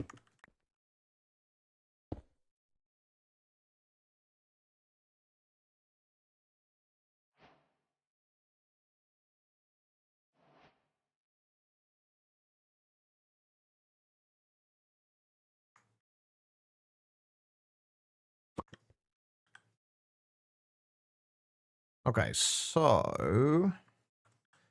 I never made the actual recipe for this yet, did I? No. Okay.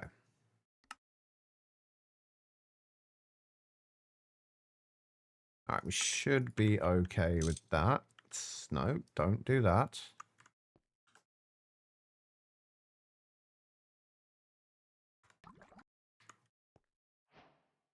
Oh, okay, that was nice and quick.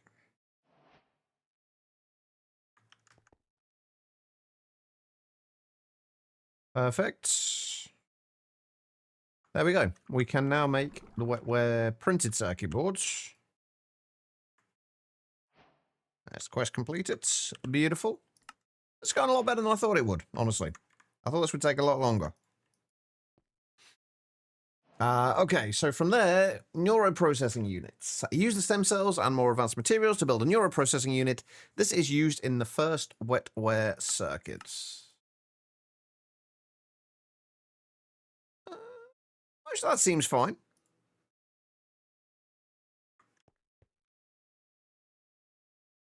Right, let's make a recipe. We still need to do the HSSE bolts, silicon rubber sheets, and small PBI pipes. But otherwise, that's not too bad. Oh, by the way, Bobo, how is your Divine Journey playthrough going? I had to think with that. I keep getting, for some reason in my head, I keep getting mixed up with Divine Journey and Chroma Endless.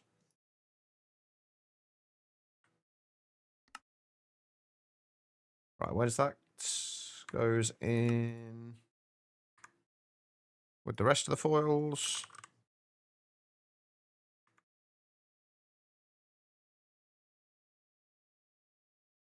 And then small PBI pipes. That should be everything we need.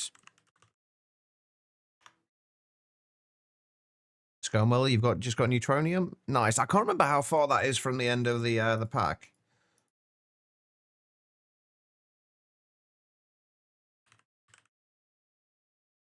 Seems to be going well though. All right, so neural processing units. What is that? Does that look like it's got eyes on it? The fucking, like, if you look at that thing, it's got eyes on the bloody neuro processing unit. What the fuck? How long does each one of those take? 30 seconds at ZPM. It'll be 15 seconds per neuro processing unit. We are definitely going to have to double up on our things like the circuit assemblers soon. At least double up, possibly triple up, possibly more. There we go. Neuro processing unit done. That gives us the money quarter. All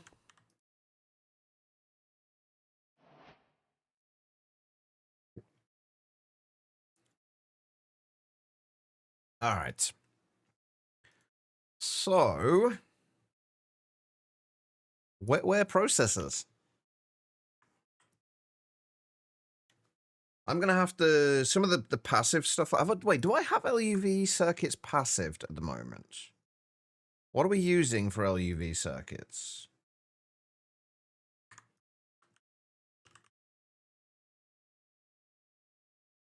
Okay, no, we haven't got those are still request craftable. Okay, that's fine. Right, so wetware circuits. They all have fucking eyes on them. This is disturbing. Every single one of these has eyes on them. Oh, we still need the crystal CPUs as well. Hold on. Ah. Okay. Crystal CPUs. We do have crystal CPUs passively crafting over here. We just need to make sure they are visible to the main ME network.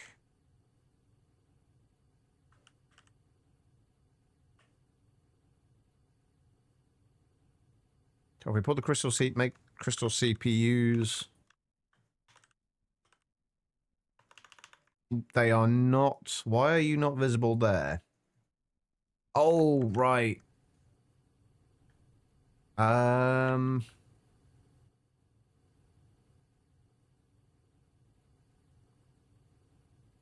Yeah, that's going to need to be sorted out. Basically, we need to be able to have an interface on there.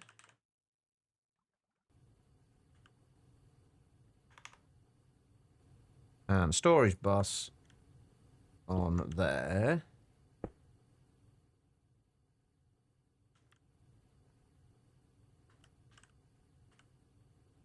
The only thing is, we're not going to be able to make, like, had to request craft the crystal CPUs, which might be a problem.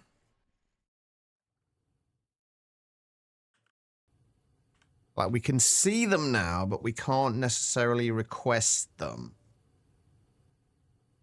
In order to request them, we need the engraved crystal chips.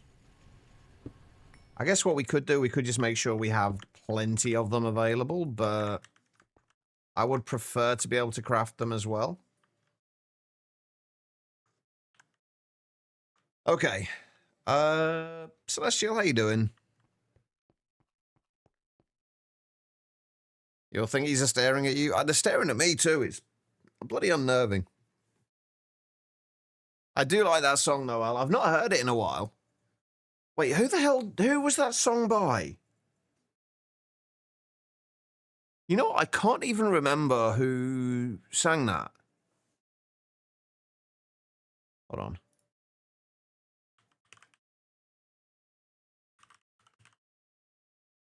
Rockwell, that's the one. Thank you, Dagon. Right, crystal CPUs. We'd need to be able to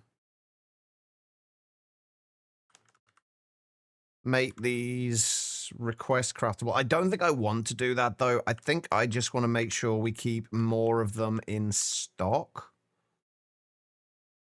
So if we just keep, say, 1,024 of those in stock at any given time, we shouldn't need to make that many UHV circuits or UHV circuits or any of the higher tier circuits, hopefully. We'll see. But we should be able to make these now. So the crystal CPUs we should have available. We don't have the complex SMDs yet, though. We can only do it with the advanced. And I don't think we need soldering alloy in there, do we? Oh, we do need to make yttrium barium cuprate wire, though.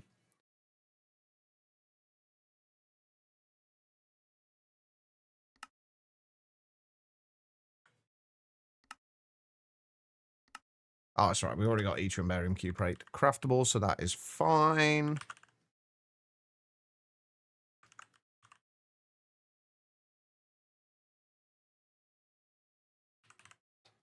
So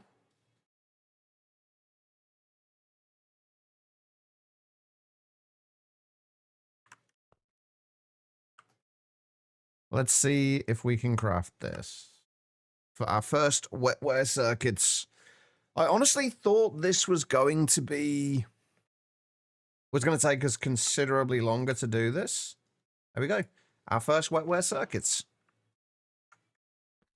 Those are the LUV ones. Right, where's our circuit assembly? Hold on, let me check something out here. The processor assemblies are, yeah, the LUV ones. So we should be able to switch over. We'll get them. We'll make sure we've got all of these craftable. Then we'll switch over the universal circuits to the right things. Those should all be fine as well.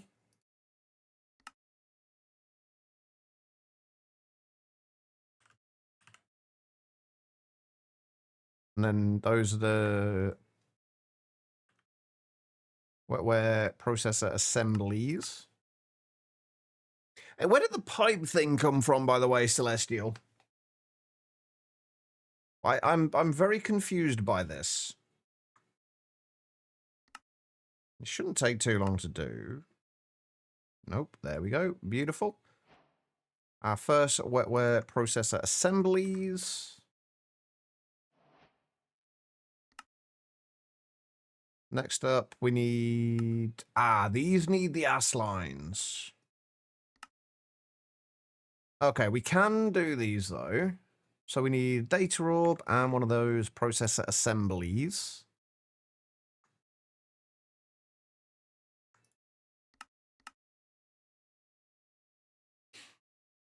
This has gotten pretty quickly.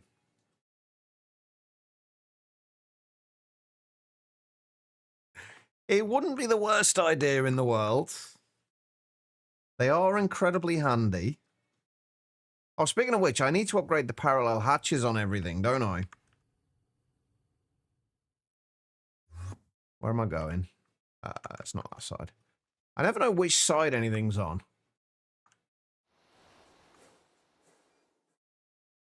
There's so much crap in my base now, it's... We get the beeps and the boops again. Alright, that's going to take forever. We're going to need to upgrade this soon and start looking at... where are we going? Like the advanced stage PCAs and the network switch, which I've never used before, so it's going to be interesting figuring those out. R2D computer, yes.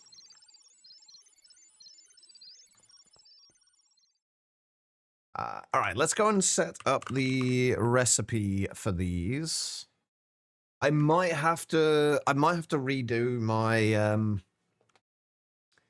I've been saying this for a little while. I might need to redo my things for the assembly lines. Oh, that's using complex ones. We can't use the complex ones. We can only do the advanced at the moment. Right, everything there is fine. But yeah, as soon as we... oh my god, we're on our last slot for the last lines. Okay. Let's...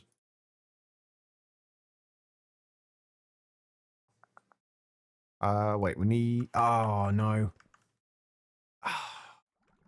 Wait, did I set this up with this in mind? And sorry, I've just realized I'm making a lot of random noises and people aren't going to know what I'm doing or talking about.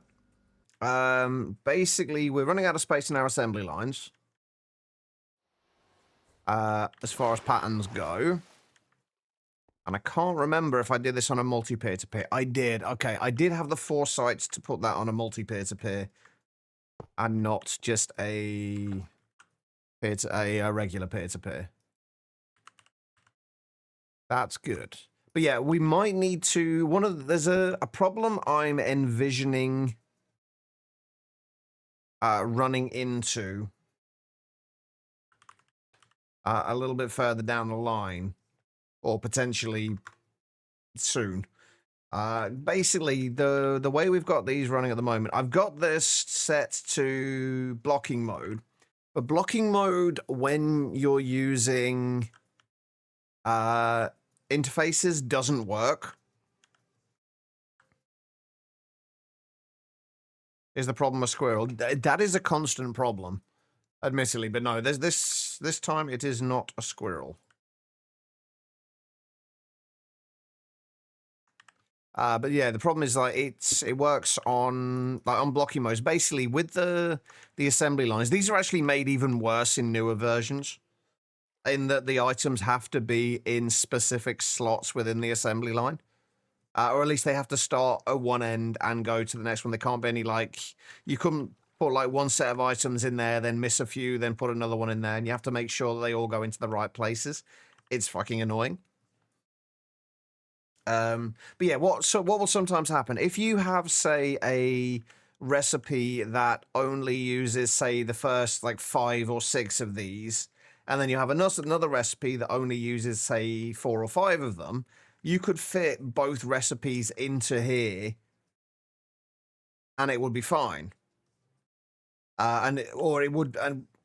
It would fit the items in fine, but it would stop them crafting.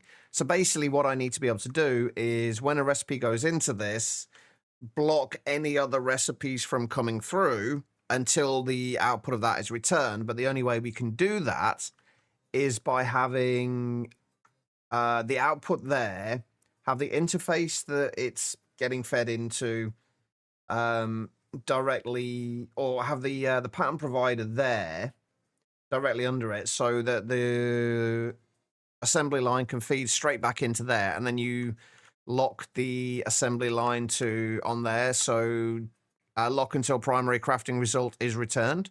So basically, it will send one set of items into here, into the subnetwork, and then block it from any more until it gets the thing back. But it only registers the return item if it comes back into the same pattern provider, if that makes sense.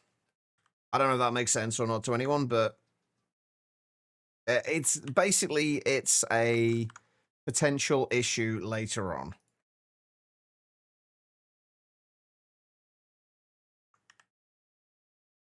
But I'm gonna fix that when we come to it, because it's gonna mean not being able to use the pattern peer-to-peers.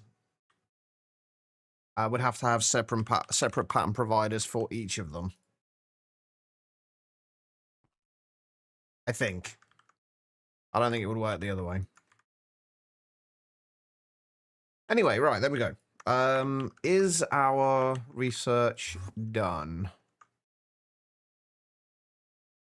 Where is our research? It's over here. I don't know if any of that made any sense to anybody. There we go. Wetware processor supercomputer.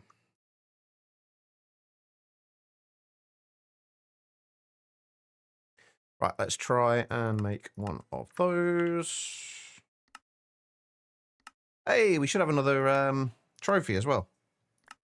Yay, we got an LUV age trophy. Love it. All right, so is this going to work is the next question. What are we currently waiting on? The wetware processors. Okay.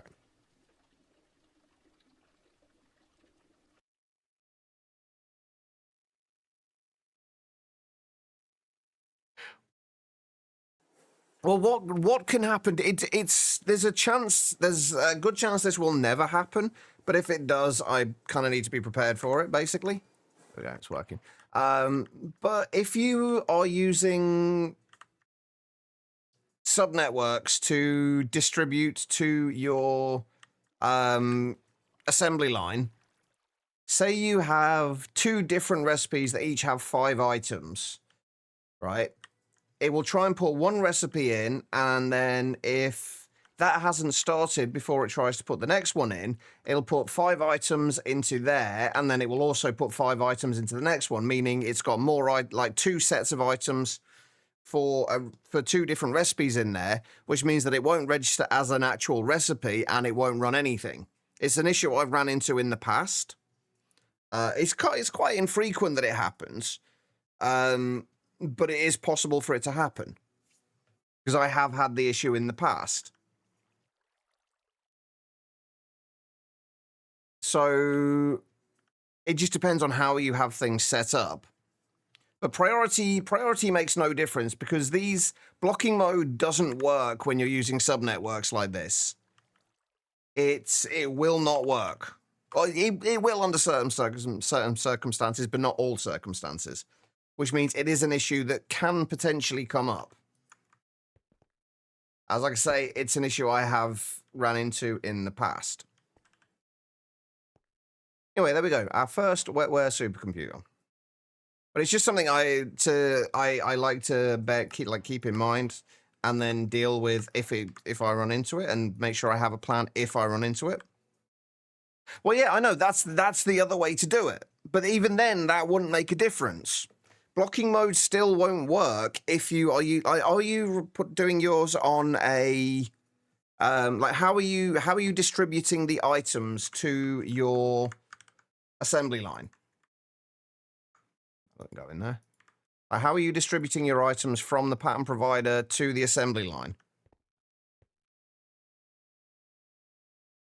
And my point is, like, I don't want to have to do one pattern provider for each assembly line if I can help it.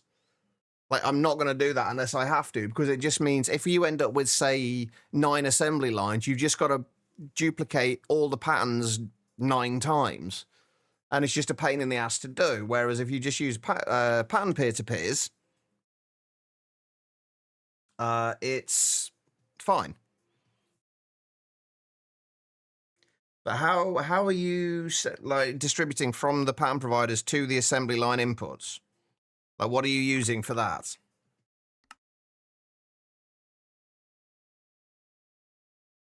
Okay, I'm assuming we can't do the UHV ones yet. No, we can't. That's fine, though. Okay, right. So all of those are working. So we need to take the LUV, ZPM, and Universal Circuit and switch all of those to the wetware.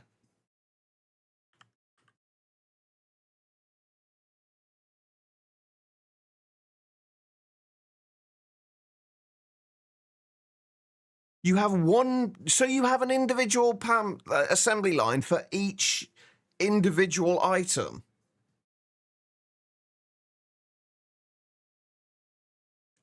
Why?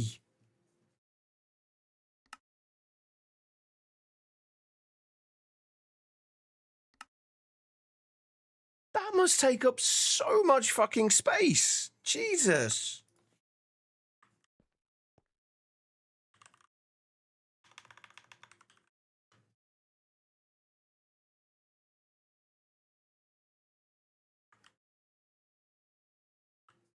For my assembly line.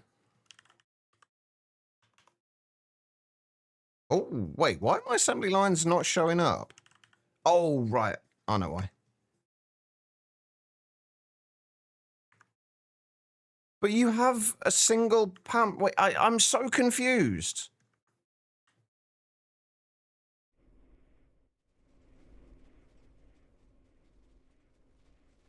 You say you have one pattern on each individual assembly line. I'm very confused. Like, how have you only got one pattern on each assembly line when there are this many kind of patterns that you need to run through an assembly line? Like, how? I'm very confused on how you've done that.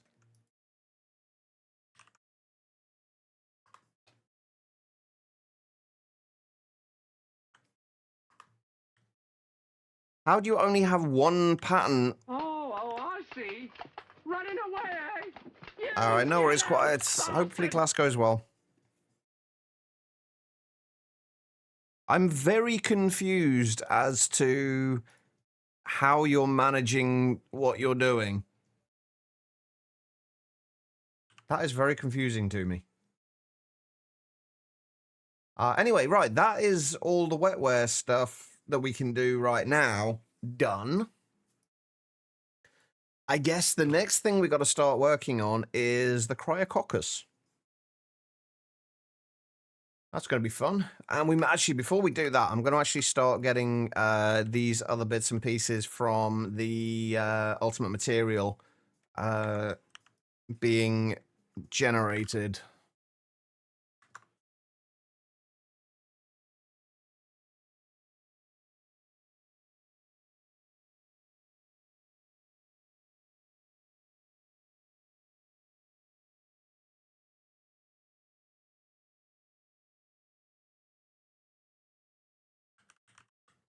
Oh shit.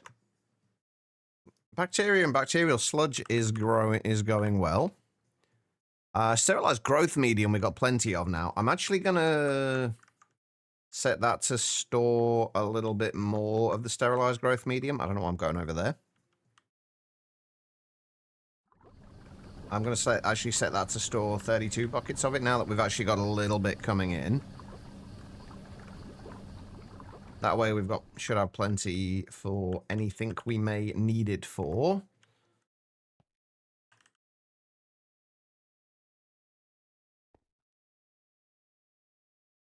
Right, guardian scales. Wither bones. And ender dragon scales.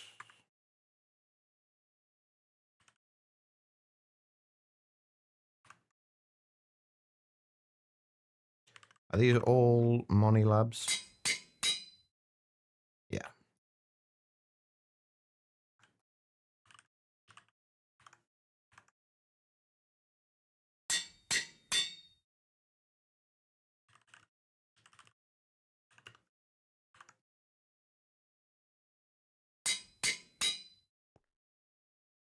All right. How am I doing for dilithium now, by the way? Oh, we've got 119,000 dilithium more.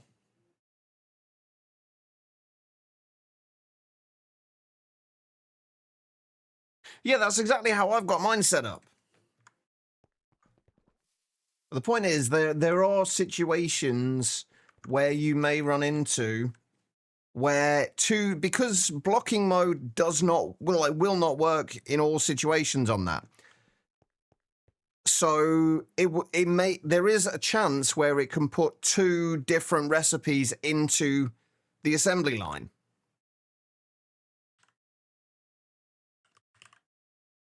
But it's like I say, it's something that's quite a rare occurrence, but there is a chance that it can happen. So if you've got, say if you've got a assembly line that's got 15 slices in it, that'll be 4, 8, 12, like up to there. If you have, say, two recipes that have 6 items in them, 6 different items in them, it'll put the first 6 items into 6 of the slots, but then it will see that there is space. And then if it's queued up another recipe with 6 items, a different recipe with 6 items, it will still see that there is enough space to fit 6 items into another 6 of those. No, it has nothing to do with 2 PAM providers connected to the same assembly line. It has nothing to do with that at all.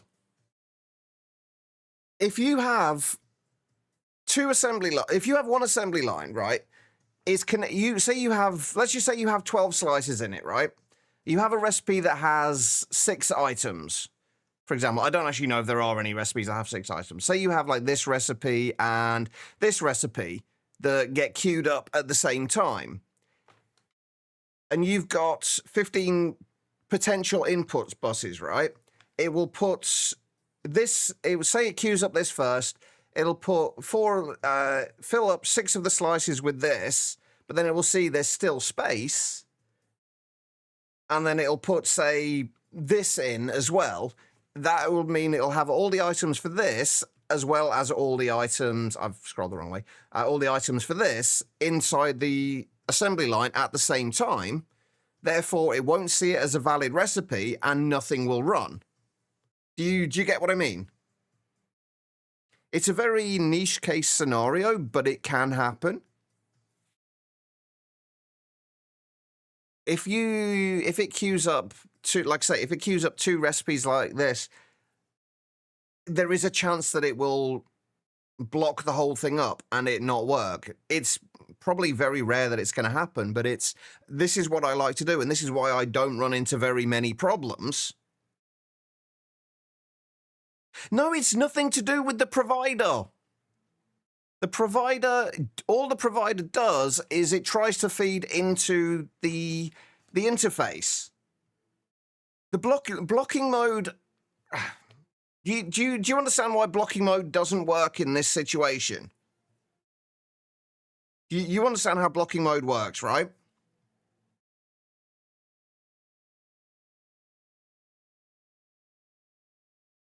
It's nothing to do with what you're suggesting there. Because I've had it happen with a single interface, a single PAM provider and a single interface as well. The way blocking mode works is it looks at the inventory it's trying to insert into, sees whether there is anything in there at all, and then if there is, it will block it from inputting, right? As soon as, hang on, let me go down to my assembly lines. If I can remember where the fuck they are. Of course I'm on the wrong side. So, say the first recipe gets pushed into the interface, right? It goes directly from the interface into the storage into the storage buses, right? But this isn't looking at the storage buses. No, it's nothing to do with the blocking mode. Like, blocking mode works based on the inventory that it is trying to push into, right? I think you're completely misunderstanding how blocking mode works. Using this locking the recipe will only be work based on this pattern provider. But blocking mode will have no effect. So why I've got it turned on, I don't know. Because blocking mode looks at the inventory it's trying to push into, right? If there's items in there, it will block anything more being pushed into it. If there's no items in there, it will still push items into it, right? And what happens when a pattern provider pushes into the interface? It goes directly from the interface into these.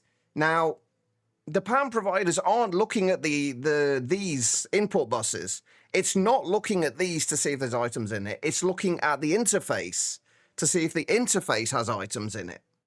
Since the interface doesn't have items in it because they've already been pushed into the input buses, the interface is empty. Therefore, this can push into the interface.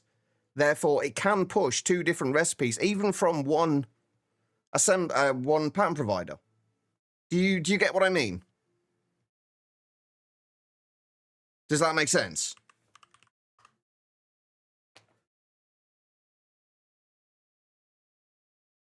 Hopefully it does.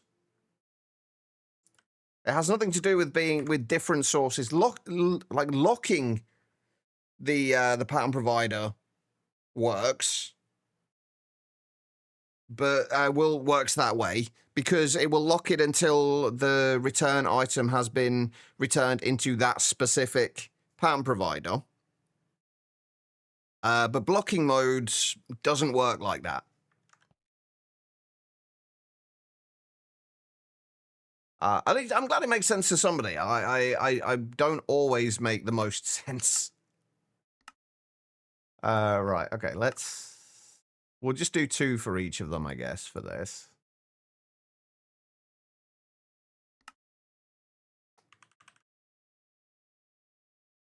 Sorry, I feel like I was sounding like I was getting very irate there, and I genuinely wasn't. I'm just trying to get my point across.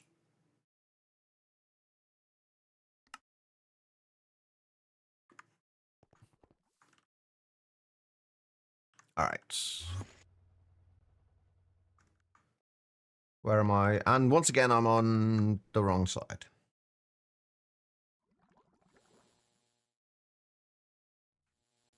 Okay, so need a few more simulation chambers.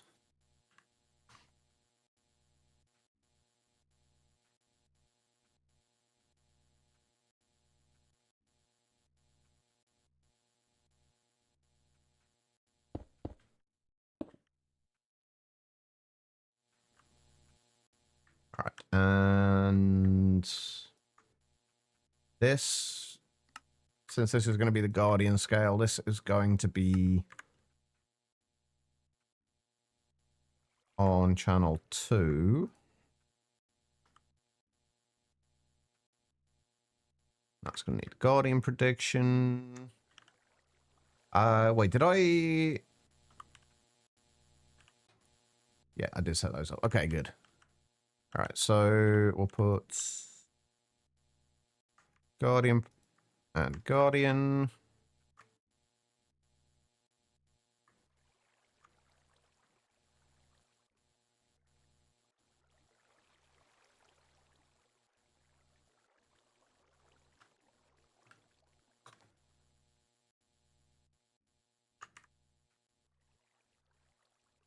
Right, so that should have predictions in it. Perfect. We just need those.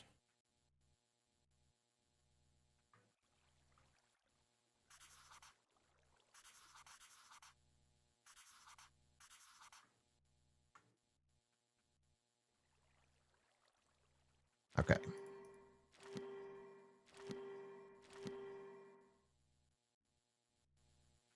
Oh, perfect. So they're ready.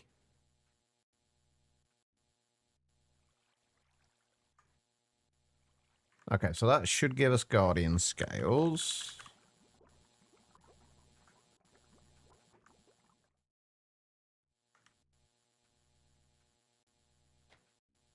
I would do for mincemeat at the minute anyway. Ah, they got plenty.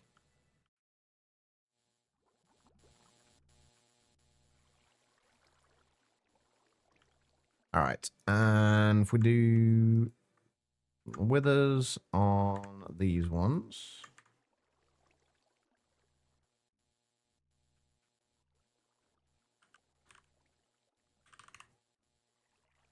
What else can we get from the wither predictions anyway?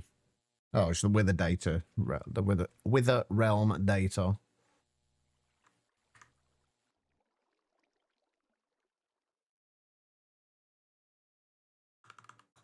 $16,000 of those.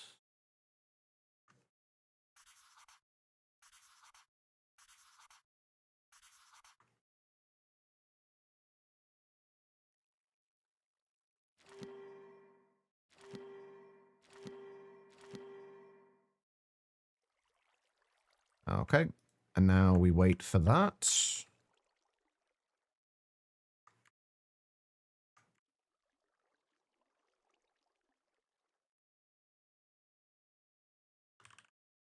And that's going to be for dragon prediction. Don't think we got any. We haven't got any other dragon ones on here, I'm pretty sure.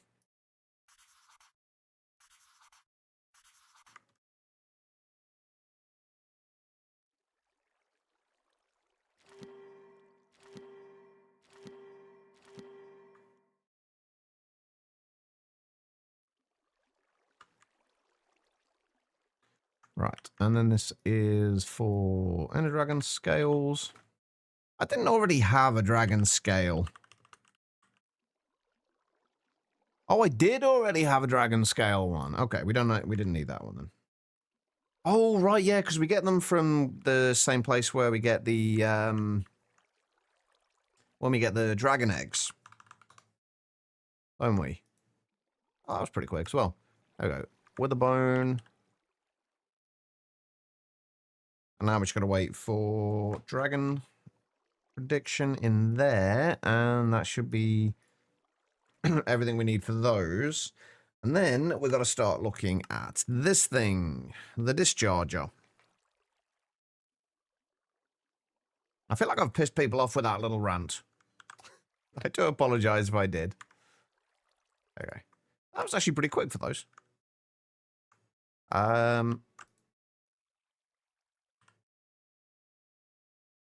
We're still doing all right for this as well, aren't we? Like, I haven't actually checked on this in a while.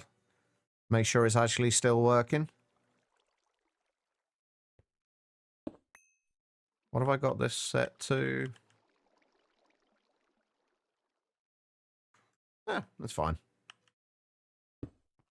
How are we doing for ender pearls now? 300,000. Not bad. Did I ever shut these off? No, I never did I? Oh, that's fine. Okay. So that is all of those sorted out. Let's get rid of all this slots. That one we still need to do, but this we can't do until we have a slightly better research station. But that will come soon, no doubt. For right now, actually, that's pretty... I wasn't actually expecting us to have everything ready for that already. I have a feeling the casings and whatnot we still will need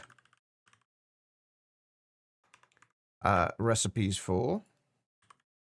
I don't actually know where we're going to put this either. I haven't thought that far ahead.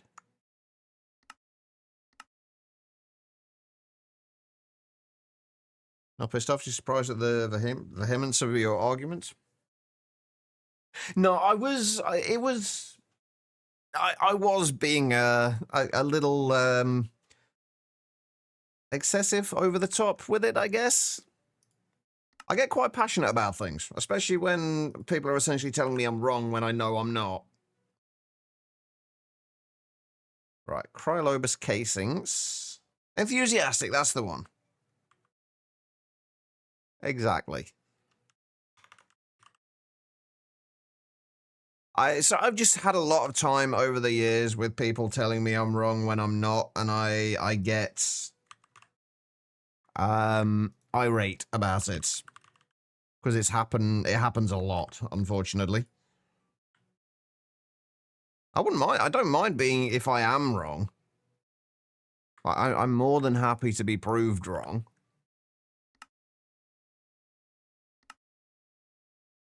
Right, and that, I'm assuming is on circuits. Oh, wait. Why have I already? Oh, I'm confused. Why have I made Cryolobus casing already? Oh, for the skulk charge.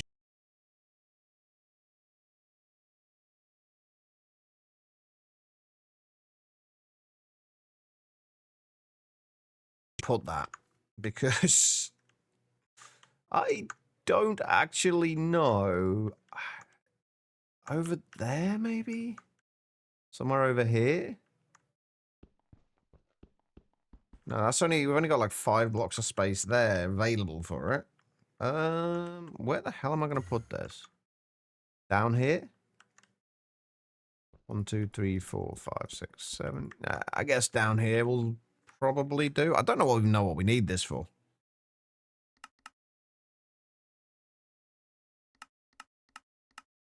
Not much, but a few things. So this would be...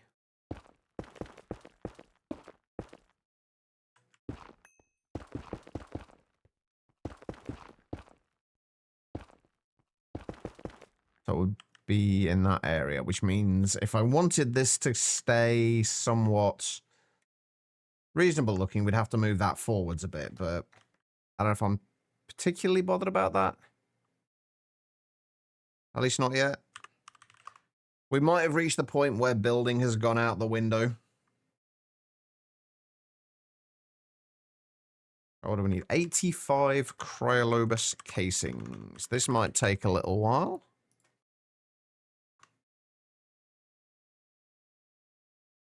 So, I don't know what I'm going in there for. 85 cryolobus casings.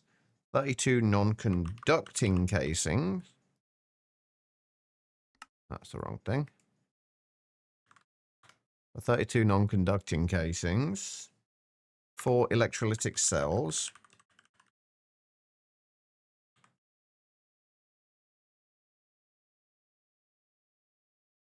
$48 laminated glass.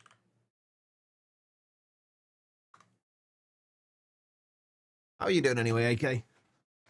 Hopefully you are good. Yeah, the cryolobus. I think the big problem with the cryolobus at the moment is just how long it's taking to cool the things.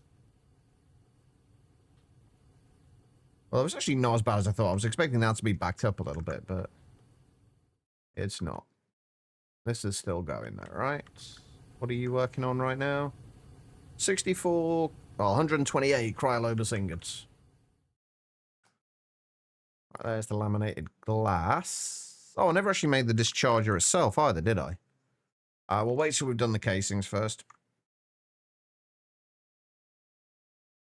I'm playing a bit sore since your stump extraction, yes? Stump extraction? I'm assuming tree stump.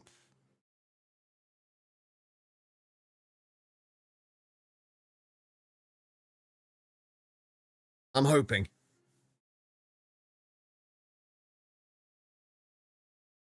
Ah, large bush. Okay. I mean, some people like that kind of thing.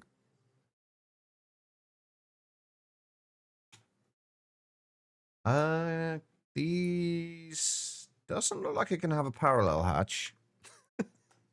Sorry. I couldn't resist.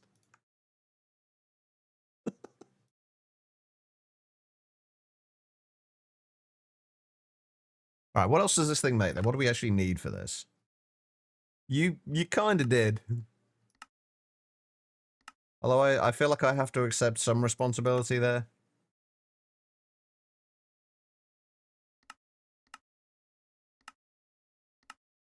Wait, these... Wait. These don't take power? Oh, okay.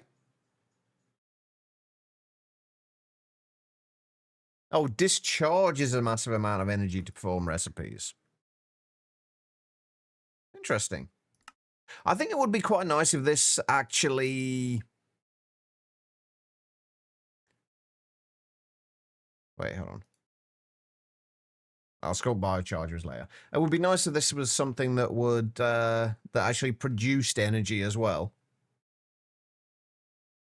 Or I wouldn't say go as far as to call it a that's what she said situation.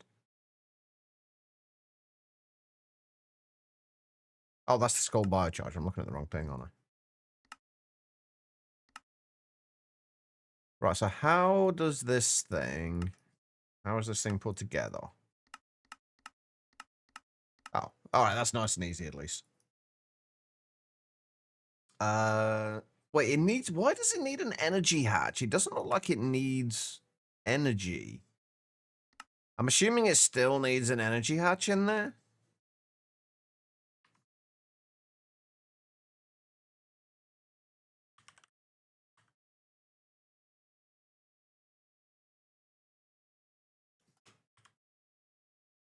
I guess we can probably just use pattern buffer for this as well, since there's not a great deal of patterns that are going to go into it.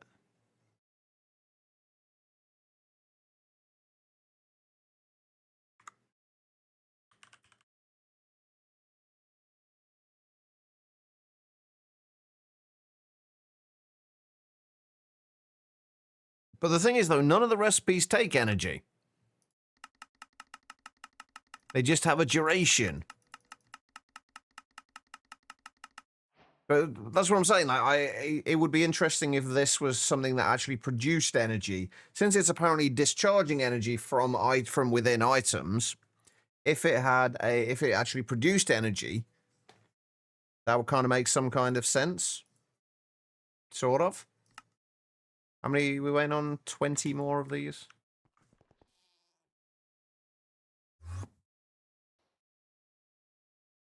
Right, we still need to make the actual discharger itself, but I'm assuming that's going to take...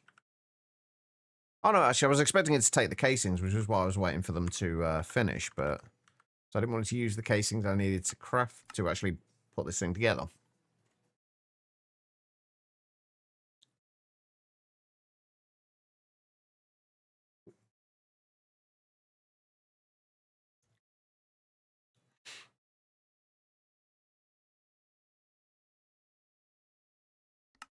Alright, this actually shouldn't take too long. This is what I love about having a nice infrastructure for things. It tends to make everything run considerably smoother.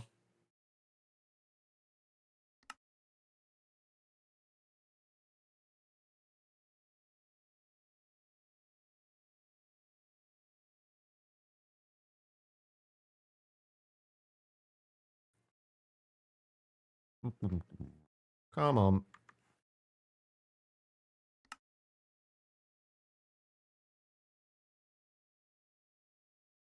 I do love some of the animated textures they've got.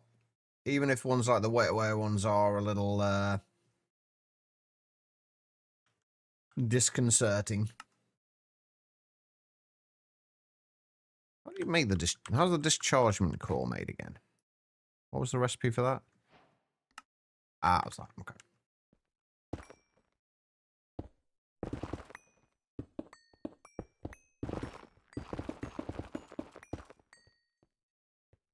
So 1, 2, 3, 4, 5. Oh, I hate these. I love the whole Quark Tech suit, but these leggings are doing my head in.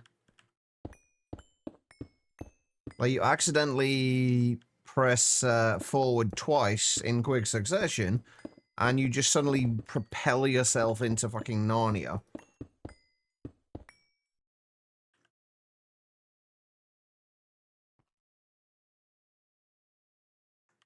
Right, I'm assuming it's gonna want me to put an energy hatch in here anyway for this to form, but we'll see.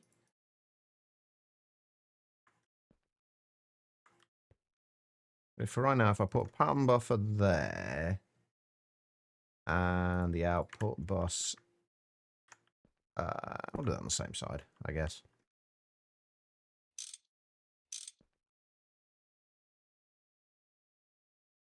Right, if we leave those there, are you going to put things where I don't want them?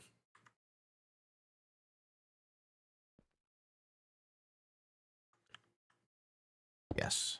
I don't want you there. I would prefer to have you up here if possible. And since I want to make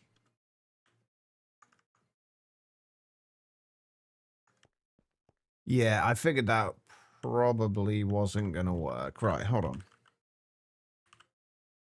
Let's just put an IV energy hatch in since we have a shitload of them.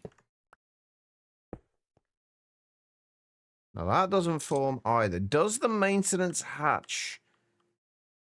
Oh, wait, hold on. How are my two non-conducting casings short? Am I missing something here?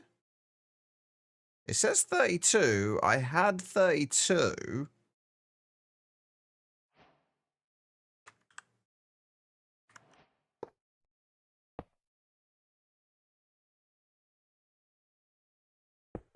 Will it form if I get rid of the energy hatch? No, so it does need an energy hatch in there.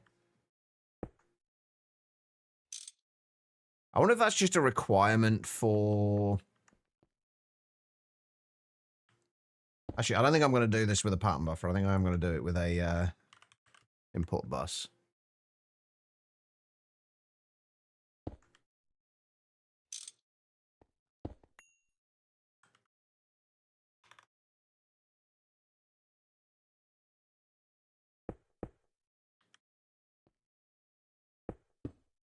You know what? Why am I doing on that side? Why don't I put on this side instead? That would make a little bit more sense.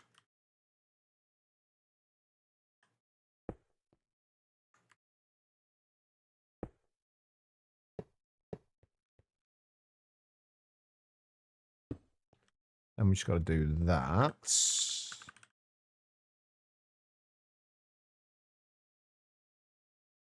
Given there's only like 7 recipes for this anyway.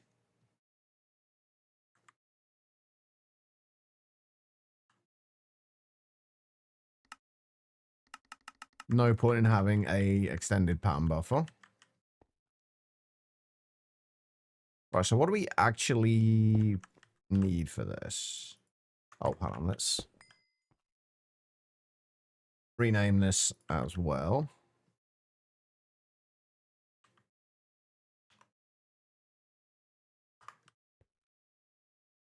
Right, so what do I need this thing for?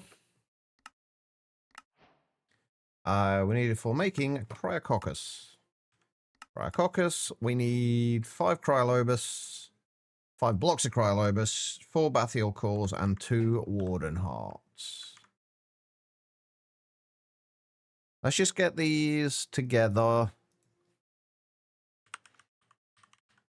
Wait, how many cryolobus did we say we needed? 5? 5 blocks cryolobus. Let's make a recipe for the blocks.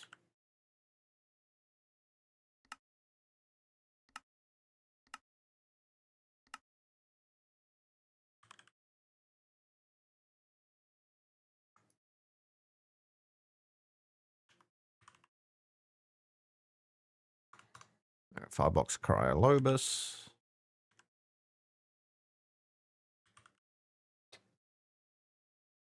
And then what else do we need? 4 bathyl energy cores. What do those take again? Uranium-235. Oh, so that's another place where we are actually using uranium-235.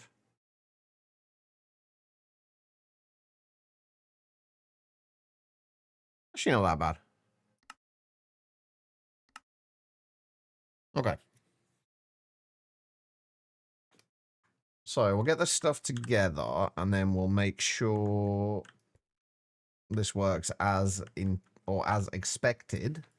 Once we have this, what else do we need what do we need this for? So we need it for abyssal energy cores.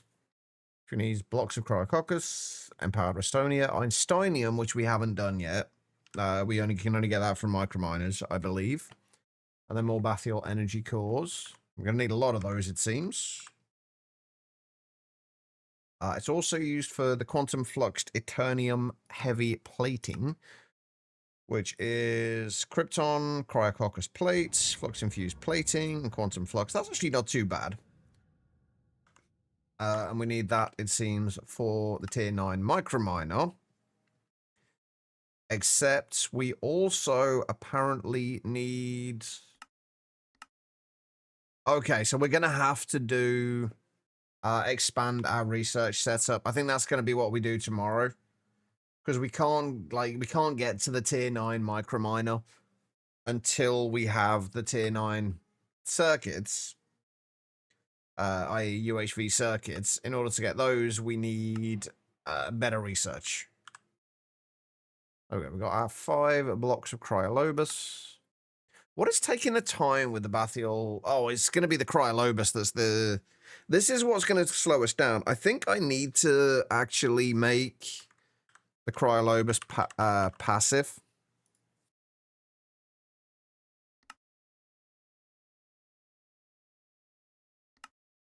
Yeah, I think I'm going to have to passive the Cryolobus. That's another thing we're going to have to do tomorrow. There we go. Right, that's all of that. Let's see if... Actually, let's do the recipe for it, and then we'll do it that way.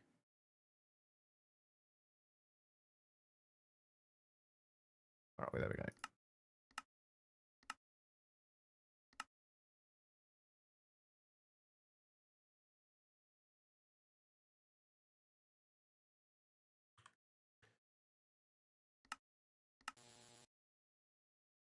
Well, that works. We have Cryococcus. Wait, what the hell else did I complete task-wise there? Bloody hell was all that? There we go. We have Cryococcus. It's powerful material used for crafting high-grade components, items, and machines from Skulk. 5 Cryolobus blocks can be processed in the discharger to create an equal output of 5 Cryococcus blocks. Okay, I think we're actually gonna set up the Cryolobus now. What do we need coil-wise? For the Cryolobus. Naquita coils. Do we have anywhere that we have Naquita coils? All of this lot does. I guess we start another lot up here.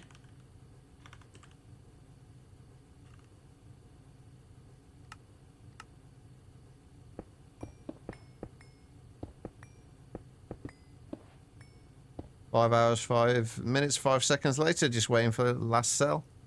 It's getting there. At least progress is being made.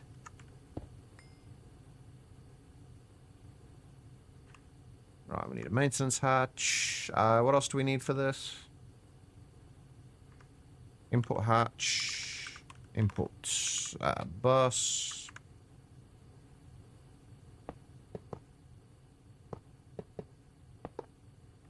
Right, so...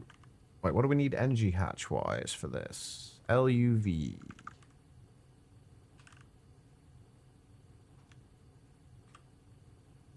Thankfully, we already have an LUV energy hatch. So that goes in there. We need, what, 16 coils? You know what, we may as well do this with trinium coils. It's not going to be overly difficult to get the 16 trinium coils, I don't think.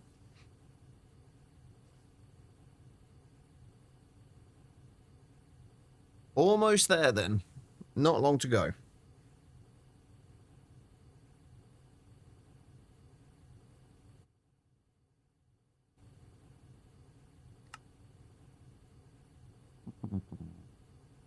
It's just the time waiting for the actual crafter to do it. Wait, why does that feel like it's taking forever?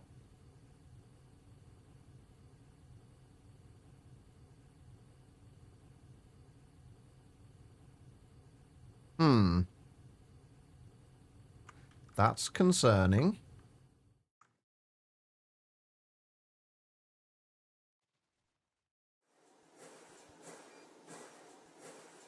Oh, okay, never mind. It's fine. It's just taking a long-ass time to craft them.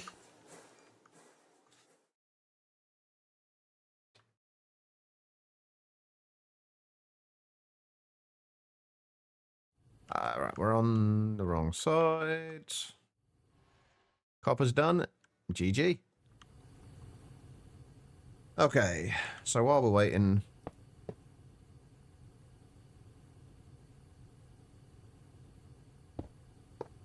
You can go up there.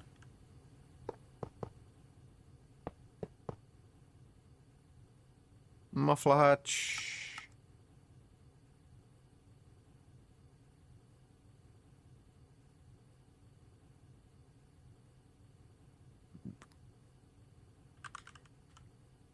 We do need a stocking bus, a stocking hatch. We don't get any fluid outputs from this, do we? No. And we need an output bus. Output bus goes down there.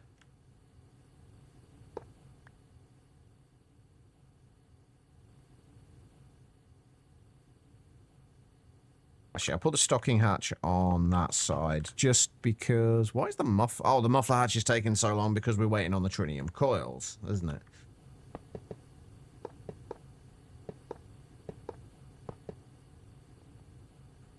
Because that is going to use the assembler or the crafter... No, assembler is the right word. That's being used to make the tritium cores. This is why I need to double them up, I think.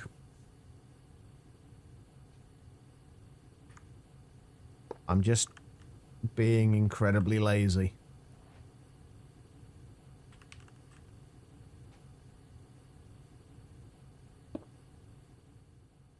Alright, so stocking hatch can go there.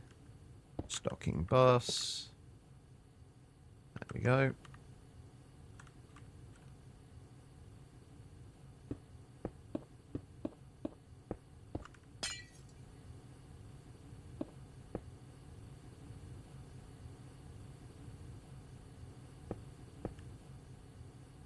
Right, that will go there.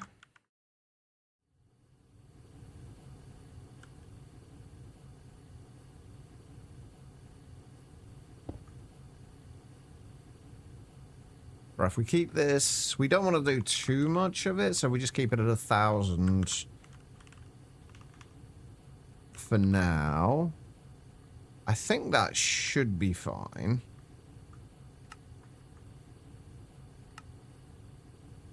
Alright, and we need a monitor.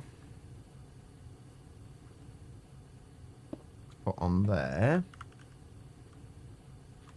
At least I might have a cryolober ingot. I do. Perfect. You can use that for there. What else do I need? I need actual storage for this as well, don't I?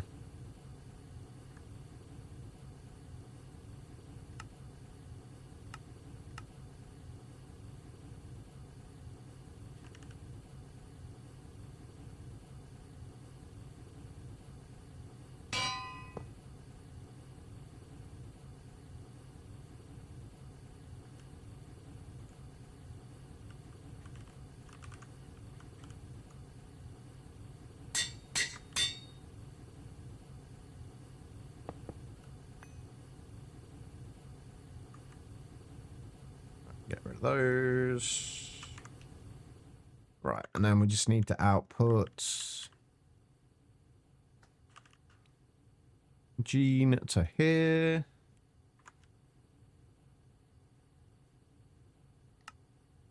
And then warden tendrils to here. We don't need anything else. We don't need a circuit or anything like that.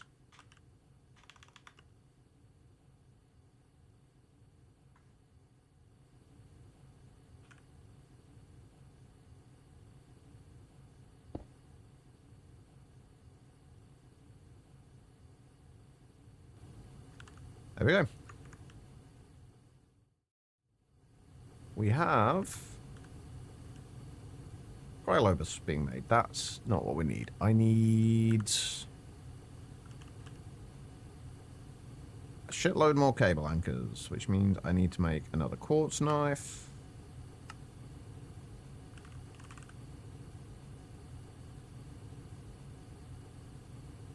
There we go. And then we need concrete.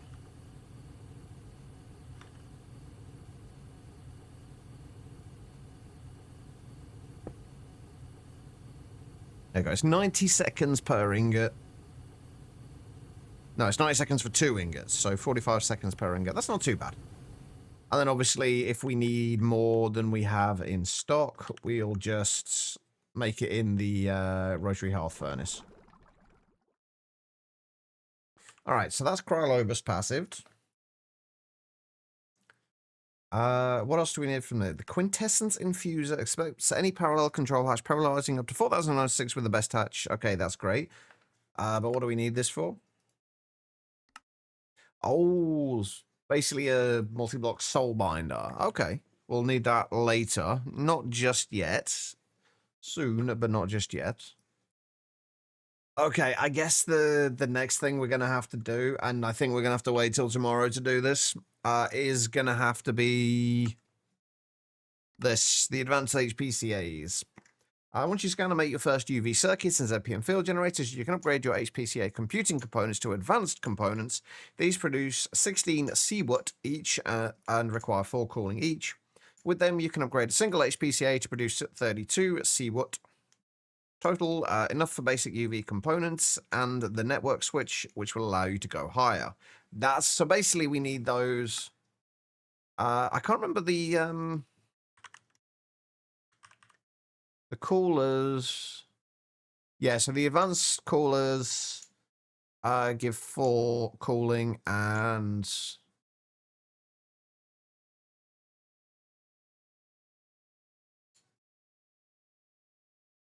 what is it? Wait, what was it we're making at the minute? Advanced HPCA. HPCA Advanced Computation.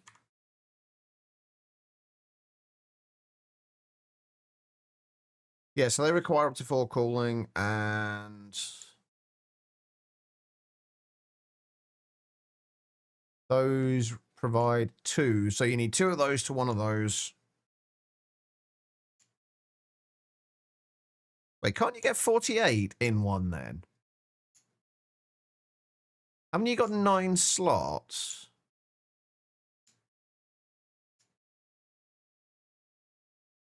Wait, surely you can get 48. If these provide 16 computation work units per tick and require 4 cooling, you need two active cooling components to 1 of those. That's 3. So yeah, you should be able to get 48 in each. Unless I'm missing something.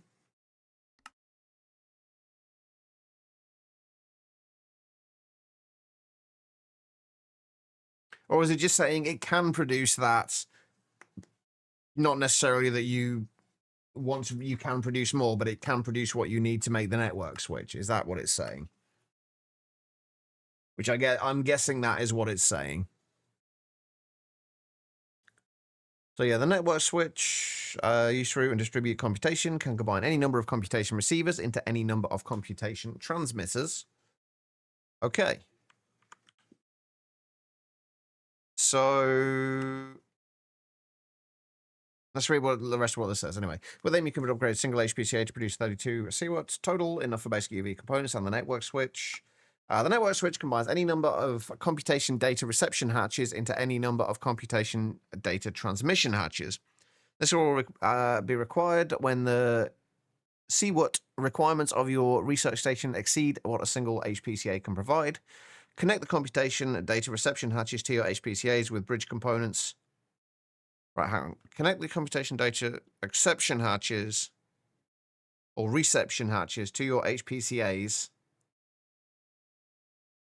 with bridge components within them, and connect a single computation data transmission hatch to your... Oh, wait a minute. Hold on. Searching in the wrong place.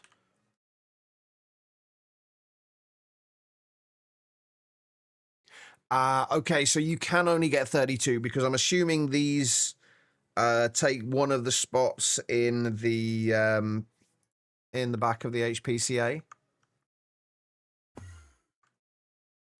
Where are they? This side.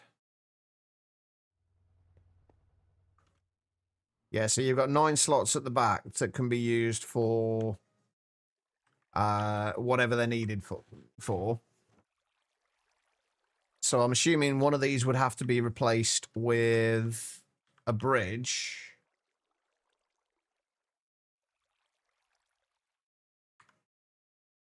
Yeah, okay, so that makes sense then. So yeah, one of those is replaced with a bridge, so you can't put 3 sets of 3 and you can only put 2 sets of 3. Okay, that makes sense. So yeah, one of those is replaced with the one of those sets is replaced with the bridge. I connect the computation data reception hatches to HPCAs with bridge components within them and connect a single computation data transmission hatch to your research station. It will receive the sum of zero from all your HPCAs. So yeah. I think I get it. The fact that it's been a while since I set this up is kind of concerning and annoying, but I'm assuming we still output from the data. I'm assuming we still output from the data transmission hatches, but they output from there into the network switch, and then the network switch outputs into the research station. I'm assuming that's the way that works.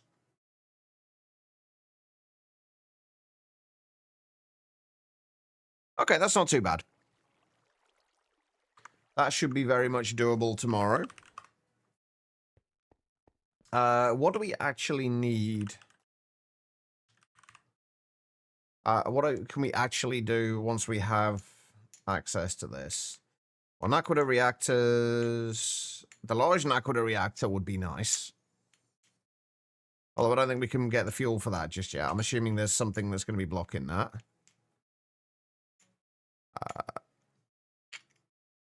ZPM sensors, which we can't... Oh, actually, no, we can do the ZPM sensors. UV motors we can start making then. We've already got those. Helical fusion reactor would be nice, but I think we're a little ways off that still. World accelerators. There's not really been a need for world accelerators in this. At least I've not needed them. Extra dimensional navigators.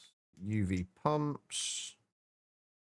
Universal navigators. UHV energy hatches would be nice to have. But we could also do with UV energy hatches. Yeah, there's a bunch of stuff we're going to get access to. Sterile cleaning maintenance hatches. They actually don't make much difference having those or not. There's only one thing that we've got running in a machine that would need it, and that's can fit into the sterile clean room anyway. Crystal processor mainframes. We already had those anyway. Yeah, there's a few things that open up to us once we have the network switch. But that is something for tomorrow. Oh, titanium coils as well is actually another thing we need to look at. We should be able to make titanium coils now. Without too much issue. Like titanium... What do we need for titanium again? Geranium and titanium. We've got plenty of titanium and geranium. We have over 500 buckets of, so we should be fine. Anyway, right. I'm going to call it there, everybody. Thank you so much for being here. I do massively appreciate it. I've got to go down to the shops and get some food before things close because I ran out of bread today, which is not good. But I should be back tomorrow. If I'm not, I will post in Discord, but I should be back tomorrow where we can hopefully get the network switch and make a few more advancements towards late game. We're getting there at the moment. We've still got a few bits left to do. We should probably start looking at the motes of Omnium as well.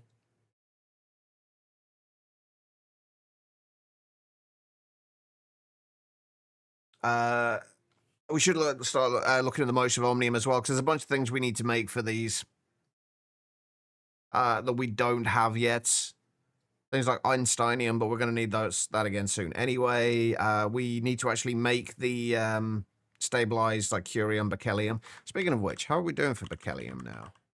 Oh, it's a little better. Bearing in mind, each one of these will turn into 8 of the stabilized ones, so that's not too bad. Californium is doing absolutely fine. What else do we have? Curium is doing okay. I need to speed up my TBU fuel. That's what I really need to do. Speaking of which, how am I doing for uranium now? 24,000 uranium-235. Anyway, right, I'm going to call it. Thank you, everyone, for being here. I do massively appreciate it. I will be back tomorrow, hopefully. Keep an eye on the Discord. I will let you know if I'm not going to be live then. But have an amazing rest of your day, everybody, and I will hopefully see you all tomorrow. Just take care of yourselves.